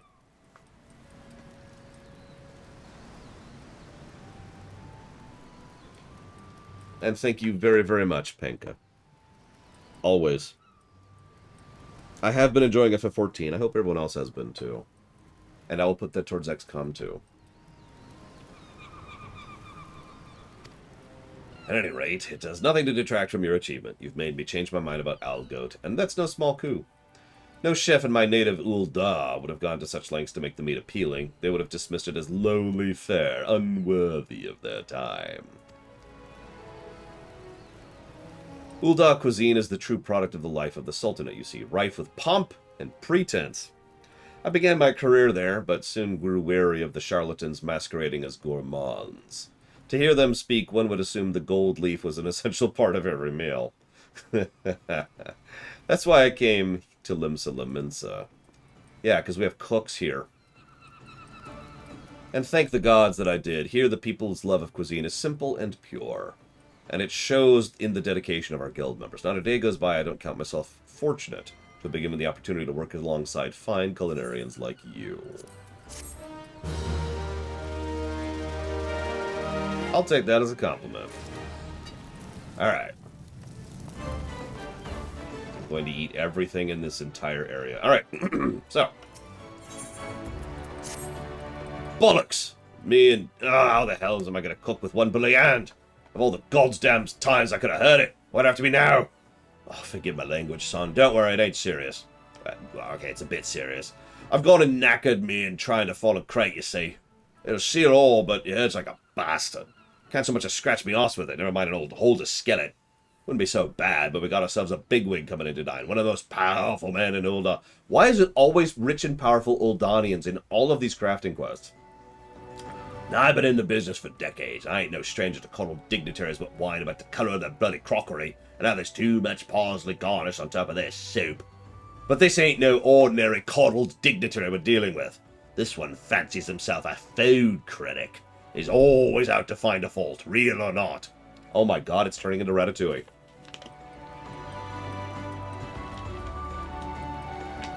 You know, fair enough, Playtravall. And that ain't the worst of it. Owing to his influence, he's driven more than a few respectable establishments into the ground. For this, he's earned himself the name Chef Spine in culinary circles. Circles, because that's how you pronounce that.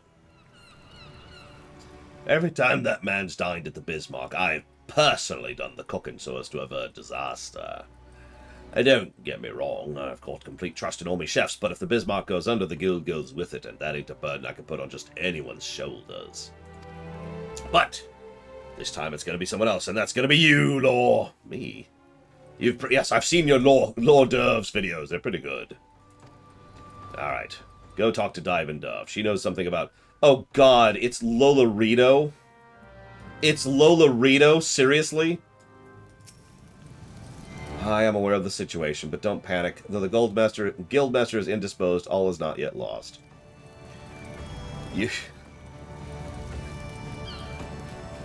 In case you're unfamiliar with our distinguished guest, he is the head of the East Aldernal Trading Company and one of the biggest names of the Syndicate. Though you may not have heard the name before, you'll most certainly have heard it in the famous brands it owns, such as the Eshthames Lapidaries and Sunsilk Tapestries. Lord Lodorito's countless successes have made him the wealthiest man in Ul'dah, a place where wealth and influence are synonymous. It goes without saying that he has a seat on the Syndicate, the cabal that rules the Sultanate. And lest you wonder, Ul'dah is only notionally a sultanate these days. Anyway, as is often the way with men of means, Lord Lolorito is a lover of fine cuisine. And as the Guildmaster doubtlessly mentioned, he's made a name for himself as a ruthless food critic. The man has a penchant for making life miserable for us chefs. Indeed, he never places an order, but demands that you impress him. And therein lies our first dilemma, what to serve. Lest you think the fates unduly mischievous, I'm happy to report that the odds are not wholly stacked against us. It just so happens Lolorito's butler, a man by the name of Nonopesa, is dining at the Bismarck this very moment. This is a golden chance to learn what sort of dish Lolorito craves. Sure. By the way, hi Miriam LeMay. And hi Classic Game Lover. Whoop. Well, that's pretty. And thank you, Amanda Rosehart, very much. I do always appreciate those subs. Thank you. If you happen to know where you would like to put that sub, do please let me know.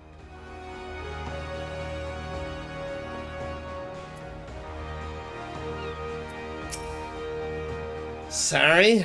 I think I may have misheard. Did you say you would be preparing Lord Lolorito's meal? Well, this is rather unexpected. But if the Master Lingsat saw fit to entrust it to you, then you must not be without skill. Crusader Kings 3. You got it. It's a game I'm actually real looking forward to trying. Because I'm kind of into that sort of thing. Huh? You wish to know what my master desires to eat? Finally, it occurs to someone to ask me that question.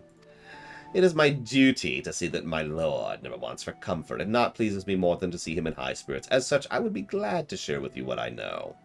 Shortly prior to arriving in Limsa Laminsa, my master spoke of being seized by a craving for a hearty meal of meat.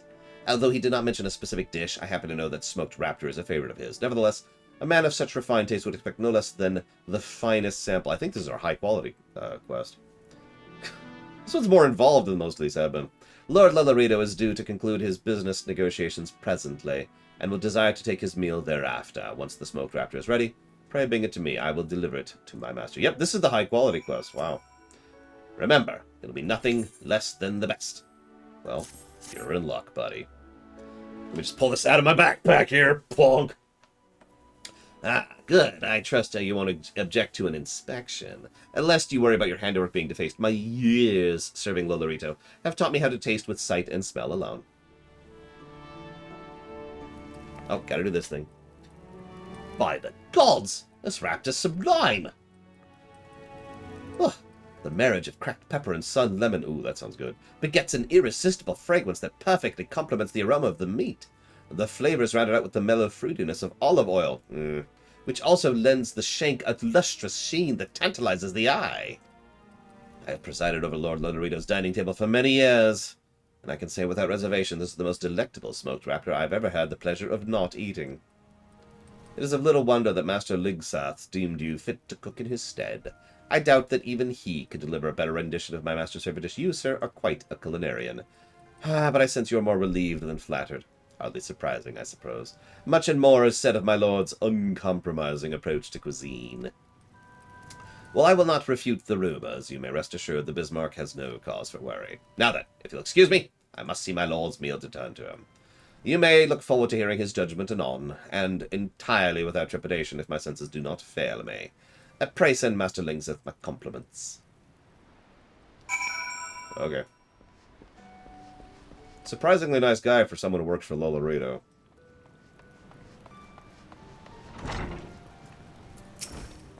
You did it, Law. Impressed the pants off Lolorito's butler. None a piece of knows his master's taste better than his own, and approval's all the assurance I need. The guild's safe, and it's all thanks to you. You never cease to amaze me, Law. You came to us with nary knowledge of cooking, and now you cook like it's your second left hand. That didn't come out right. What I meant to say was, you're as useful to me and the old skillet, with something no culinarian can do without. Whatever, you've got it in you to be one of the best chefs in the realm, and I would see you fulfill your potential. Promise me you'll keep cooking. I will make so many coffee biscuits. Hundreds of them. Right good of you to drop in again, Law. You'd be surprised how many of your guildmates stop coming in together, thinking they know all it needs knowing. But any scholarly would tell you, the learning never stops, and I speak from experience. There's some that say I'm the best in the realm, but there ain't a day what passes I don't discover something new. Now, you and me, we're chefs first and foremost, but there's more to the restaurant business than just cooking. That's why I want you to speak with Letitia, the bookkeeper. Afore coming to us, she was a scholarly doing customs work at Maelvon's Gate. You stand to learn much more by seeing things from her perspective. Okay. Sure. Excuse me, ma'am. I wish to learn more from your perspective. Ah, Laura, the chef who prepared Lord Lolorito's meal in the Guildmaster's stead. Thanks to your heroics, the Bismarck's reputation came through unscathed. So what brings you to my counter? You want to learn about the restaurant business at large? Of course. But before we could begin, I could really use a bite. It's been a long and busy shift, and I haven't had the chance to sit down to a proper meal. By way of board, I might trouble you to make some ratatouille? Oh my god, this is ratatouille. And call me spoiled, but make it the best ratatouille ever! It's also one of the best scenes in that movie.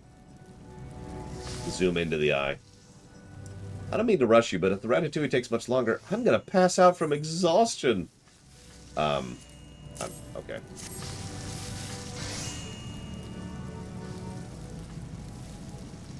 Ah, such an enticing aroma. I will enjoy this right away.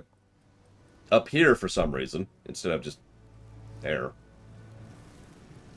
I was gonna say, I mean, that kind of does work that way, Linero. It's just not, we just don't have a tooltip pop up, Hey, Finny Hori. I can't remember the last time I had such tasty ratatouille. It was truly wonderful. And with my hunger sated, we can now delve into the kind of work I do here. I rip out the souls of... You just witnessed one of our more important duties, keeping track of members' progress. I've found that sampling each person's rendition of ratatouille gives marvelous insight into their growth. Owing to its simplicity, the vegetable sauté lends itself well to variation, allowing the chef to pour himself into its creation. Indeed, your own bespeaks the ability to create a quality dish under strict time constraints. Yeah, I had to pull that out of my backpack in like 5 seconds. Do not underestimate that skill. You'll find a great deal of restaurants' success lies in performing tasks expeditiously. As an example, some other services I provide are getting ingredients. Skip over some of this stuff really quick. I trust you now have something of an insight into my responsibilities. I only wish all our members share that curiosity about what goes into running this place. You know, I've never had ratatouille. I should make it sometime. I doubt anyone around here actually. You know what? Hang on. I'm just curious. Give me 1 second. Does anyone here serve ratatouille? I think that I spelled this enough. I actually know how to spell it. Oh my god! There is actually a French restaurant. They do serve ratatouille. Holy crap. They got paninis and salads. Fromages. I'm not sure what that is. That's more paninis.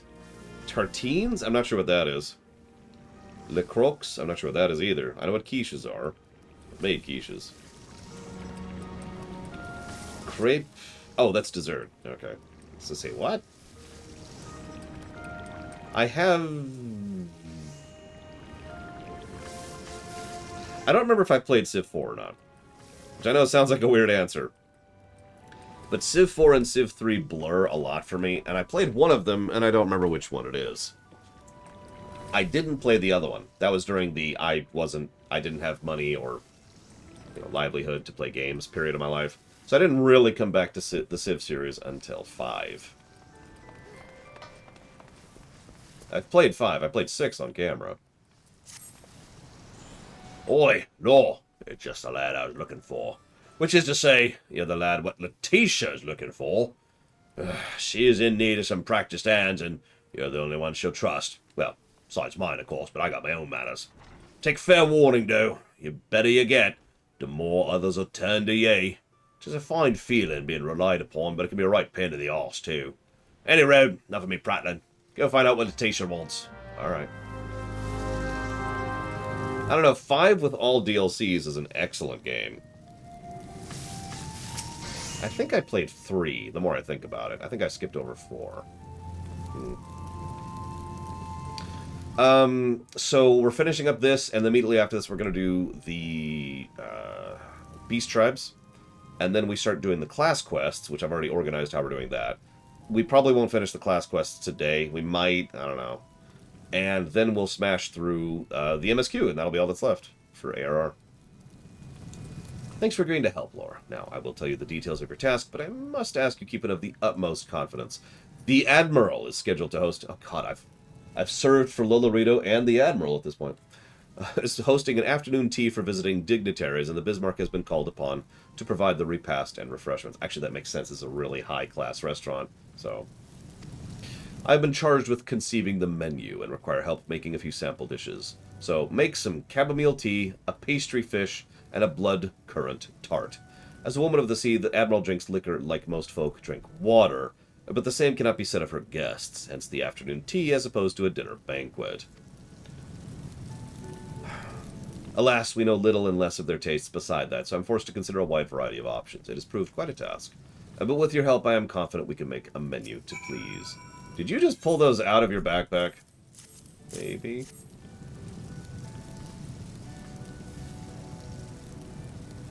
Such a tantalizing medley of aromas. I cannot wait to sample them. What? But these aren't... Okay. You've outdone yourself again, Lore. As soon as our guests seat themselves at the table, with their noses will be enticed by the rich, relaxing fragrance of chamomile.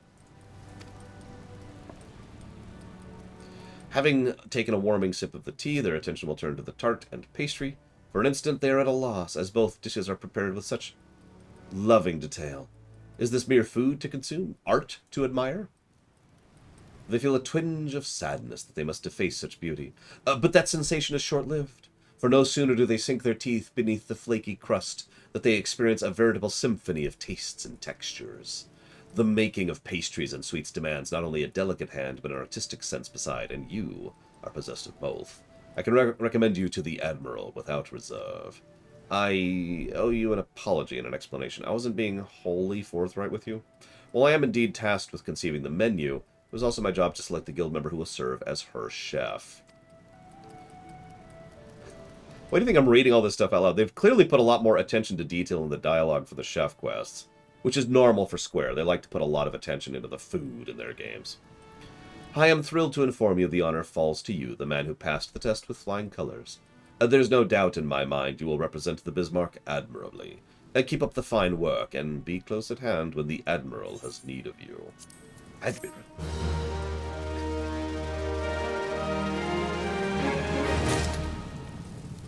I have not eaten lunch. I don't get to eat lunch for another 50 minutes, and I'm getting pretty hungry.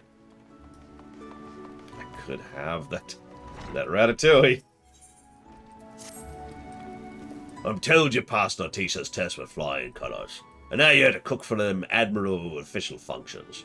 Well, time's come for you to begin fixing them culinary muscles for the good of Leminson diplomacy. Aye, we're just arrived from the bridge. A foreign dignitary's come to Leminsa, and the Admiral wants us, by which I mean you, to fashion the meal together. Letitia's got the details. Go do us proud. Okay. I've been waiting for you, Lore. As I'm sure Lingseth informed you, we are playing host to a man of some import. An emissary from the Holy See of Ishgard. Uh-oh. Oh, God. So many jokes. So many jokes. I don't know where to go with that one.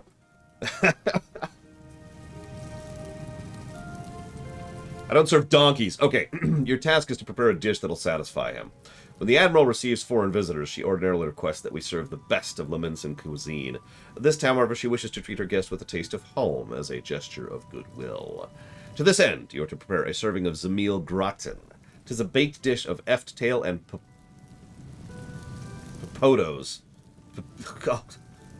fantasy potatoes, creamy and warming, that is a mainstay in the cold climes of Ishgard. Suffice it to say that only the finest sample of the dish, made with only the finest ingredients, will do on this occasion. Which, as it happens, I have in my backpack right now.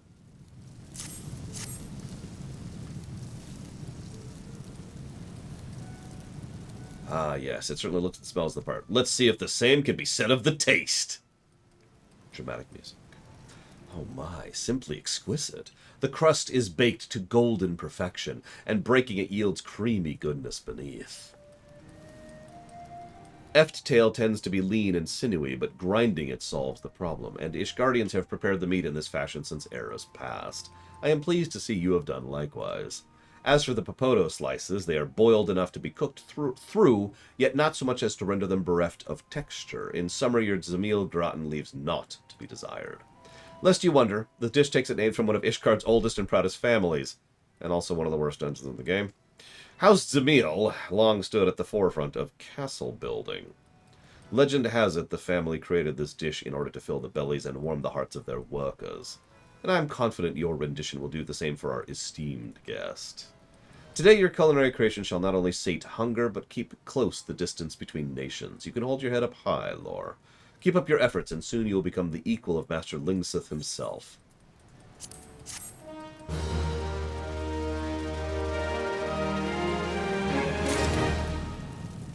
Thought about it, Dream Whisperer. But the Beast Tribes thing won't take actually all that long. Or it'll take so long I'll skip out on lunch. One of the two. Alright, so. Thank the gods for you and all. The Admiral's due to receive the Sultana of Uldar, and the Bismarck's been called on to handle the welcoming feast. But that ain't the half of it. The Sultana specifically requested your cooking be served. Seems worthy your talents reached Her Majesty's ears, and naught would do but she must sample your culinary creations. That's all well and good, but there's a bleeding lot at stake here. Pleasing the Sultana would win you more acclaim than aught else could do, but if it was to bugger it up, well, best not to dwell on it. Right now, all we know is she's keen to dine on something tasty, but if she wants to guarantee a royal client's satisfaction, you'll need to learn what she's a hankering for. As always, you can count on the help of your guildmates. For starters, you'd do well to consult the Diving Dove. Woman's from Uldar, as you know, and might be she can give you some insights.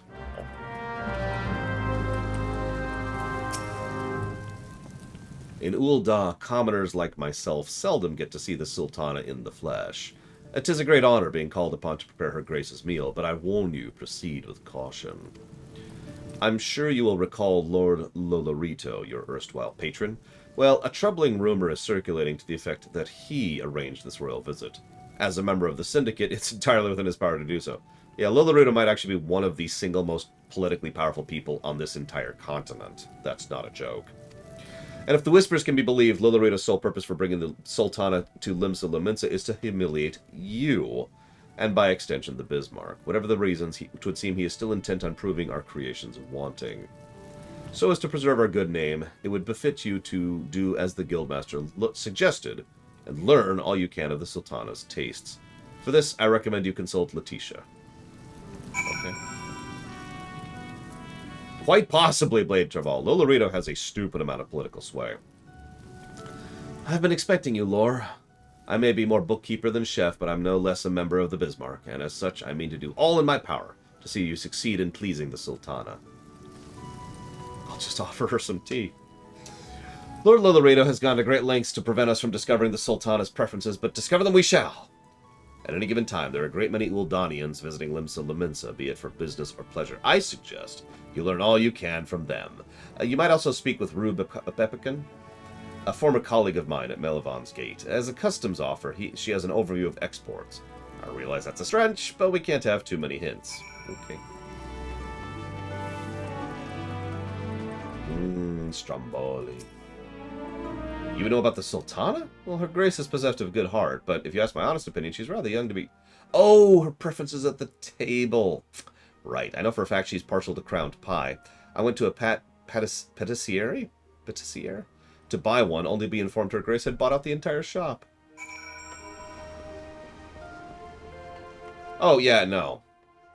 The funny thing about someone like Lolorito is he would absolutely wilt to someone like us. Personal power always curbs political power. And that's all I'm going to say about that right now. Well, yes, I do happen to come from Ul'dah. There's something you require. You wish to know what the Sultana likes to eat? I'm scarce qualified to judge such things, but I do recall this one time I went to the markets. There was a vendor carrying a stock of meats, and if the fellow's to be believed, his beef was bound for royal kitchens to make beef stew. I hope that helps. Thank you. This way, I suppose.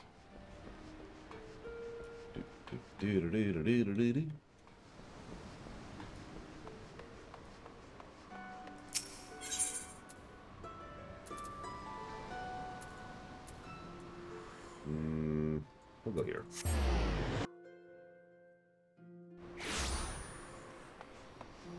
And yeah, for those of you familiar with the East India Trading Company and how the fact that it's effectively a micronation with its own private army, you've got an idea of what Lolorito is.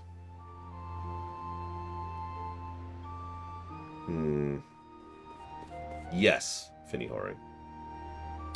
You must be from Bismarck. Letitia sent word you might be able to learn what manner of cuisine the Sultana enjoys. While I do not have plain answers for you, I can tell you Eft tales suddenly vanished from Lominsan markets right before she arrived.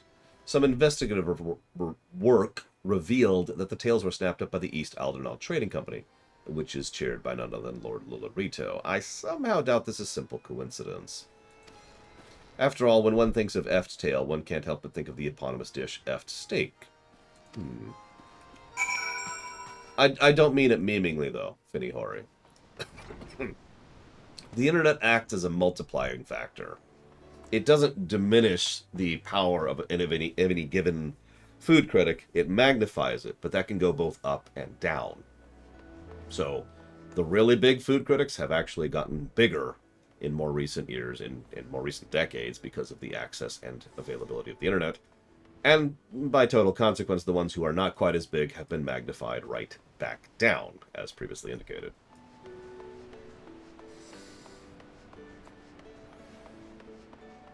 I really hope not, Lunaruth. And that's the truth. Because that is the goal. I have a lot to do, and, well, doing means having power. Power is, by definition, the ability to do. If I'm going to be able to take care of my nieces as they grow up and make a world that's actually worth it for them, that they actually deserve,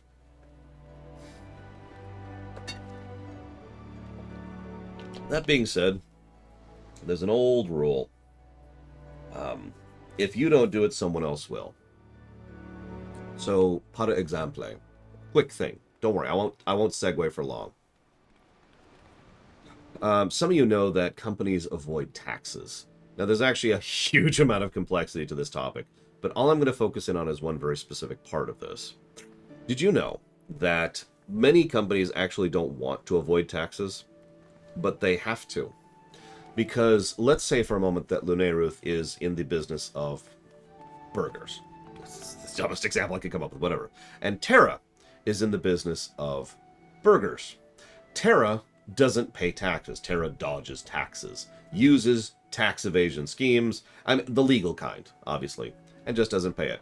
Luneruth does not. Luneruth pays her taxes appropriately.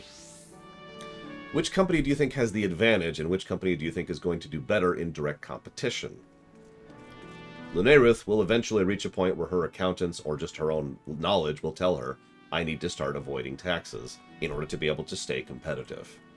In other words, you have to do wrong, and let's call that what it is, in order to be able to compete. This is just one site-specific example of this concept. It's just one that's on the top of my head.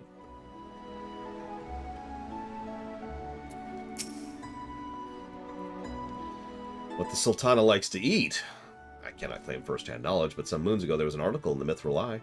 Oh, I trust the Mithril Eye perfectly. Her Grace was on a royal visit to Gridania where she reportedly fell in love with something called Trapper's Quiche. Oh, thank you.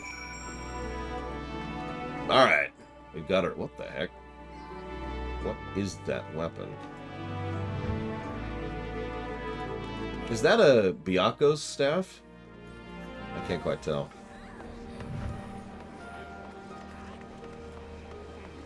You've probably never heard me say this, Blade Torvald, but I have always disagreed with the idea that power corrupts.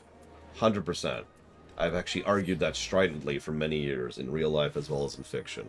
It actually irritates me when fiction posits the idea that power corrupts. No, it doesn't.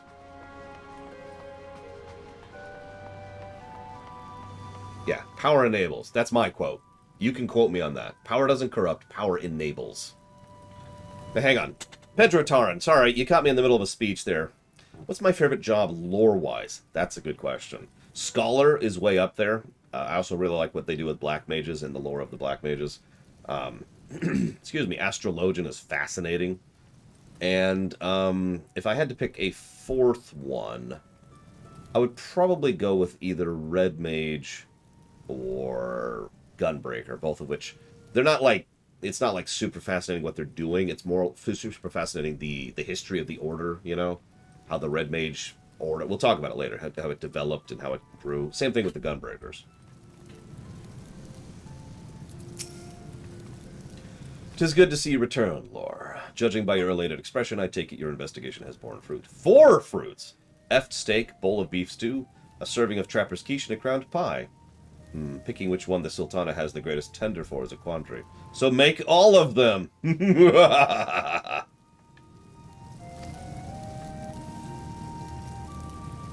With that settled, best to get to work. Needless to say, all the dishes must be prepared to the highest standard. Yep, blah, blah, blah, blah, blah. Let's go!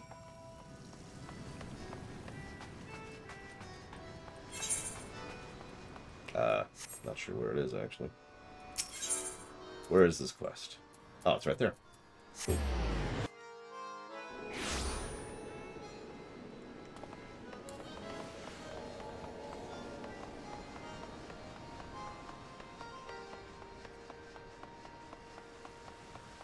Alright, Sultana. Let's see what you think of my meal. Served to you by the Warrior of Light, who you should probably know at this point in history. Here are your foods.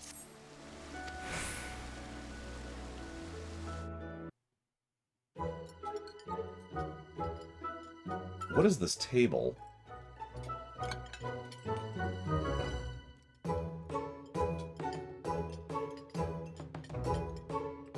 She apparently likes it. There's Lillarito, by the way.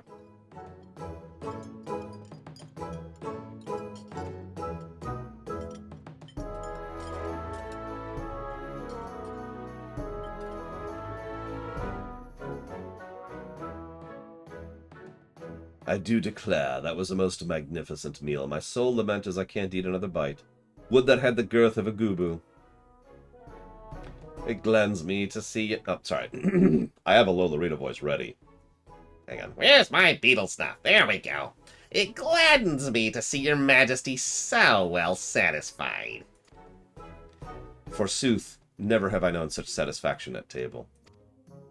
You did not exaggerate when you told me a culinarian of surpassing skill was to be found in Limsa Laminsa. Never did I imagine it would be you, Lore. And thanks to you, I have tasted heaven. My gratitude is yours.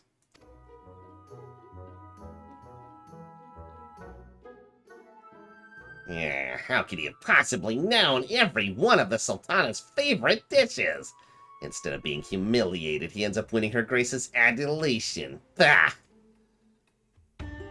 Grind teeth. Did you say something, Lord Lolorito? Nay, your majesty, I was merely admiring the cuisine. It makes a very lovely meal. But truly, your presence here is a surprise of the highest order. You must allow me to send you a gift befitting your service this day. Money would be nice. I spent a lot of gil on this whole series of quests. Like a couple million. Huh? You would give an understand I requested you by name? Oh, forgive me, but there appears to be a misunderstanding. I had entrusted the arrangements wholly to Lord Lolorito.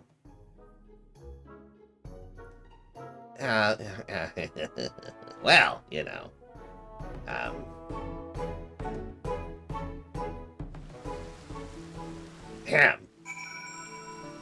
Everything's fine. Everything's fine. Nothing's wrong here.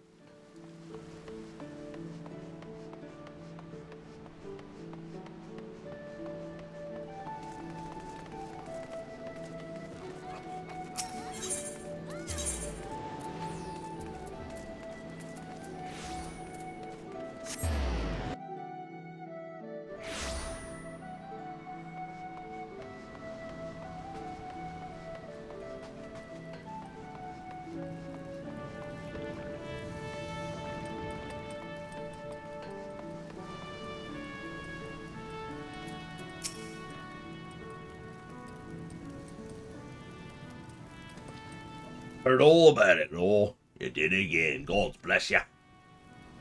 To have the Sultana herself praise your cooking as a taste of heaven, oh, yes, even I can't boast of such a fate. The Admiral commends me for training such a fine culinarian, but I did no more than teach you what it means to be one. Make no mistake, 'twas you that did all the hard work. Even surpassed myself for fame, Law. There ain't nothing left I can tell you that you don't already ken. I'm proud and I've got any right to be. Nay, 'tain't no modest accomplishment, lad.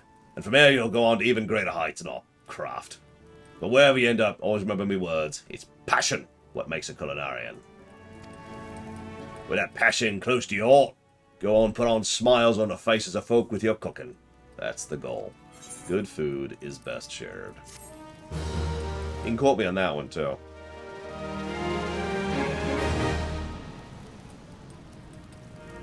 You did it! When you finished Heavensward... Speaking of which, here's the Heavensward Quest.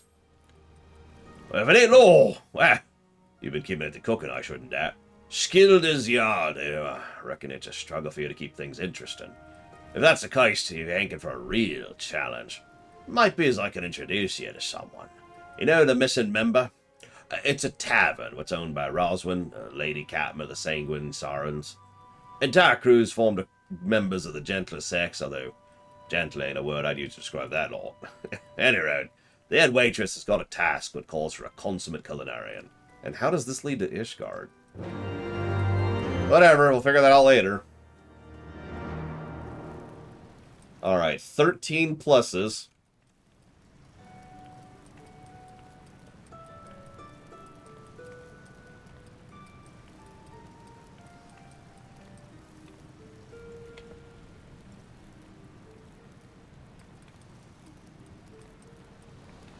Okay.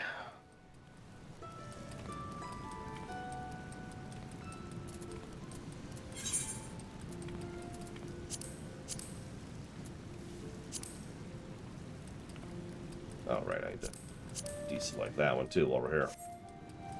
Yep, story negative for beautiful, amazing, fantastic descriptors of food. Let's go to this really quick. And this way, I think, is actually the quickest way to do this.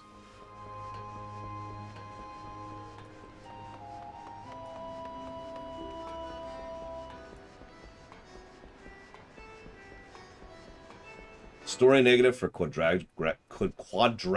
Oh my gosh. Grapes. Innkeeper. There you are. You. Send me to my inn, please.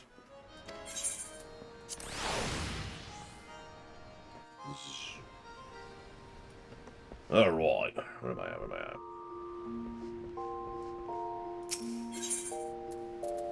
at? See if I can remember where this is. Nope. Ah, here we go. Is there just the one? There's just the...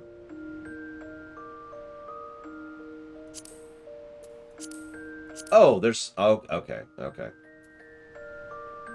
It is just you, Classic Game Lover. I'm afraid you are truly, maddeningly insane. Although, it's worth noting that the graphics you're looking at right now are quite literally 10 years old. So that's probably part of it. So the Amalja. So it turns out there's Amaljas who are cool. Go figure. Yeah, this literally was on a PS3, so that would be accurate.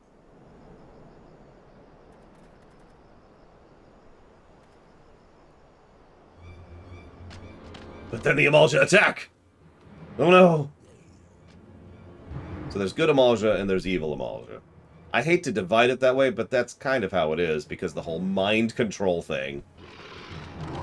So as much as I hate to use such terms, there really are good Amalja and evil Amalja.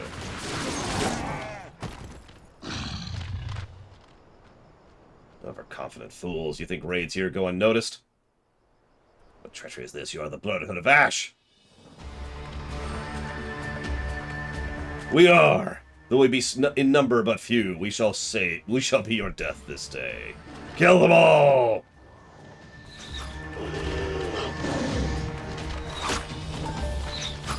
So, who do you think the evil ones are?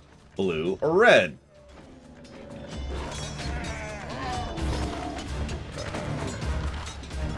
Traitorous heathens. Your victory will come at a price.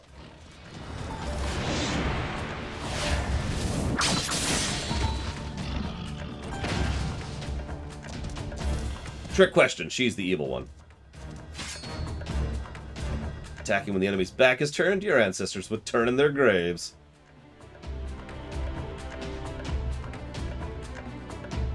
A soldier's life is one of peril, and the first rule of war is to understand the mind of your enemy as well as your own.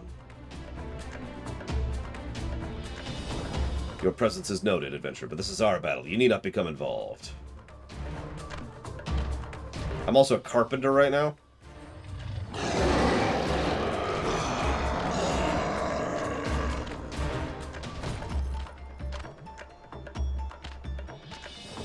I can fix up your gear if you want. I am Hamujga. I lead the Brotherhood of Ash. We are what remains now that the all-consuming flames have reduced the rest of my people into unthinking zealots. You interest me, child of Eorzea. Be it fortune or fate, I would not ignore the forces that brought us together. I extend you an invitation to do our daily quests. Not her, though. She's kind of antisocial.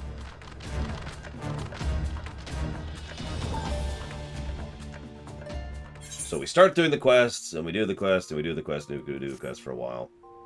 But then... No, stay away from me. Oh, that... Ooh, that's a good shot. We just stand here, of course. Hi. Can I help you? I know how to use this saw, I'm just saying. Lord, what the seven hells is going on here?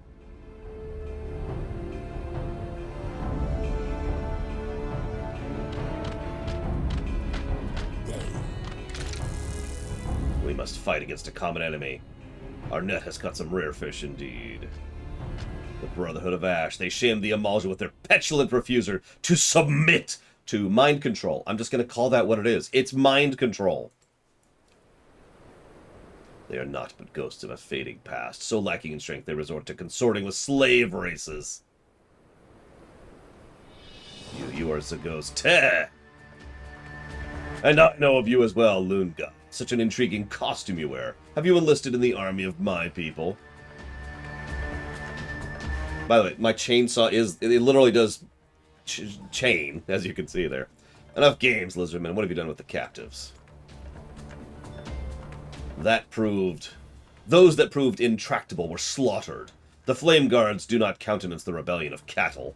The rest are already far beyond your reach, unless, of course, you intend to assault Zarakok itself. You civilized people make such endearing squawks and squeals as your hot blood sizzles on desert sands.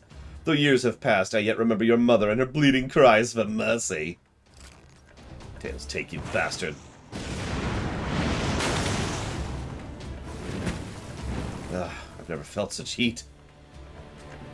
Yeah, is this the extent of the resistance I'm to face? Is this the vaunted strength and resolve of the Brotherhood? I wield the unquenchable flames of Lord Ifrit himself. Fresh reminder that you can't even start these quests until you've killed Ifrit. You seek to extinguish them with a thimbleful of spirit. Return to Hamujga and tell him this. The world has no use for spent ashes. He and his followers shall be scattered before the searing winds of Zenrok's glorious ascension. Okay, let's get out of here before the adventurer kills us all.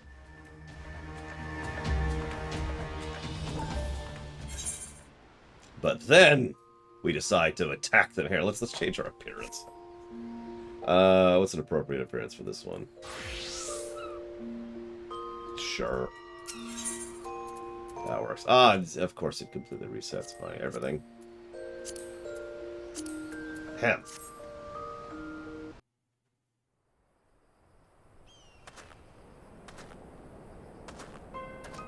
Who is it? Who's there? Stay back. Stay away. I know why you're here. Filthy kidnappers. You come for a little loon, haven't you? Well, you can't have her. No one can have her. She's been promised to the Lord of the Inferno. Yeah, she's been, That's her mother, if it's not extremely obvious. No, we were trying to spare you from this. No, I know you little people snatchers and your dirty tricks. Now get out before you scare a little loon. Out. Out, I said. Gods, no. There is not quite as touching as a reunion betwixt mother and child. I can scarce contain my tears of bittersweet joy.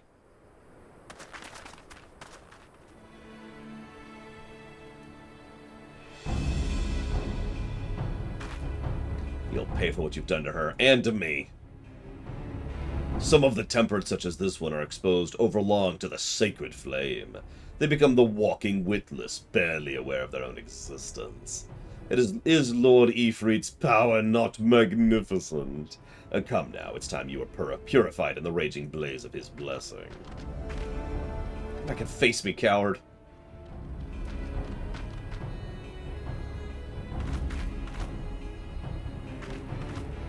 I go to put an end to that monster's abominations once for all, but if I'm to have a chance of victory, I need you to destroy Ifrit's beacons.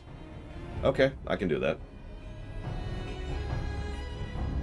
So we do.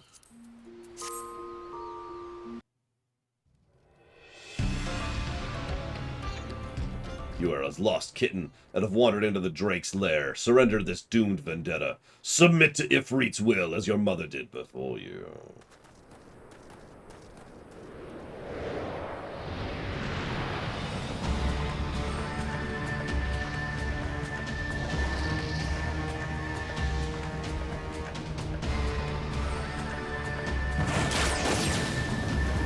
That's not how any of that works. But sure. Ugh, pain! How's that possible? My spells are drawn from the searing furnace of Ifrit's might. Wrong. Your power is drawn from beacons, and those altars of suffering are no more. Without your precious blessing, there's not to protect you from the sting of my arrows. Mercy, mercy, I beg you. The will of our God is overwhelming. Spare my life. I will become your slave instead. That's not how any of that works. Pitiful creature. If any bring shame to the Amalja, Zagoste, then it is you. Your power is broken and my vengeance complete. No more of my arrows need be stained with your coward's blood. Crawl back into your rock, lizard.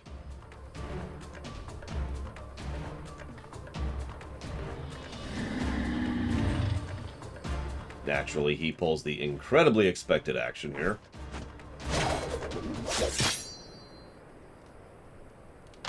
and takes a dagger to the face for his efforts.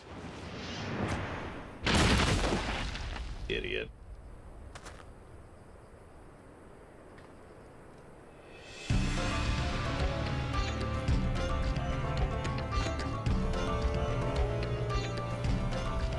War leader. You forsook all that is sacred to a true warrior of the Amaljas, Zagostea. For your cowardice and cruelty, the only reward is death. I beheld the entire confrontation, Loon. You fought with honor and courage. Such was my proud exultation. The dagger flew unbid from my hand. How unfortunate, then, that Zagostea stood in its path. It appears that perfect martial detachment eludes even me.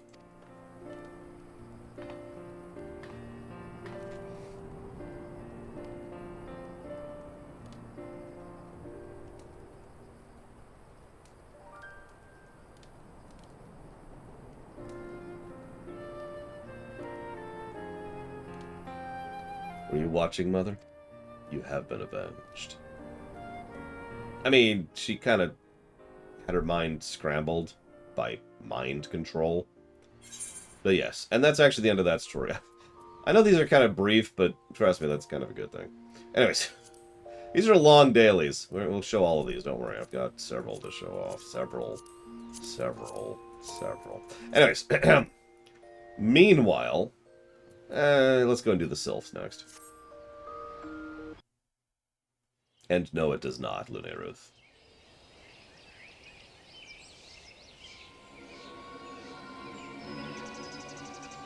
More purple cabbage. Walking One scribbles letters? Maybe Walking One is smart one than everyone was talking about. Smart one? Smart one would not stumble so stupidly into this one's domain. Someone help me, they'll eat me alive! Well, there's your answer, Finnihori. Stupid one, these ones have no need for eating, or did Stupid One not read this in Stupid One's paper stacks? Stupid One is even stupider than this one thought. Now answer this. Stupid One tries to sneak into this one's homes and kidnap Chosen One's podling, yes? Stupid One will confess, or Stupid One will be shocky, sizzly one. Chosen One? Podlings? What do you... Did this one know it? Or did this one know it? But this one... I was just repeating what you... Well, he's dead. I guess I'll do something. Silence this one here, sneaking one. Who goes there? Oh, crap! It's a Star Destroyer! This one will deal with Stupid One another day. Let these ones be off. Yeah, I actually credit this. They recognize that we would destroy them in their stupid faces if they fought us, so they flee.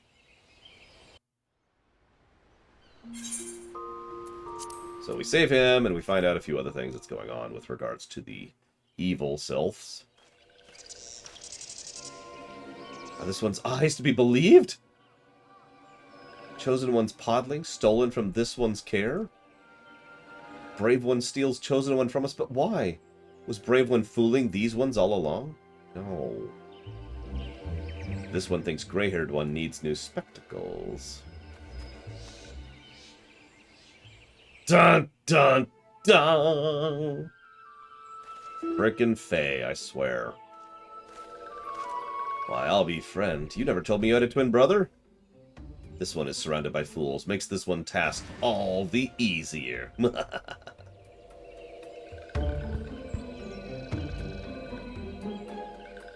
Chosen One.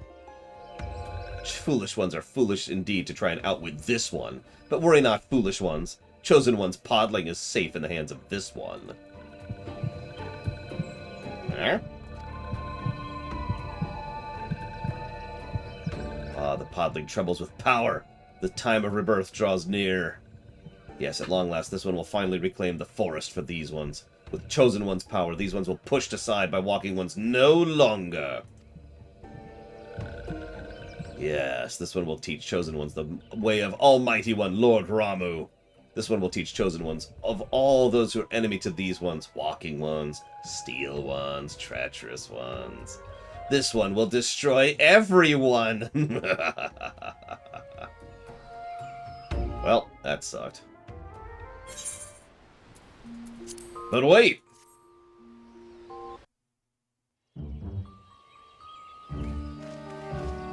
Ignore the chocobo outfit. Just ignore it.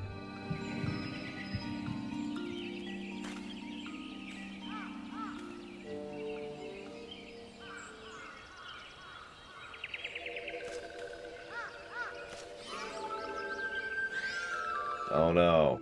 A couple of sylphs. Excellent. Walking one is just in time. Careful, she's got a knife.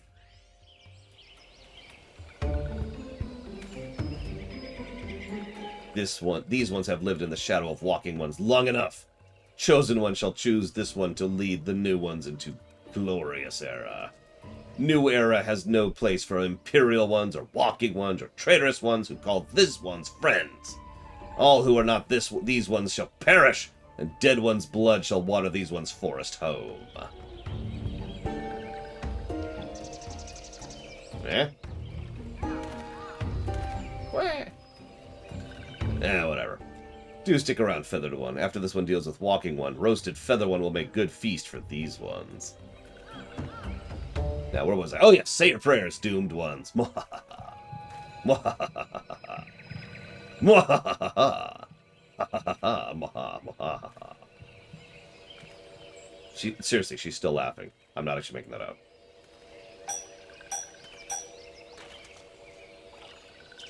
Yep, this is the tone of the Sylph quests.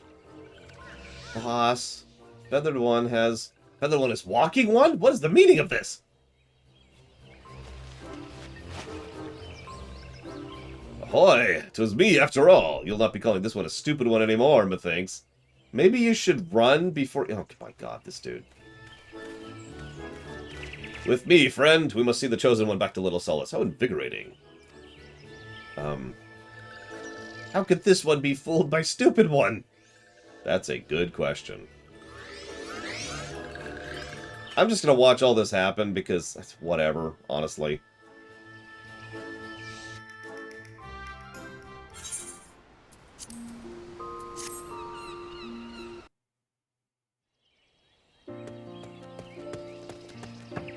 Well, we did it. We got the Chosen One back. Oh, I'm delightful to see you safe and sound.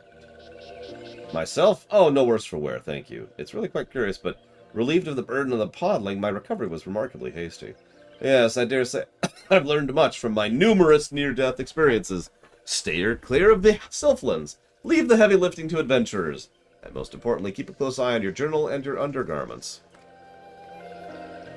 Now, let's say we sit back and witness the dawning of a new era for Sylph kind.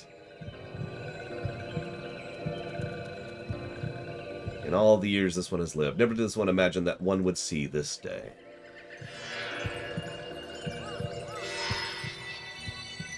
And out pops out Ramu! No. That would be horrible.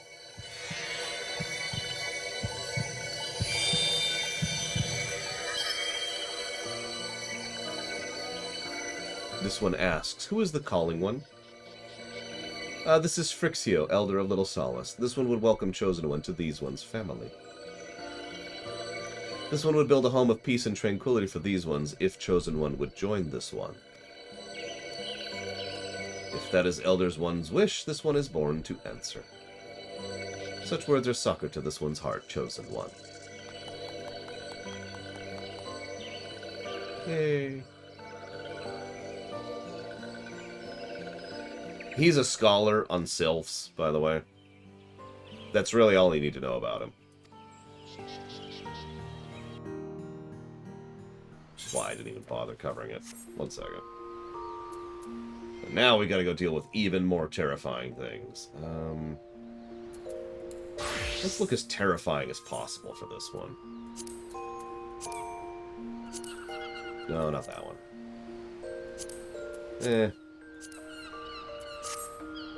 Meanwhile, the kobolds are having some issues. What do we have here? 2, 3 crates of saltpeter. It would seem our kobold informant spoke true.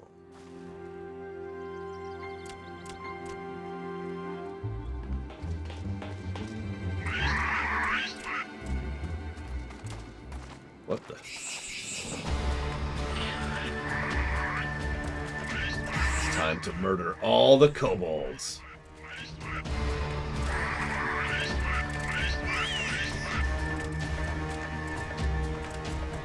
You gonna stand there squeaking at me all day? Fight with honor or die like the rats you are.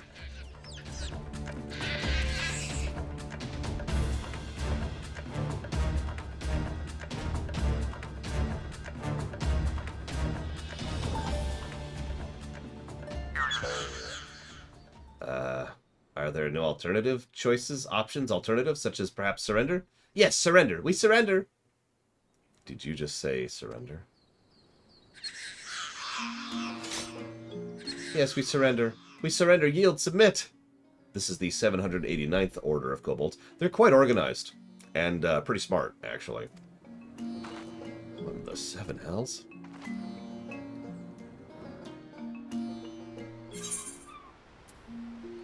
So, they're cool.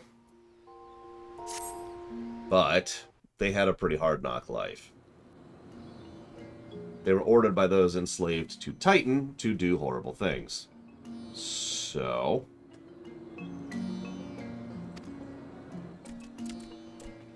yeah, those ones. This place reeks, stinks, smells, reeks! You said you were taking us to a steam bath, you big fat liar. A cheat, a fraud, and a liar. Stop your bloody squealing. Work before pleasure. Or do you want to join the riffraff at the rotten trash heap? No? I thought not.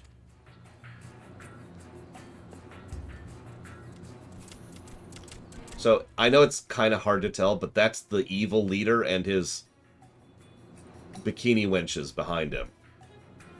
Greetings, Soga. How kind of you to visit our humble dig. I must say, you're looking especially impressive today. Imposing, overpowering, overbearing. Yeah, you're looking as scruffy as ever. Whatever your name was. Yeah, I think at this point we've actually killed Titan a second time. But anyways. But enough talk. My time's worth more than your sorry hide. Let's see what you got for me. Is this your monthly haul? By the way, he's from the 13th Order. Oh, what popped out of your arse this morning? Once a sluggard, always a sluggard. Stragglers, sloths, sluggards, the lot of you. The 789th are no sluggards. No, not one. Every day we toil in the mines. Slave sweat toil from dawn till dusk. Yes, we set down our pickaxes only to eat and sleep. Eat? Sleep? It seems we have a misunderstanding here. A mistake, a misconception, a misunderstanding. Sleep? Food? These are luxuries! Comforts, indulgences, luxuries! Luxuries are for kobolds who can dig their own weight.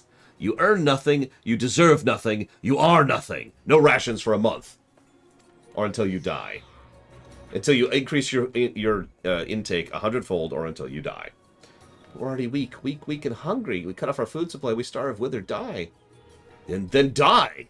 Yes, die. Every day you live, you breathe our air and eat our food and give nothing in return. You're a parasite. A leech, a sponge, a parasite. Your very existence keeps us from achieving our potential. But I can think of one way you might be of use. Yes, the shriveled carcasses of you and your lot could feed our furnaces. Fodder, fuel, feed for your betters. You cannot mean what you say. This is some cruel joke. A jest. The only joke around here is you. I'll not repeat myself this time. 100-fold. 1 ons less, and you'll be the first to burn. A singe, sizzle, burn. Let's go, ladies. Yes, the stench of sloth and stupidity in this dump is making me sick. Nice dude. Remember, ladies, this is the fate of those who don't dig their own weight. Now, I believe it's time for that steam bath.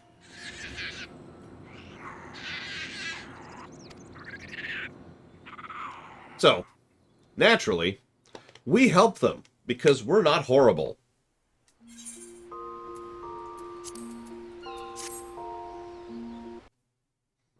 I know, shocking.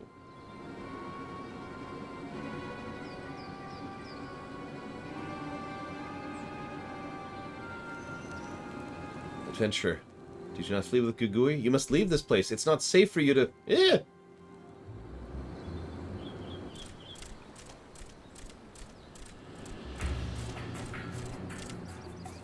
Well, look at what we have here. Stragglers, laggards, strayers, stragglers.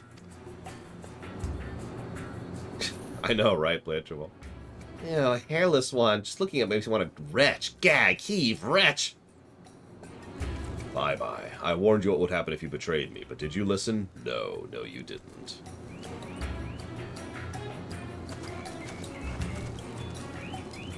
Laura, you... This doesn't look good.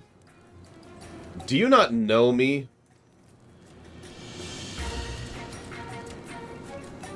Please listen. Hark.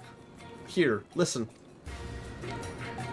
You and your mangy lot weren't content with a bunch of spongers, leeches, scroungers, spongers. No, no, no. You would drag down your betters to your sorry standing.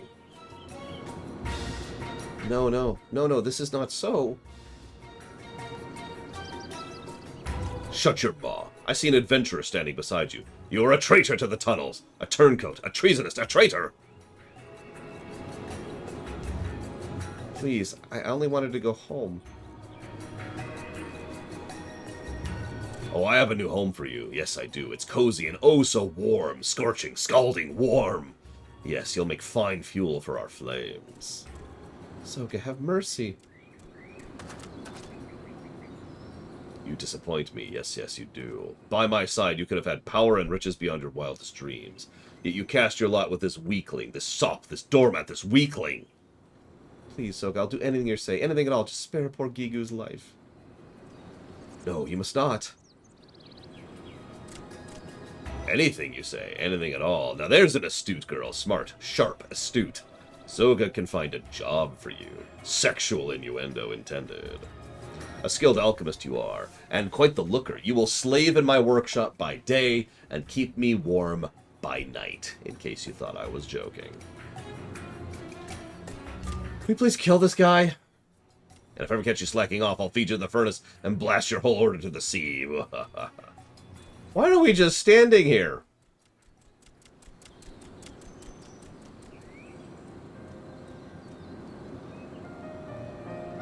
Promise you'll come for me? Swear? Vow? Promise?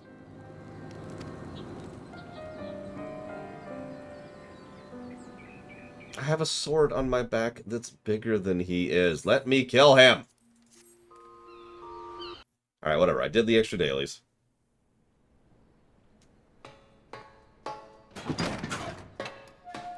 Don't forget, in some, they're descended from dragons, Dream Whisperer. So we sneak in, even though we could have just fought our way in, but whatever. Back to the dig. Yes, yes. Gigu, I will crush you. Smash you, squash you, crush you. In all my years, I've never suffered such indignity. You're finished. Your bones will feed my furnace. This is actually a hard fight at level. Believe it or not, I was kind of irritated by how hard it was, because I just wanted to stomp him. Stand back, adventurer. No, no. Go further. This is my battle. My fight. My struggle. My battle. Dude.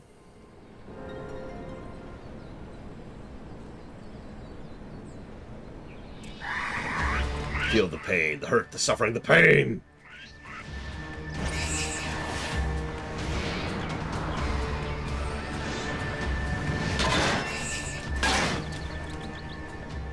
Oh yeah, she's Rogadin, by the way.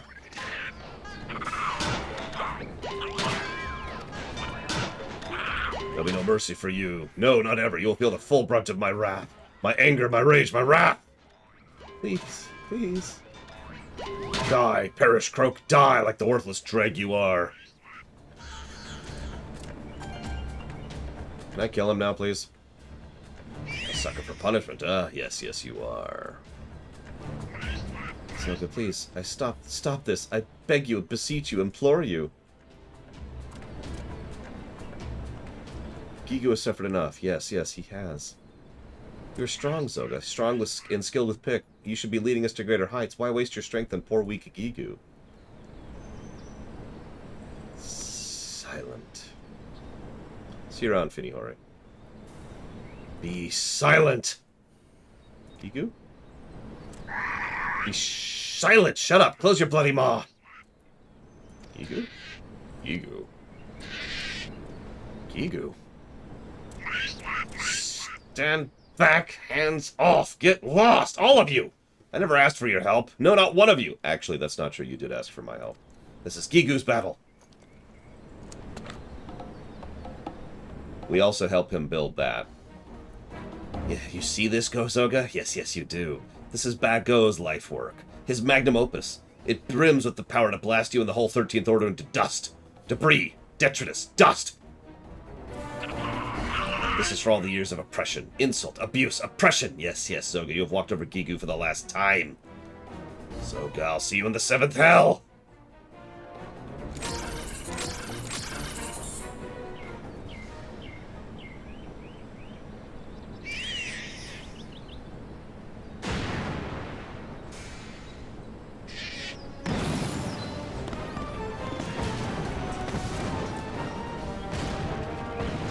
What have you done?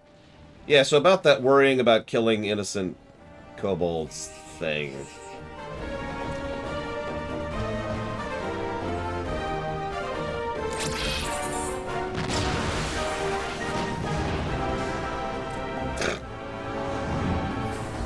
Irk.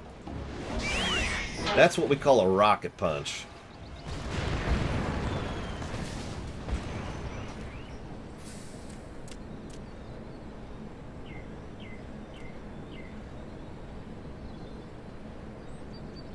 Finished. Done. Completed. Finished.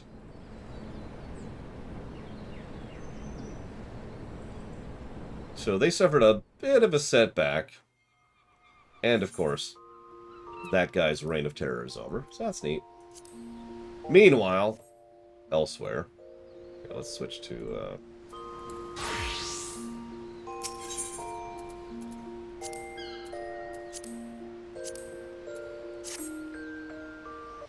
in Limsa Laminsa, Sahagin attacks are getting worse. You saved some lives this day, lad. 'Tis a terrible thing what happened, but you take solace in the little victories. Not that any amount of solace will have me forgiven those blasted fishbacks. You expect attacks on the Navy, that's what we signed up for, but sinking a civilian ship with women and children aboard? The Sahagin have ice water for blood, I tell ye. Well, they do want sacrifices. My condolences, good wife. I know how hard this must... Leviathan, scaly ass!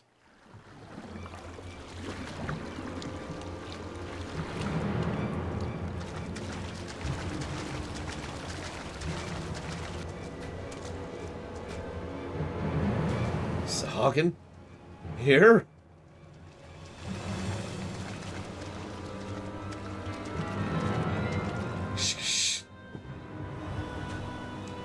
What, you didn't get your fill of slaughter out in the strait? If you finish the job you started, you better start with me.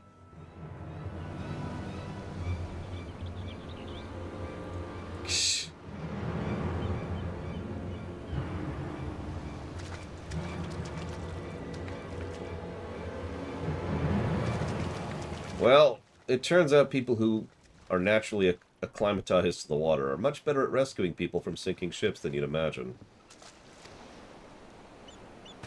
Go figure. Oh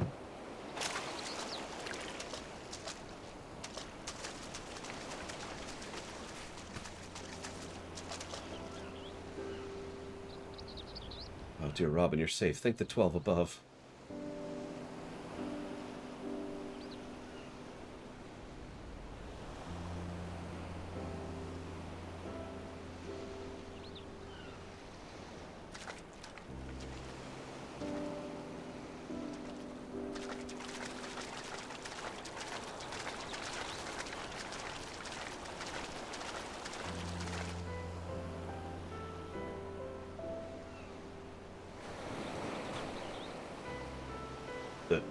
What manner of fishback trickery is this?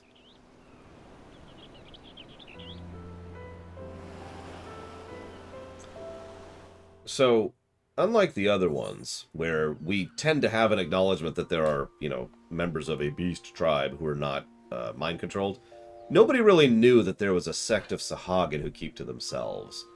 Now, what just happened there was actually kind of clever in its own right. It wasn't really intended to be a sea change, but it ended up being one. They wanted to go ahead and deliver the child because they're really upset at the idea of killing civilians and the war in general, and obviously they're anti-Leviathan's crew, right? So they deliver the kid as a gesture of goodwill, but they didn't expect it to be reciprocated. Unfortunately for them, they did that in front of us. So we go and reach out to them. Well, this leads to a few things.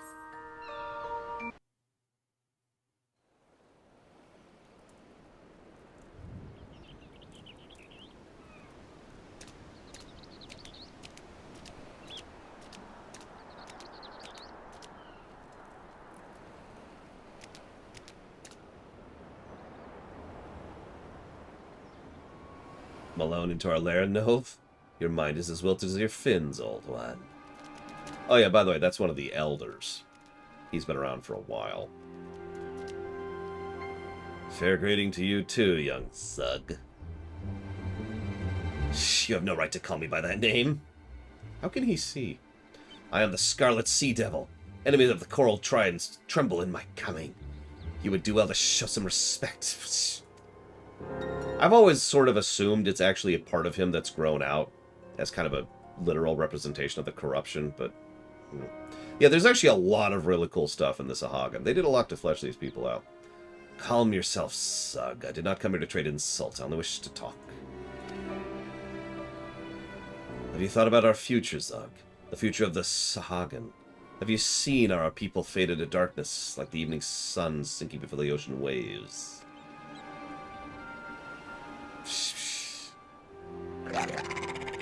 Poetry, Nov.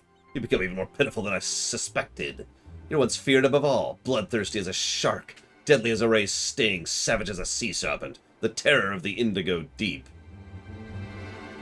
You are the first Scarlet Sea Devil. Have you forgotten who you truly are? Yeah, by the way, that's a big plot twist. I consigned that title to the deep long ago, along with my heinous past. Yeah, the reason he went out and went through so much effort and risk to save one child is because he greatly regrets the life he lived before that, which was, you can guess. It's worth noting that the life he lived was mostly one of ignorance. He didn't actually realize that the other side were people. And then that was revealed to him, and he didn't take that very well. That's why your legacy must live through me. The Coral Tridents will thrust our spears to the very heart of this land and bathe in the gushing blood of the finless ones. If we lack territory in which to spawn, we shall take it by force. Our offspring will thrive on sand that is drunk with life water spilled from our enemies. I see my words are wasted on you. Is it so hard to understand? What is needed right now is diplomacy, not war. Your hubris will doom the spawnlings of lives of misery and violence. With the edge of a soldier's blade, the only Cerise. The only doomed one is here. You is here. Did you expect to leave here alive, Nove?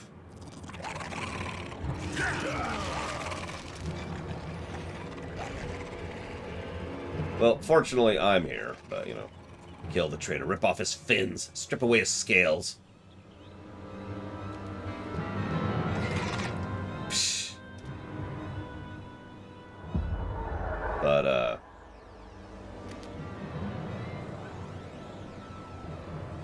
well.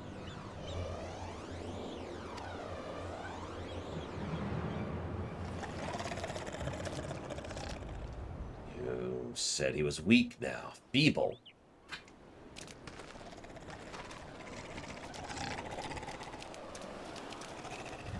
Cowards, spineless sea dogs.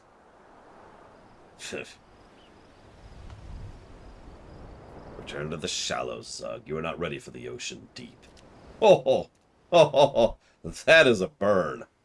This is far from over, old one.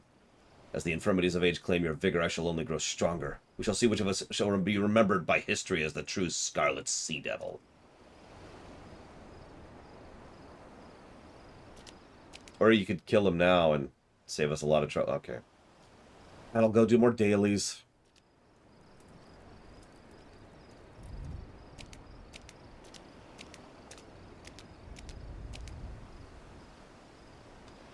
Lore, you stood ready to rush to my rescue. I smell Sue's hand in this. We were actually there to help, I swear. I yet think of him as my little spawnling, but his instincts are those of a warrior grown. My strength has not diminished so much that I need to cower behind fins of my offspring. But you have my thanks all the same. Come, let's return to the nursery. It would be wise not to linger here.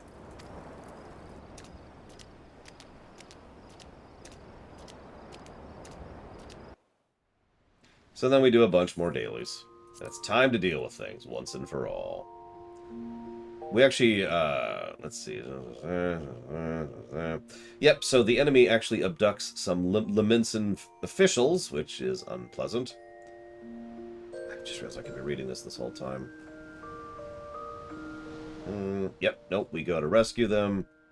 We identify the Serpent's Tongue, who are specifically the ones who screwed this over. And at some point we go over a ship and we save them and everything's cool. But first... Oh, so here's the ship. I was going to say, I feel like the ship was a cutscene, but here we are. So there's the Reavers. Oh yeah, I probably should have ordered lunch. Well, I'll do that while this is playing.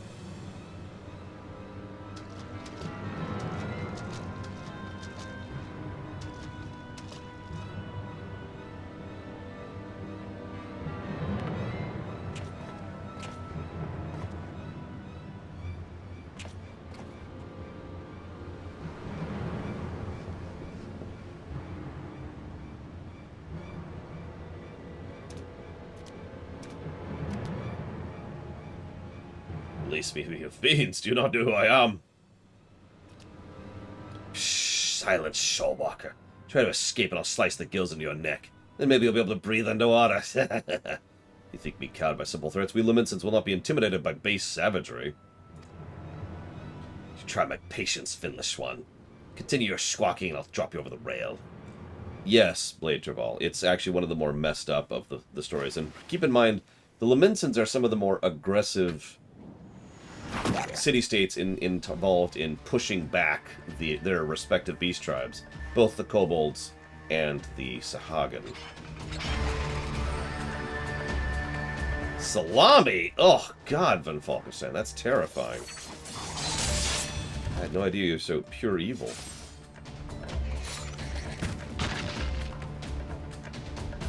My rescue arrived at last. Wait, who are you? You're not a Maelstrom Strong. What's going on here? Shh, Lord. Yeah, I'm up here. What's up? Like, you got this, right? I don't have to do anything. I will defend the counselor while you liberate the key to his shackles. Okay. I mean, you could have pineapple and pizza all you want. I'm just not going to touch that stuff. So then we rescue him. Fight a boss. Another hard boss fight, by the way.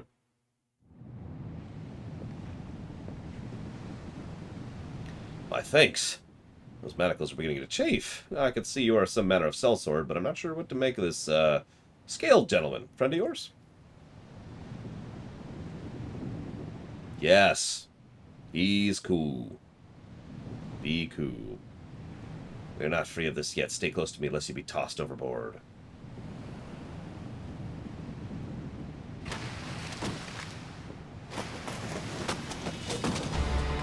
Oh no!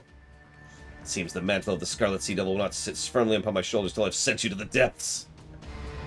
So, do you even realize what's at stake here? Your reckless ambition endangers the fate of our entire tribe. The Shorewalkers ready their armada as we speak.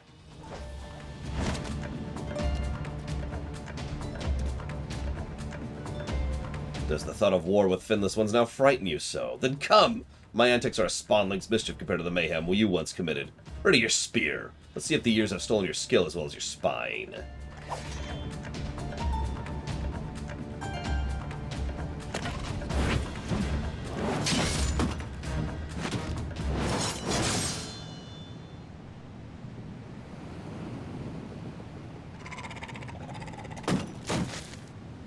And dead.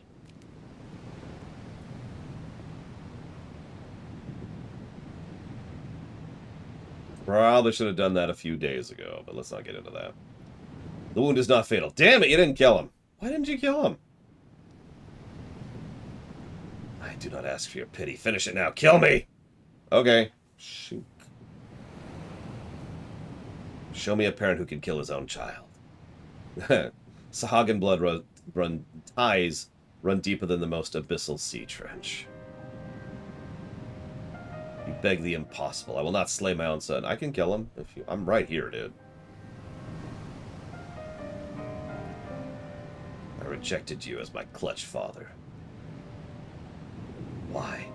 Why'd you throw away all you've become? Why'd you not seek vengeance on the shorewalkers who wronged us? You know the answers to those questions. Surely you've not forgotten what befell your spawn brothers. At my side you stood, the only surviving hatchling, and shed a river of tears for your slain clutch mates. Yes, I wept for them, and I made a promise. I would avenge their deaths with the blood of 1,000 shorewalkers. I would grow into a warrior both mighty and terrible to behold, the Scarlet Sea Devil reborn. I would do what you would not. You cannot protect what you love without a name, no matter how fearful. It took the greatest tragedy of my life to open my eyes to that truth. I would spare you that pain again. I would have you be the future our people need. I only want what is best for all my sons. Clutch Father.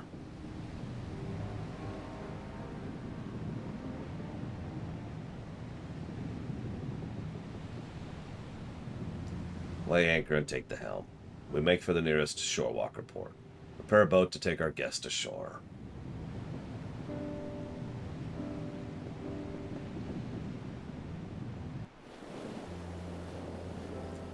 But yes, the Lamensons have been unkind. As much as I praise the Admiral in her leadership capacity, the Lamensons as a whole have been probably the worst towards the Beast Tribes of all the various groups. Just absolutely curb stomping over all of them. I'm actually going to save Ixal for later. You notice Ixal actually has more cutscenes. There's a reason for that. The Ixal story arc is actually a little bit more involved than the other ones. The other ones are relatively simple. Good. Lots of great world building, lots of great construction. So we're going to go and review those for a few seconds here.